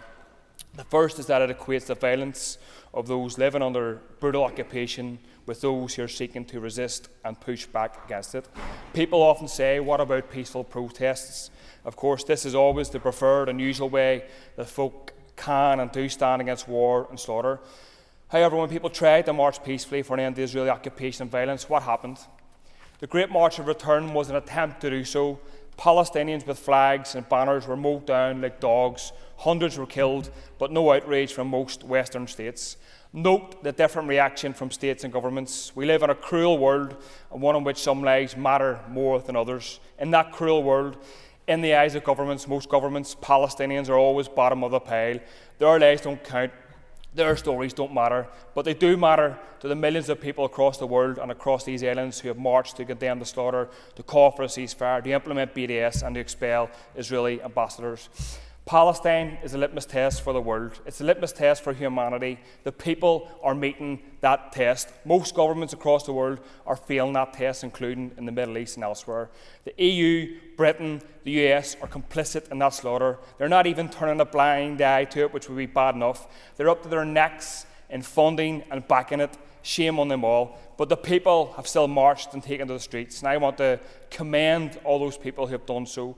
I particularly want to mention the students and young people who are marching in the US and camping out in universities there, and here and salute the students of Queen's who have occupied the Lanyon building today to call on the Queen's administration to call out the Israeli state. Palestine is the end of the world that never ends, and it is up to Palestinians to determine what their future looks like, free from assault, slaughter, massacres and occupation. I think it's a mistake in this motion to dictate what that looks like. It's a mistake, in my view and many others, to impose a discredited, unworkable two-state solution on Palestinians, many of whom do not accept it for many reasons. And we've seen recently that even the US do not even want a two-state solution. They've been resistant calls to implement one for decades. The Oslo Accords, Mr. Speaker, give the green light to the extension of illegal and immoral Israeli settlements. Palestinians have every single right to dismantle that apartheid system, to dismantle that apartheid state, and I support them, we support them in their right to do so, and unfortunately the motion doesn't support that.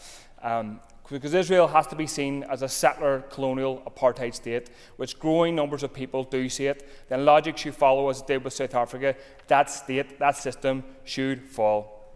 And all the talk of agreeing ceasefire, what does Israel do? All the talk of possibly a ceasefire in our midst. Israel goes to the border of Rafah, states that's going to intervene in Rafah and implement slaughter on a mass scale. I say in that context, people need to go back to the streets, back to mobilising and call for a free Palestine from the river to the sea, and end support for this apartheid system, this apartheid state, this brutal apartheid regime. I call Colin McGrath to wind. Speaker, and I will take the opportunity to wind in this debate, and I do want to begin by thanking all members that have participated and to thank them for the way that they have contributed. I think they've added to the conversation that we need to have, and I think that this is an appropriate place to have them, and that's it's been good to have the contributions to allow us to continue with the discussions. This was not a debate for grandstanding or for dog whistling, and it was not a debate for making assumptions. I think one of the key underlying reasons for that is that if we've learned anything in the last 26 years from here, it's that an agreed peace, which imperfect though it may be, it can be an incredibly fragile thing.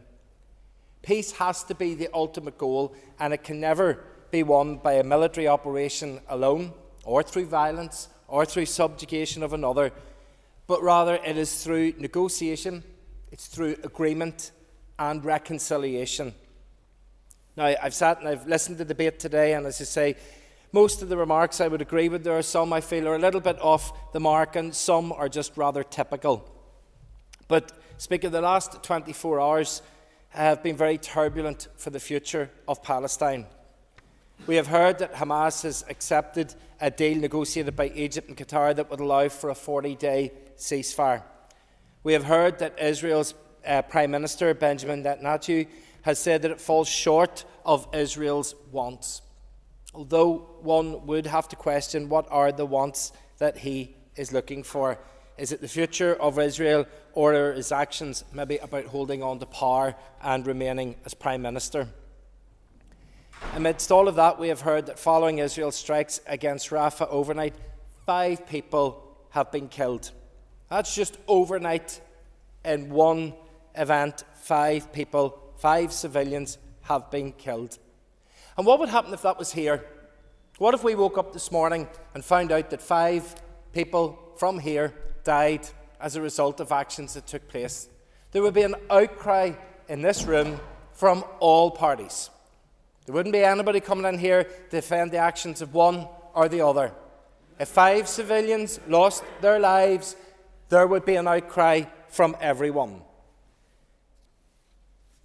Where is the outcry for the more than 35,000 people who have died as a result of Israel's bombardment since the 7th of October?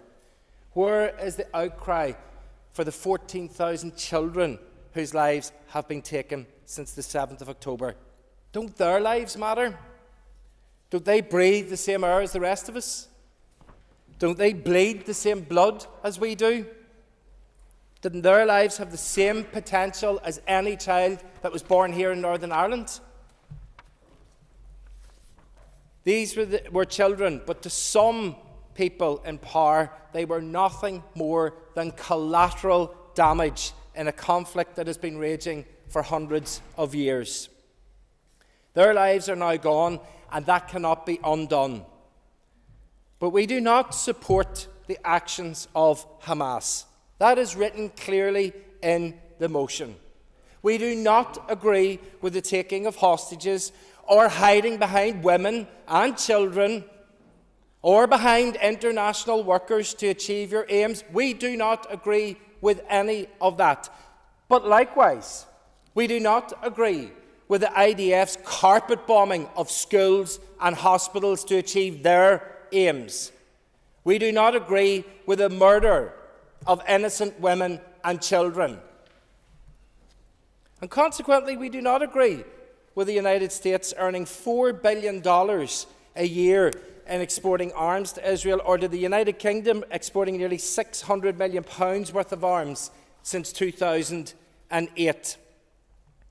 Because, Mr. Speaker, while the text of the motion we have been debating today does concern what has been happening since the 7th of October, it is important that we recognise that it has been happening in Palestine over the last number of years.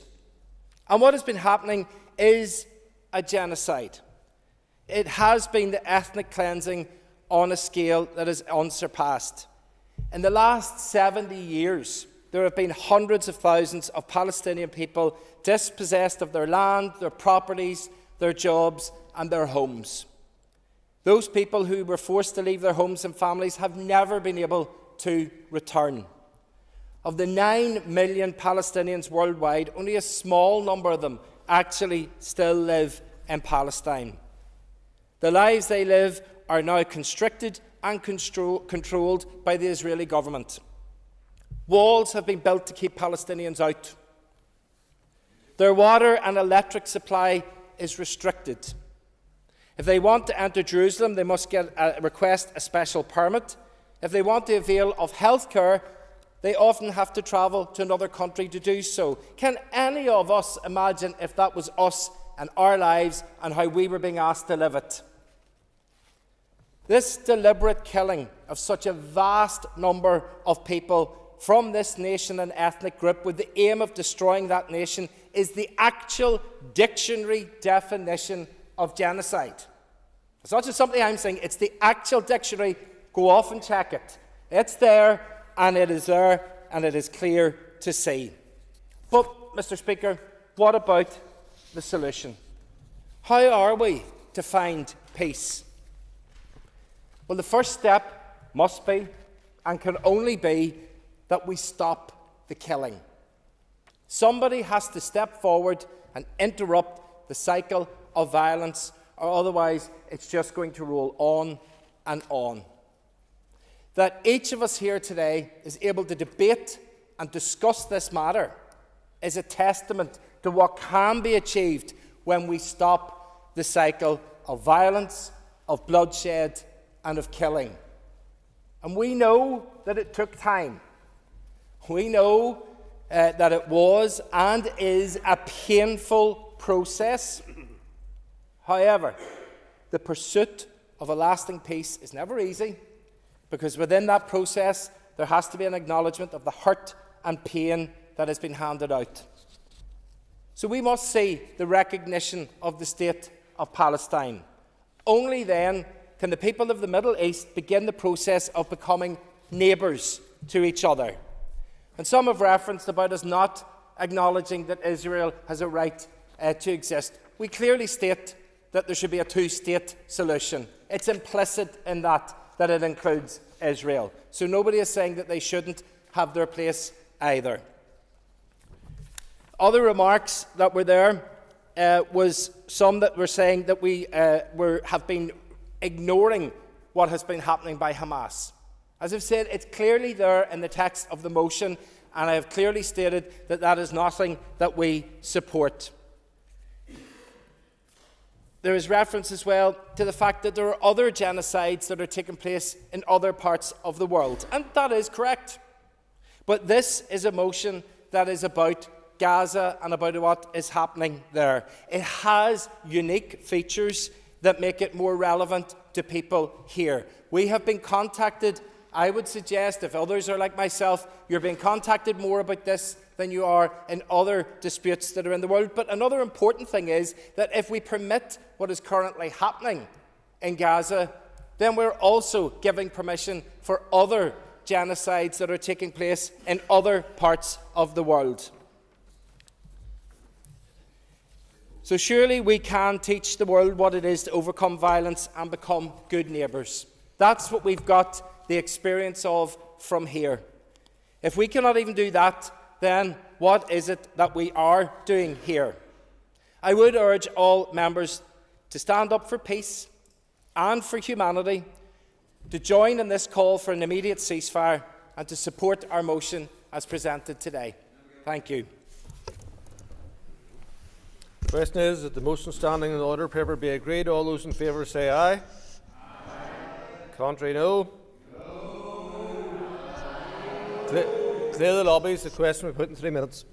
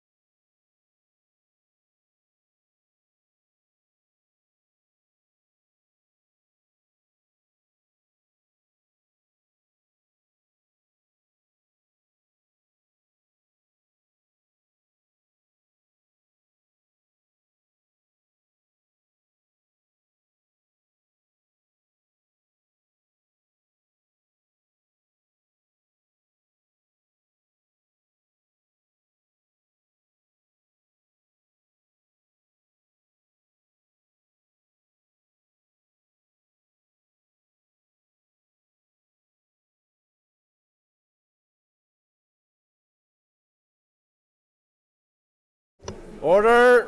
Members will resume their seats. The question is that the motion standing in the order paper be agreed. All those in favour say aye. Aye. Contrary, if any, no.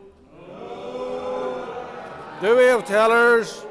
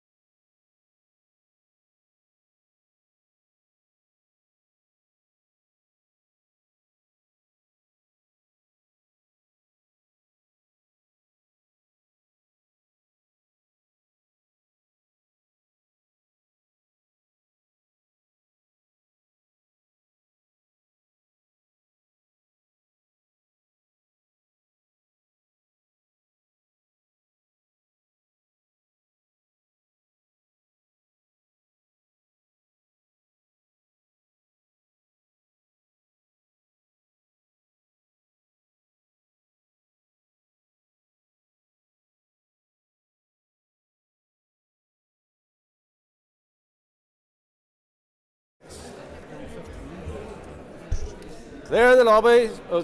Order. Tellers have been appointed as follows. Tellers for the ayes are Sinead McLaughlin and Cara Hunter. Teller for the noes are Harry Harvey and Brian Kingston. Clear the lobbies. The Assembly will divide. Ayes to my right, noes to my left.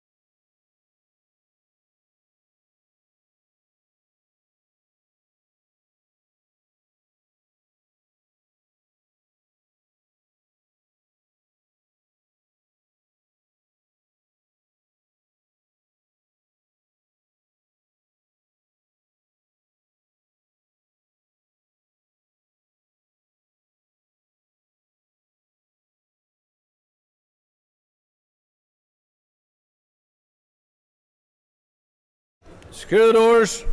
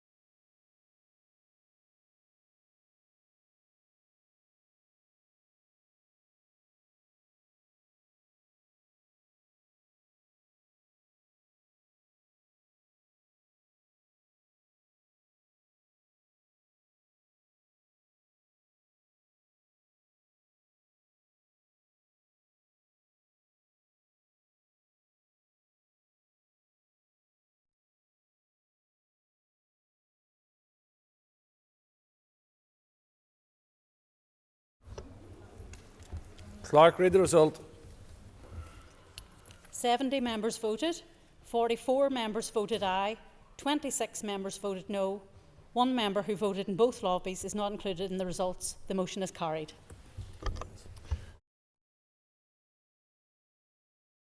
Please, whilst we change the top table before the adjournment debate.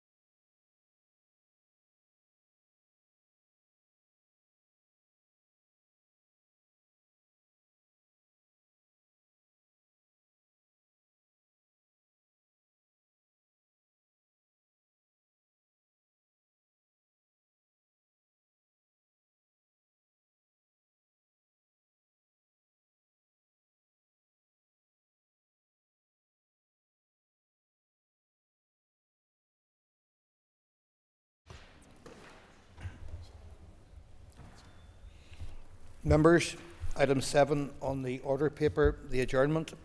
The question is that the Assembly do now adjourn, and in conjunction with the Business Committee, the Speaker has given leave to Cara Hunter to raise the matter of housing crisis on the North Coast. I call Cara Hunter, who is up to 15 minutes.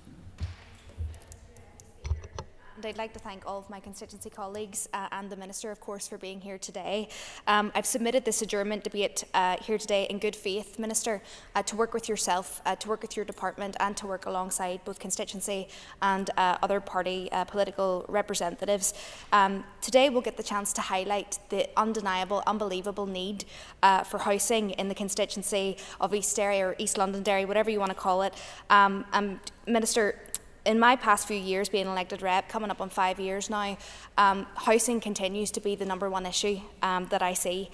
Whether it's young, vulnerable single men, looked after children, leaving care and looking for housing for the first time, people who live life with either a physical or learning disability, mothers and fathers who have been left homeless and have nowhere to go. It's creating significant pressure, and I really welcome that we have the chance to debate and talk about this further today. I'll just touch on a lived experience of one of my constituents. Years previous, I met with a lovely lady in my constituency who uses a wheelchair due to a medical diagnosis. She couldn't gain access to a house that was fit for purpose, and it was taking years at a time to get a suitable home for her. And as a direct result, she's been living in a caravan within the East Derry constituency. So that shows the level of pressure and the solutions that people have been forced into making in order to get a fit for purpose, disability access approved home. But that's just one of many stories, and we've all heard across this House over the past number of years the pressures on our housing system, and currently there's over 46,000 people in the north awaiting a home. And I have to say I'm genuinely worried for the health and the well-being of my constituents who are experiencing the pressures that housing stress can bring. I believe today and this conversation acts as an opportunity to hear directly from you, Minister, from your department, to talk a little bit more about strategies on housing, on solutions being proposed by your department to adequately solve this ongoing housing crisis. And I am aware, Minister, you've only been in the position for a couple of weeks, and housing here is a historical problem that has been historically underfunded as well, for generations arguably. So I really welcome that we're here today to talk about this further. I believe we must immediately build and expand social housing in our communities and throughout the constituency of East Derry. We have seen just the unbelievable challenges each and every day, people being made homeless with mere weeks to find a home, and rarely they do. And this forces families to move into overcrowded houses, and they suffer immensely, and their mental health suffers as well due to housing pressures. Housing stress really does ruin lives. And I spoke recently with children experiencing housing stress, and they had touched on they can't bring friends over because they live in their family's living room as opposed to having their own bedroom and their own home. So that's just some of those lived experiences I just want to share here today. And it feels like across the constituency today refers to the North Coast. So we have Portrush, Portstewart, and the wider Coleraine area. And what I've seen is, what we're continuing to see is the loss of private rentals for families who desperately need them, and there really are no homes available. And that has contributed essentially to a situation whereby we have fewer houses available. The market is more competitive, the rent prices are going up, and for the houses that are for sale, people can't afford them. Young professionals, young families, people who've just got married or want to start a family are really struggling, and ultimately I believe that lack of available housing is eliminating a sense of community in these areas as well, but I'll come to that further down the line. As I've mentioned in previous speeches within this House, I've met with estate agents over the past few months who've said they've never seen it as bad as this, as stark as this, with as few houses in the North Coast area, and I think that's something really interesting to raise here today. But to talk about the issue in East Derry and the wider North Coast of housing and housing stress, I think what we really need to address is our unique position of struggling with housing and second home ownership. And we have seen Portrush is a very attractive place. I live there, I love there, I grew up there. I can see why people do want to live there. But when we talk about second home ownership and of course the lucrative sort of short lets, Airbnbs for example, it's really impacting the ability to access a house and for young families to grow up. So it's really important to raise here today. And while I in no way seek to demonise second home ownership, I do want to place it on your radar, Minister. I think there is a conversation there about perhaps moderating, how many houses are being bought up as second homes. And I'll give you an example. In the last election, the Assembly election, I had canvassed a street that I grew up in, and it was a street of about 10 or 12 houses. And I thought, this is great, I'll knock the door of the house I grew up in, and nobody lived there because it was a second home. And when I was knocking, I eventually did knock on a door where a lady answered, and I said, is there a football match on today? What is going on? Why is it so empty?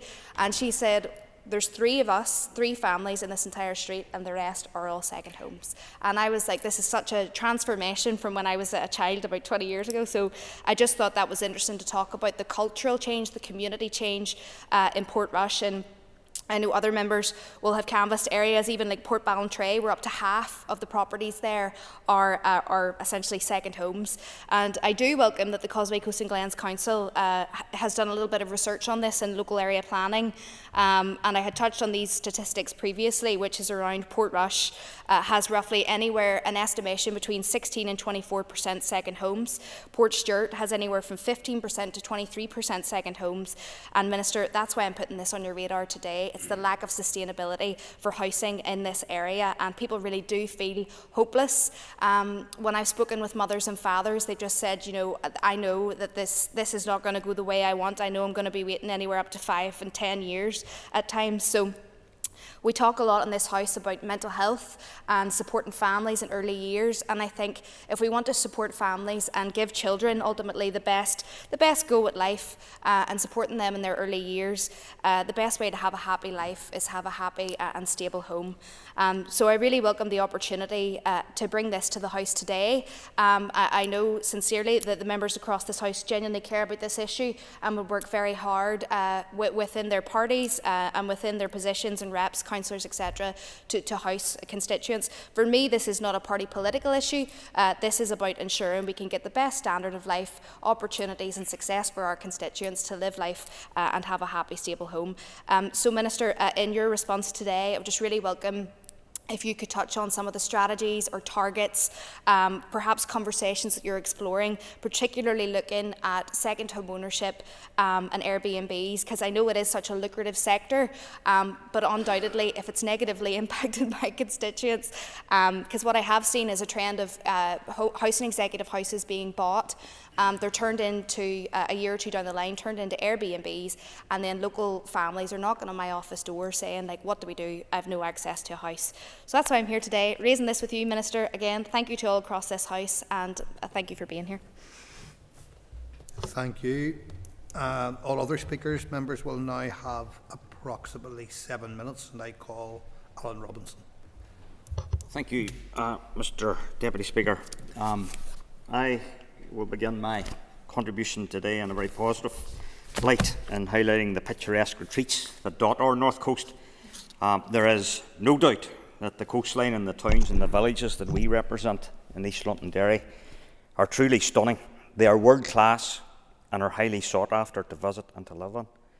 We should all, in this chamber who represent East Londonderry, be very proud and very lucky to live and to represent this part of Northern Ireland.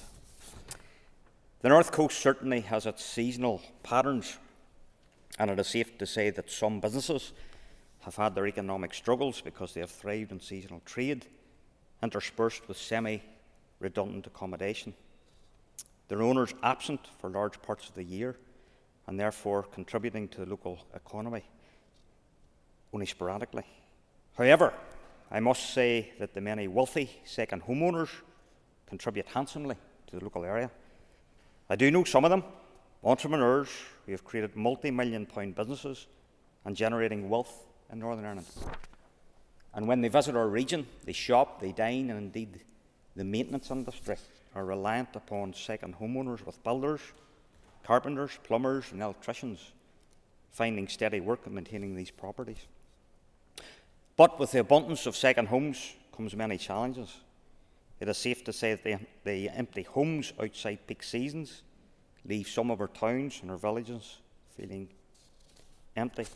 There's also the affordability crisis, where the influx of second homes can inflate property prices, pushing locals out of the housing market. We must also remember, or always remember, that a community thrives on its people. When second homes outnumber permanent residents, the social bonds weaken. And that indeed is prevalent in areas like Port Ballantrae, where the local council suggests that 45 to 51% of the housing stock is now second homes. Councillors in that area have told me that there are localities where a single light shines from the one permanent home and where residents talk about a lonely existence. And maybe there is the possibility of local groups, the council and others engaging with second homeowners to foster a sense of shared responsibility for towns and to provide a future where second homes coexist with the heartbeat of the local area. The path forward in regards to second homes is about striking a balance. If regulation is the way forward, then it must be done with sensitivity and welcome second homeowners, and preserving our community spirit is paramount. If local councils are minded to wield power by way of change in planning law to regulate second homes and holiday lets, it must be done with common sense. I am aware that Causeway Coast Council had previously called for DFI to consider changing planning laws in a bid to control the number of holiday homes in the North Coast, only for DFI to respond by saying that they had no plans to amend existing planning legislation, as not all council areas are affected by second homes and holiday lets. DFI did suggest that it is for councils to prepare their own bespoke local policies to address issues. However, a council report dated 26 October 2022 indicated that research has not established evidence to demonstrate that the presence of second homes and holiday lets is the sole reason for high property prices. And that leads me on to the need for more investment in affordable housing for our local residents. The council paper that I referred to earlier states that where it has been demonstrated that the presence of second homes raises a local issue, in particular settlements, for example, a significant level of affordable housing need is identified through the housing needs assessment, experience has been that the most effective way to assist in redressing the imbalance and provide a substantial number of new affordable housing units in a settlement through the planning system is to zone land specifically for affordable housing purposes. Mr. Deputy Speaker, I'm not going to speak on any specifics of the housing needs in the North Coast, and I know that may seem a little bit strange, given that I represent the area, but my party colleague and I, Maurice Bradley, have what you may call a gentleman's agreement, whereby I look after the west of the constituency and Mr. Bradley looks after the east of the constituency. Therefore, Maurice, who unfortunately remains off while he recovers from a period of ill health, would have been a very capable individual and in a very capable position to give many practical examples of the housing needs in the North Coast. Therefore, I will be limited to comments around the social housing new build programme. In Causeway Coast and Glens in the previous financial year, there were 79 new social houses started, with a proposed 576 new builds being planned for the period 23 to 26. But with 3,604 in the waiting list as of March 2023 and 2,069 of those in housing stress, it doesn't take a mathematician to see that there will be disappointment for those on the list who may have to wait longer than hoped. And that applies across Northern Ireland, and obviously isn't unique to Causeway Coast and Glens. The most recent Housing Set of Housing Investment Plan did indicate a need for small family accommodation, but given that the 65-plus age group had increased by 26% over the period 2011 to 2021, there will be a need for the design and construction of greater numbers of accommodation for older people. I do welcome in that report that within Causeway, DEA, that Portrush and Portstewart are highlighted as areas of high need and therefore considered to be two key areas of priority. Korean and Limavady were highlighted with a social housing need of 420 and 213 respectively. So today, Minister, I do look forward to hearing from you. You are from the local area. I know you have spoke very passionately for the province, but specifically the North Coast, where you still have your roots. So I do welcome your contribution today, Minister. I call Sean Mulholland. Thank you, Deputy Speaker. I'm obviously here as the MLA for North Antrim, but given that we share a council area and because the pressure for housing on the North Coast doesn't end at the boundary into Port Ballantrae, but something similar is happening, Bushmills, Ballantoy, Ballycastle and even on round in your own constituency, Minister, in Cushendall. Although I am taking back Cushendun in the next boundary changes, but So it's a very common issue right across that north coast, and there is a sense of urgency about this debate. I hear it so often in my own constituency surgeries outside of the Mid and East Antrim bit of the constituency when we go into the Causeway Coast and Glens. What was a crisis of housing is now a real threat of the sustenance of the communities right along the coast. We are urging for action to address the multifaceted nature of this crisis, particularly in regards to the unchecked growth of second homes, the detrimental impact that those short-term rentals have on platforms like Airbnb, and the lack of affordable and social housing in the area. I'll not go over the statistics that both members before me from East Derry, Londonderry have outlined. But that proliferation of second homes isn't just a statistic. It is a force that's driving down those astronomical levels, and it does render the dream of buying your own home just completely inaccessible to local residents. And I've spoken to constituents in my own area who have had to move to Ballymena, Ballymoney and to Coleraine just to be able to get somewhere affordable to live. And the knock-on effect on that is then there are more challenges for actually growing your own family, between childcare and the ability to raise a family without that close network beside you. And it does take, it takes, as I said, takes a village. We are losing that sense of community. In Causeway Coast and Glens, on top of all of those issues, the average wage is depressingly low in comparison to those soaring property prices, and the disparity is stark. The lowest average wage in Northern Ireland is found in Causeway Coast and Glens, and the average highest average house price is in Causeway Coast and Glens. Our communities are facing this crisis that then is actually perpetuating this cycle of outward migration, as I said, to other areas like Ballymoney, Ballymena and even up to Belfast. Although why you would choose to live in Belfast when you could live on the north coast, but anyway, I think that's the issue.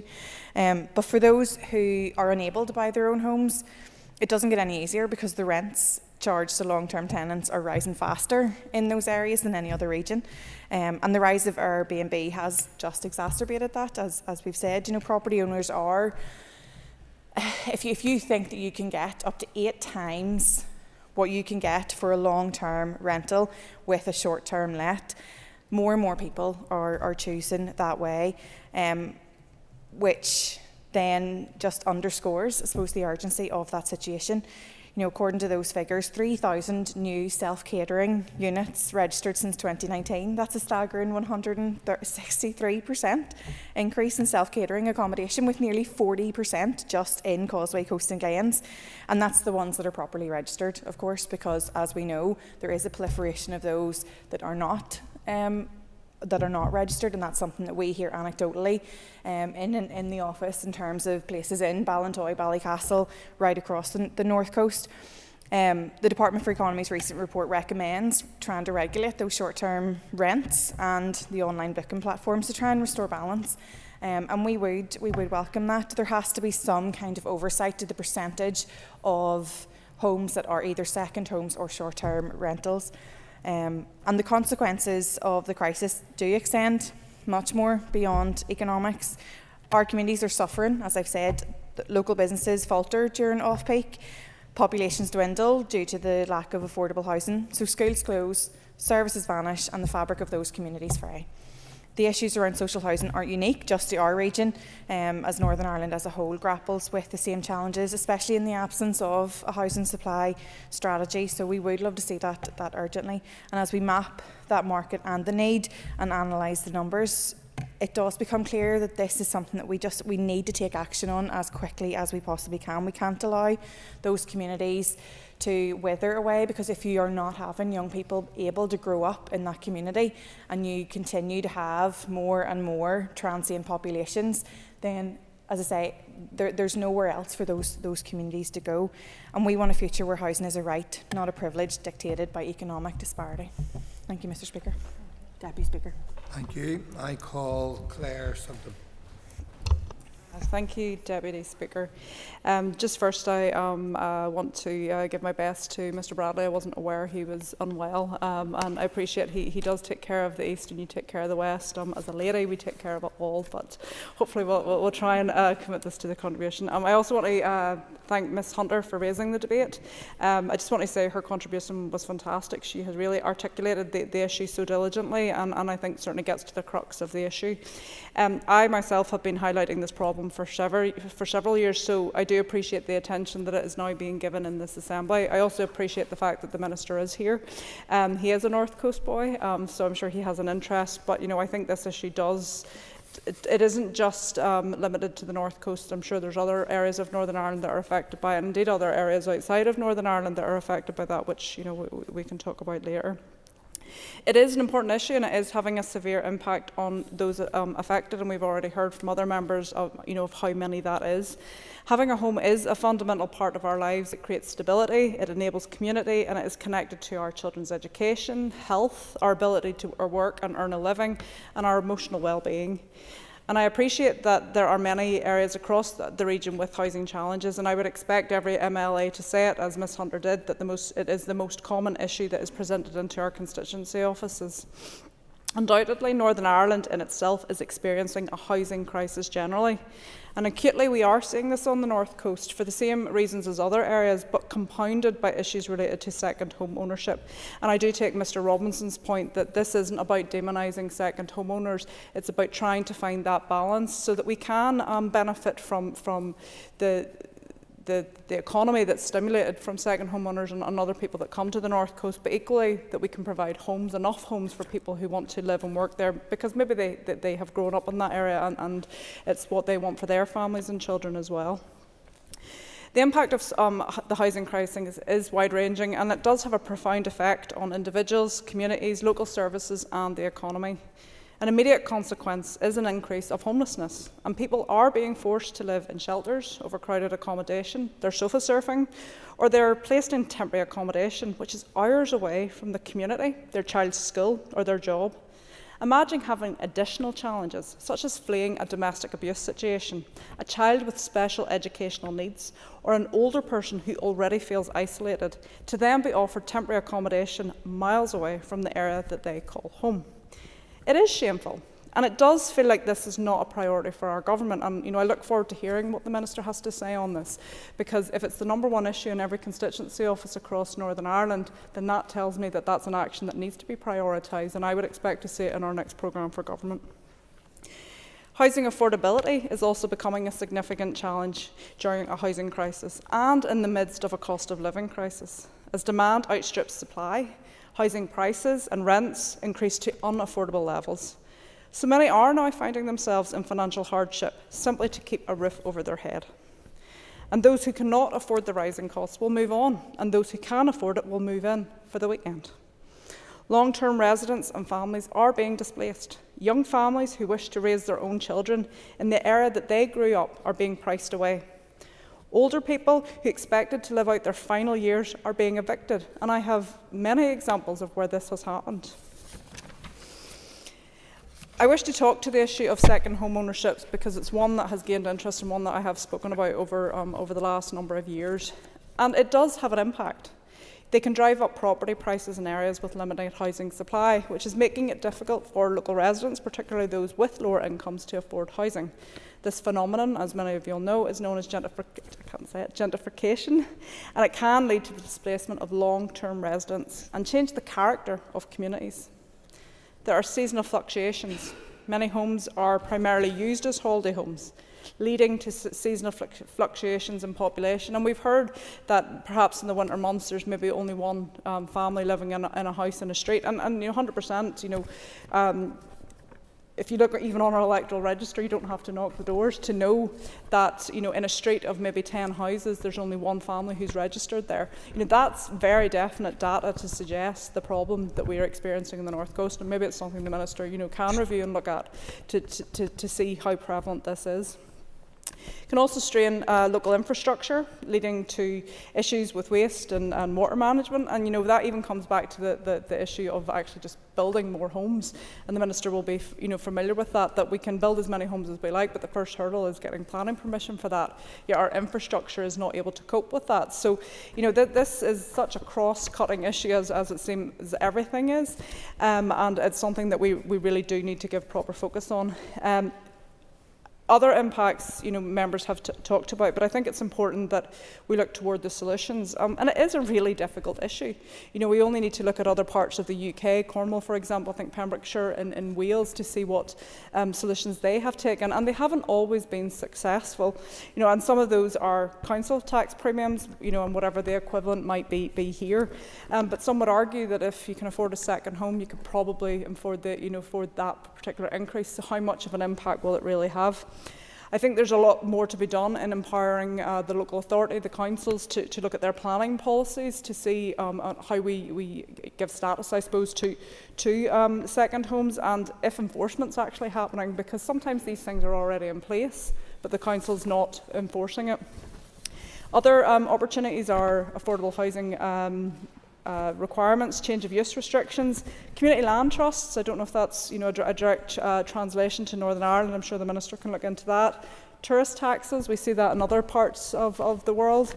It might be something that we want to do, and that money could go back in to those local communities to perhaps mitigate some of the challenges that we have with second homeowners. Empty homes initiatives, second homeowners themselves might find themselves in a difficult situation where their home that's costing them money to keep there, to heat, to light, is not working for them, because maybe people don't want to come to the areas. So there's a number of different things that we need to do. I think we need to be creative. I'm really pleased that the Minister is in the chamber, because it has felt like we've been talking about this issue for such a long time, but we're not really doing anything about it. So I look forward to hearing the Minister's solutions on this. Thank you. Thank you. And now call Ciara Ferguson. Deputy Speaker, I want to start by thanking the member for bringing forth this adjournment debate today in relation to housing need. Although this debate is specific to the North Coast, including parts of the Causeway Coast and Glens Council area, I think it is important to reiterate that we do recognise the growing need which exists across all our constituencies. When considering the data broken down by local council, it is clear that there is significant need within all our constituencies, particularly within Belfast and Derry. However, coastal areas such as Causeway Coast and Glens and Newry, Mourne and Down, for example, do face unique challenges, including those relating to the proliferation of short-term lets and second homes. As we well are aware, 45,615 households are currently on the social housing waiting list as of September 23. The crux of our challenge remains both the availability and the affordability of housing, alongside adequate support to tackle poverty and support our low-income households. Housing is a human right, and as defined by the UN Declaration on Human Rights and recognised within international human rights law. However, there is much more work needed for this to be realised, including government policy which can help guide housing provision. We all have a duty to ensure every person can have access to a safe, secure and affordable place they can call home. We must use our collective knowledge about the key issues in respect of housing need, which is further examined by the Department, to ensure that we can prevent any imbalance in housing diversity, affordability and availability across our different communities. Our young people deserve the opportunity to have suitable housing available within their area of choice, including the communities in which they grew up or where they find work, whether it's urban, rural or coastal. We must ensure design standards are improved to meet a diversity of needs, including for people with physical disabilities and larger families who are currently living in unsuitable homes without the facilities, the space or independence they need. Every home built that is not accessible or adaptable to a diversity of needs is a wasted opportunity and a future problem.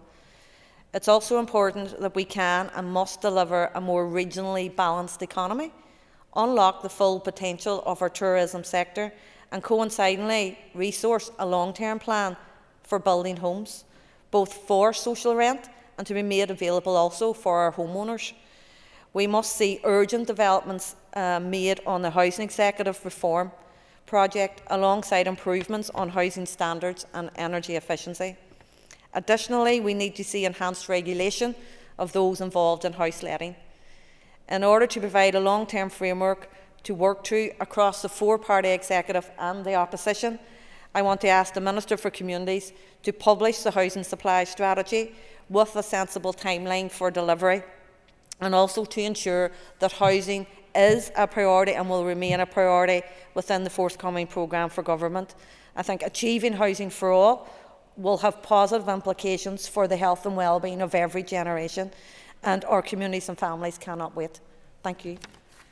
Thank you. And I will now call on the Minister for Communities to respond, and the Minister will have up to 10 minutes. Thank you very much, Mr Deputy Speaker, and can I thank Ms Hunter for bringing the debate to the House, and I welcome the opportunity to respond. I recognise many of the issues and concerns that the member and others have raised in this debate about housing on the North Coast. I understand as well that there were also some housing issues such as second homes and holiday homes which are perhaps more commonly raised when we talk about places such as the North Coast.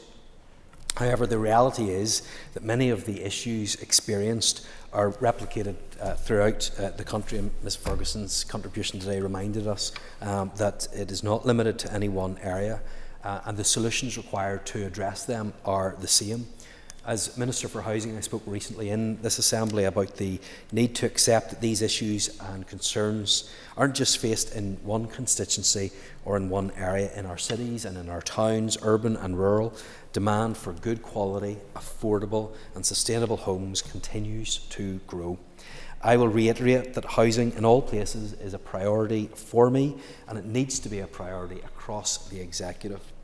Housing must be considered as a whole system, and there must be collective commitment and action across government alongside private, voluntary and community sector partners. I will state again that the barriers to delivery that we face, such as water infrastructure, capacity constraints, land availability and the planning process, will require coordinated action and investment across the executive, otherwise housing supply will continue to decline. We must acknowledge the very challenging budget situation and the recognition that with increased demand on services and rising costs, there's not sufficient funding to do everything that we want. But we need and want to be an executive that delivers. That means focusing on what is important, and I believe one of those things is providing homes for our people. We must deliver if we want to avoid sliding into a housing crisis like elsewhere in the UK and Ireland. But we have to acknowledge that the financial situation is more challenging than it has ever been. Now, this whole system approach that I talk about is fundamental to the draft housing supply strategy that I am working to finalise. And as I have mentioned before, this strategy will aim to provide the framework for the system changes that we need, but it will only deliver if other departments prioritise the changes and budgetary allocations they have to make so that the whole system can deliver the homes that we need. Now, I have been clear about the need to build more social homes. I announced to the Assembly on the 9th of April that in the last financial year across Northern Ireland, we met our target of over 1,500 social homes being started in partnership with the Housing Executive and housing associations. I'm pleased that this target was met in the face of an extremely constrained budgetary environment, but I also acknowledge that 1,500 homes is not enough. We know what the evidence is telling us. We need to protect the social homes we have and start about 2,500 houses a year. But this is not the environment we're operating in. Members will be aware of the 24-25 budget and the Finance Minister's remarks that demands on our finances outstrip the funding available many times over. But I can assure members here today that I will continue to spend most of my capital budget on the provision of social homes. As much as I want to build 35,000 more over the next 15 years, I must remind members that it will only be possible if there is budget available year on year, and I want to put that ambitious programme into place, but it's dependent on housing being prioritised within budget allocations.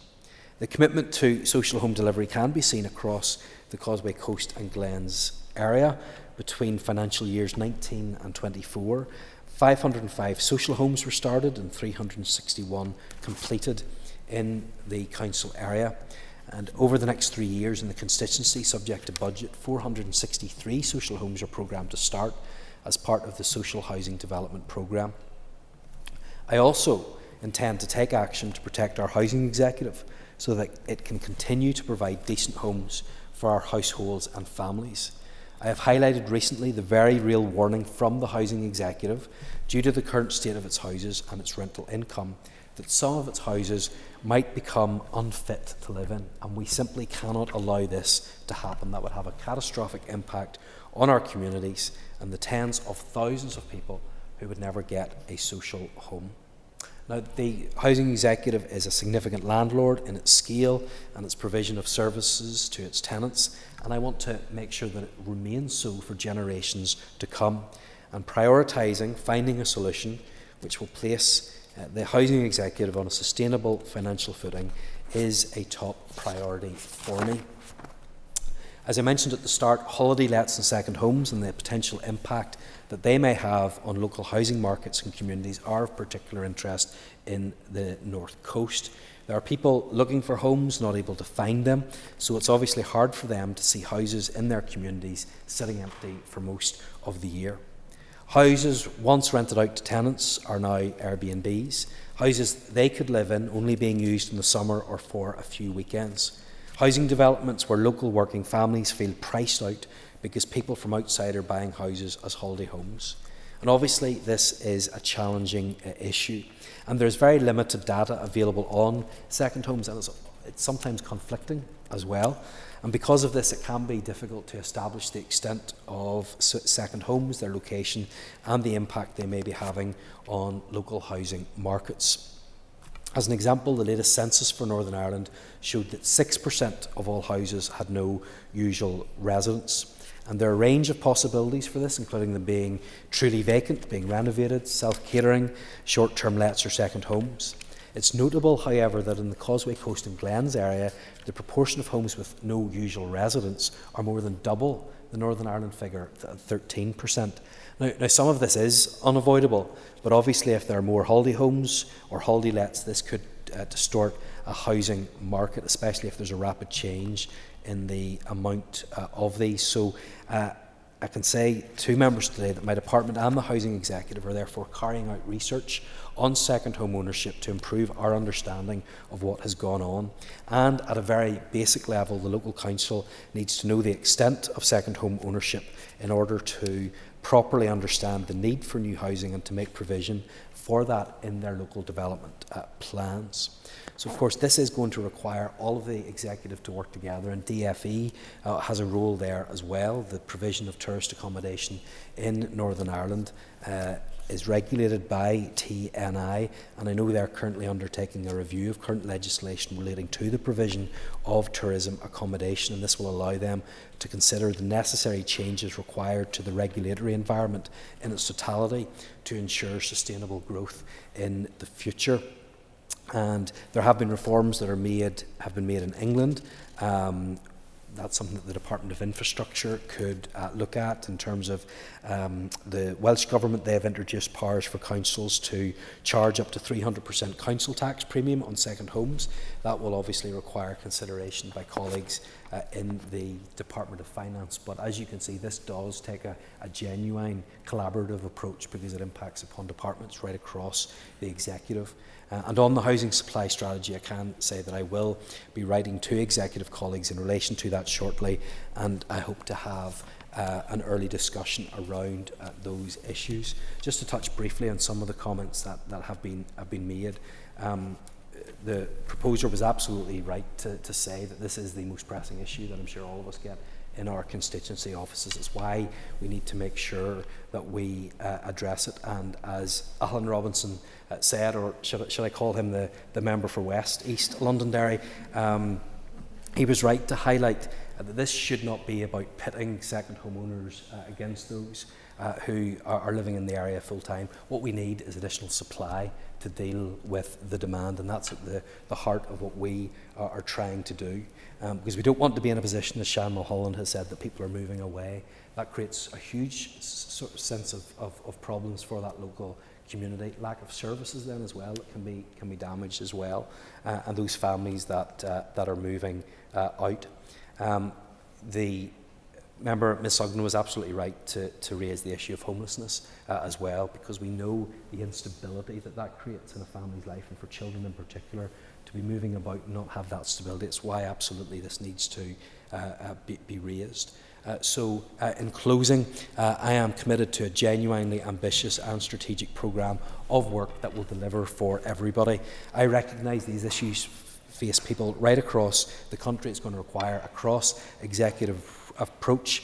I'm up for that. I will be bringing the housing supply strategy soon, and I want to make sure that we are in a position where we can ensure that everyone has a safe, sustainable and affordable place to call home. Thank you. Thank you, Minister Lyons, for that response. Members, the Assembly is adjourned.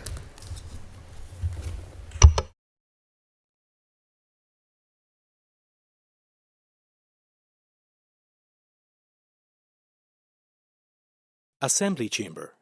Sound.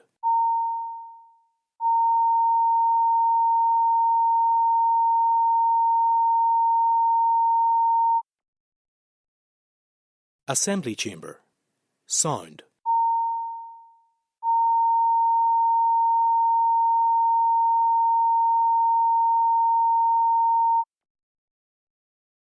Assembly Chamber.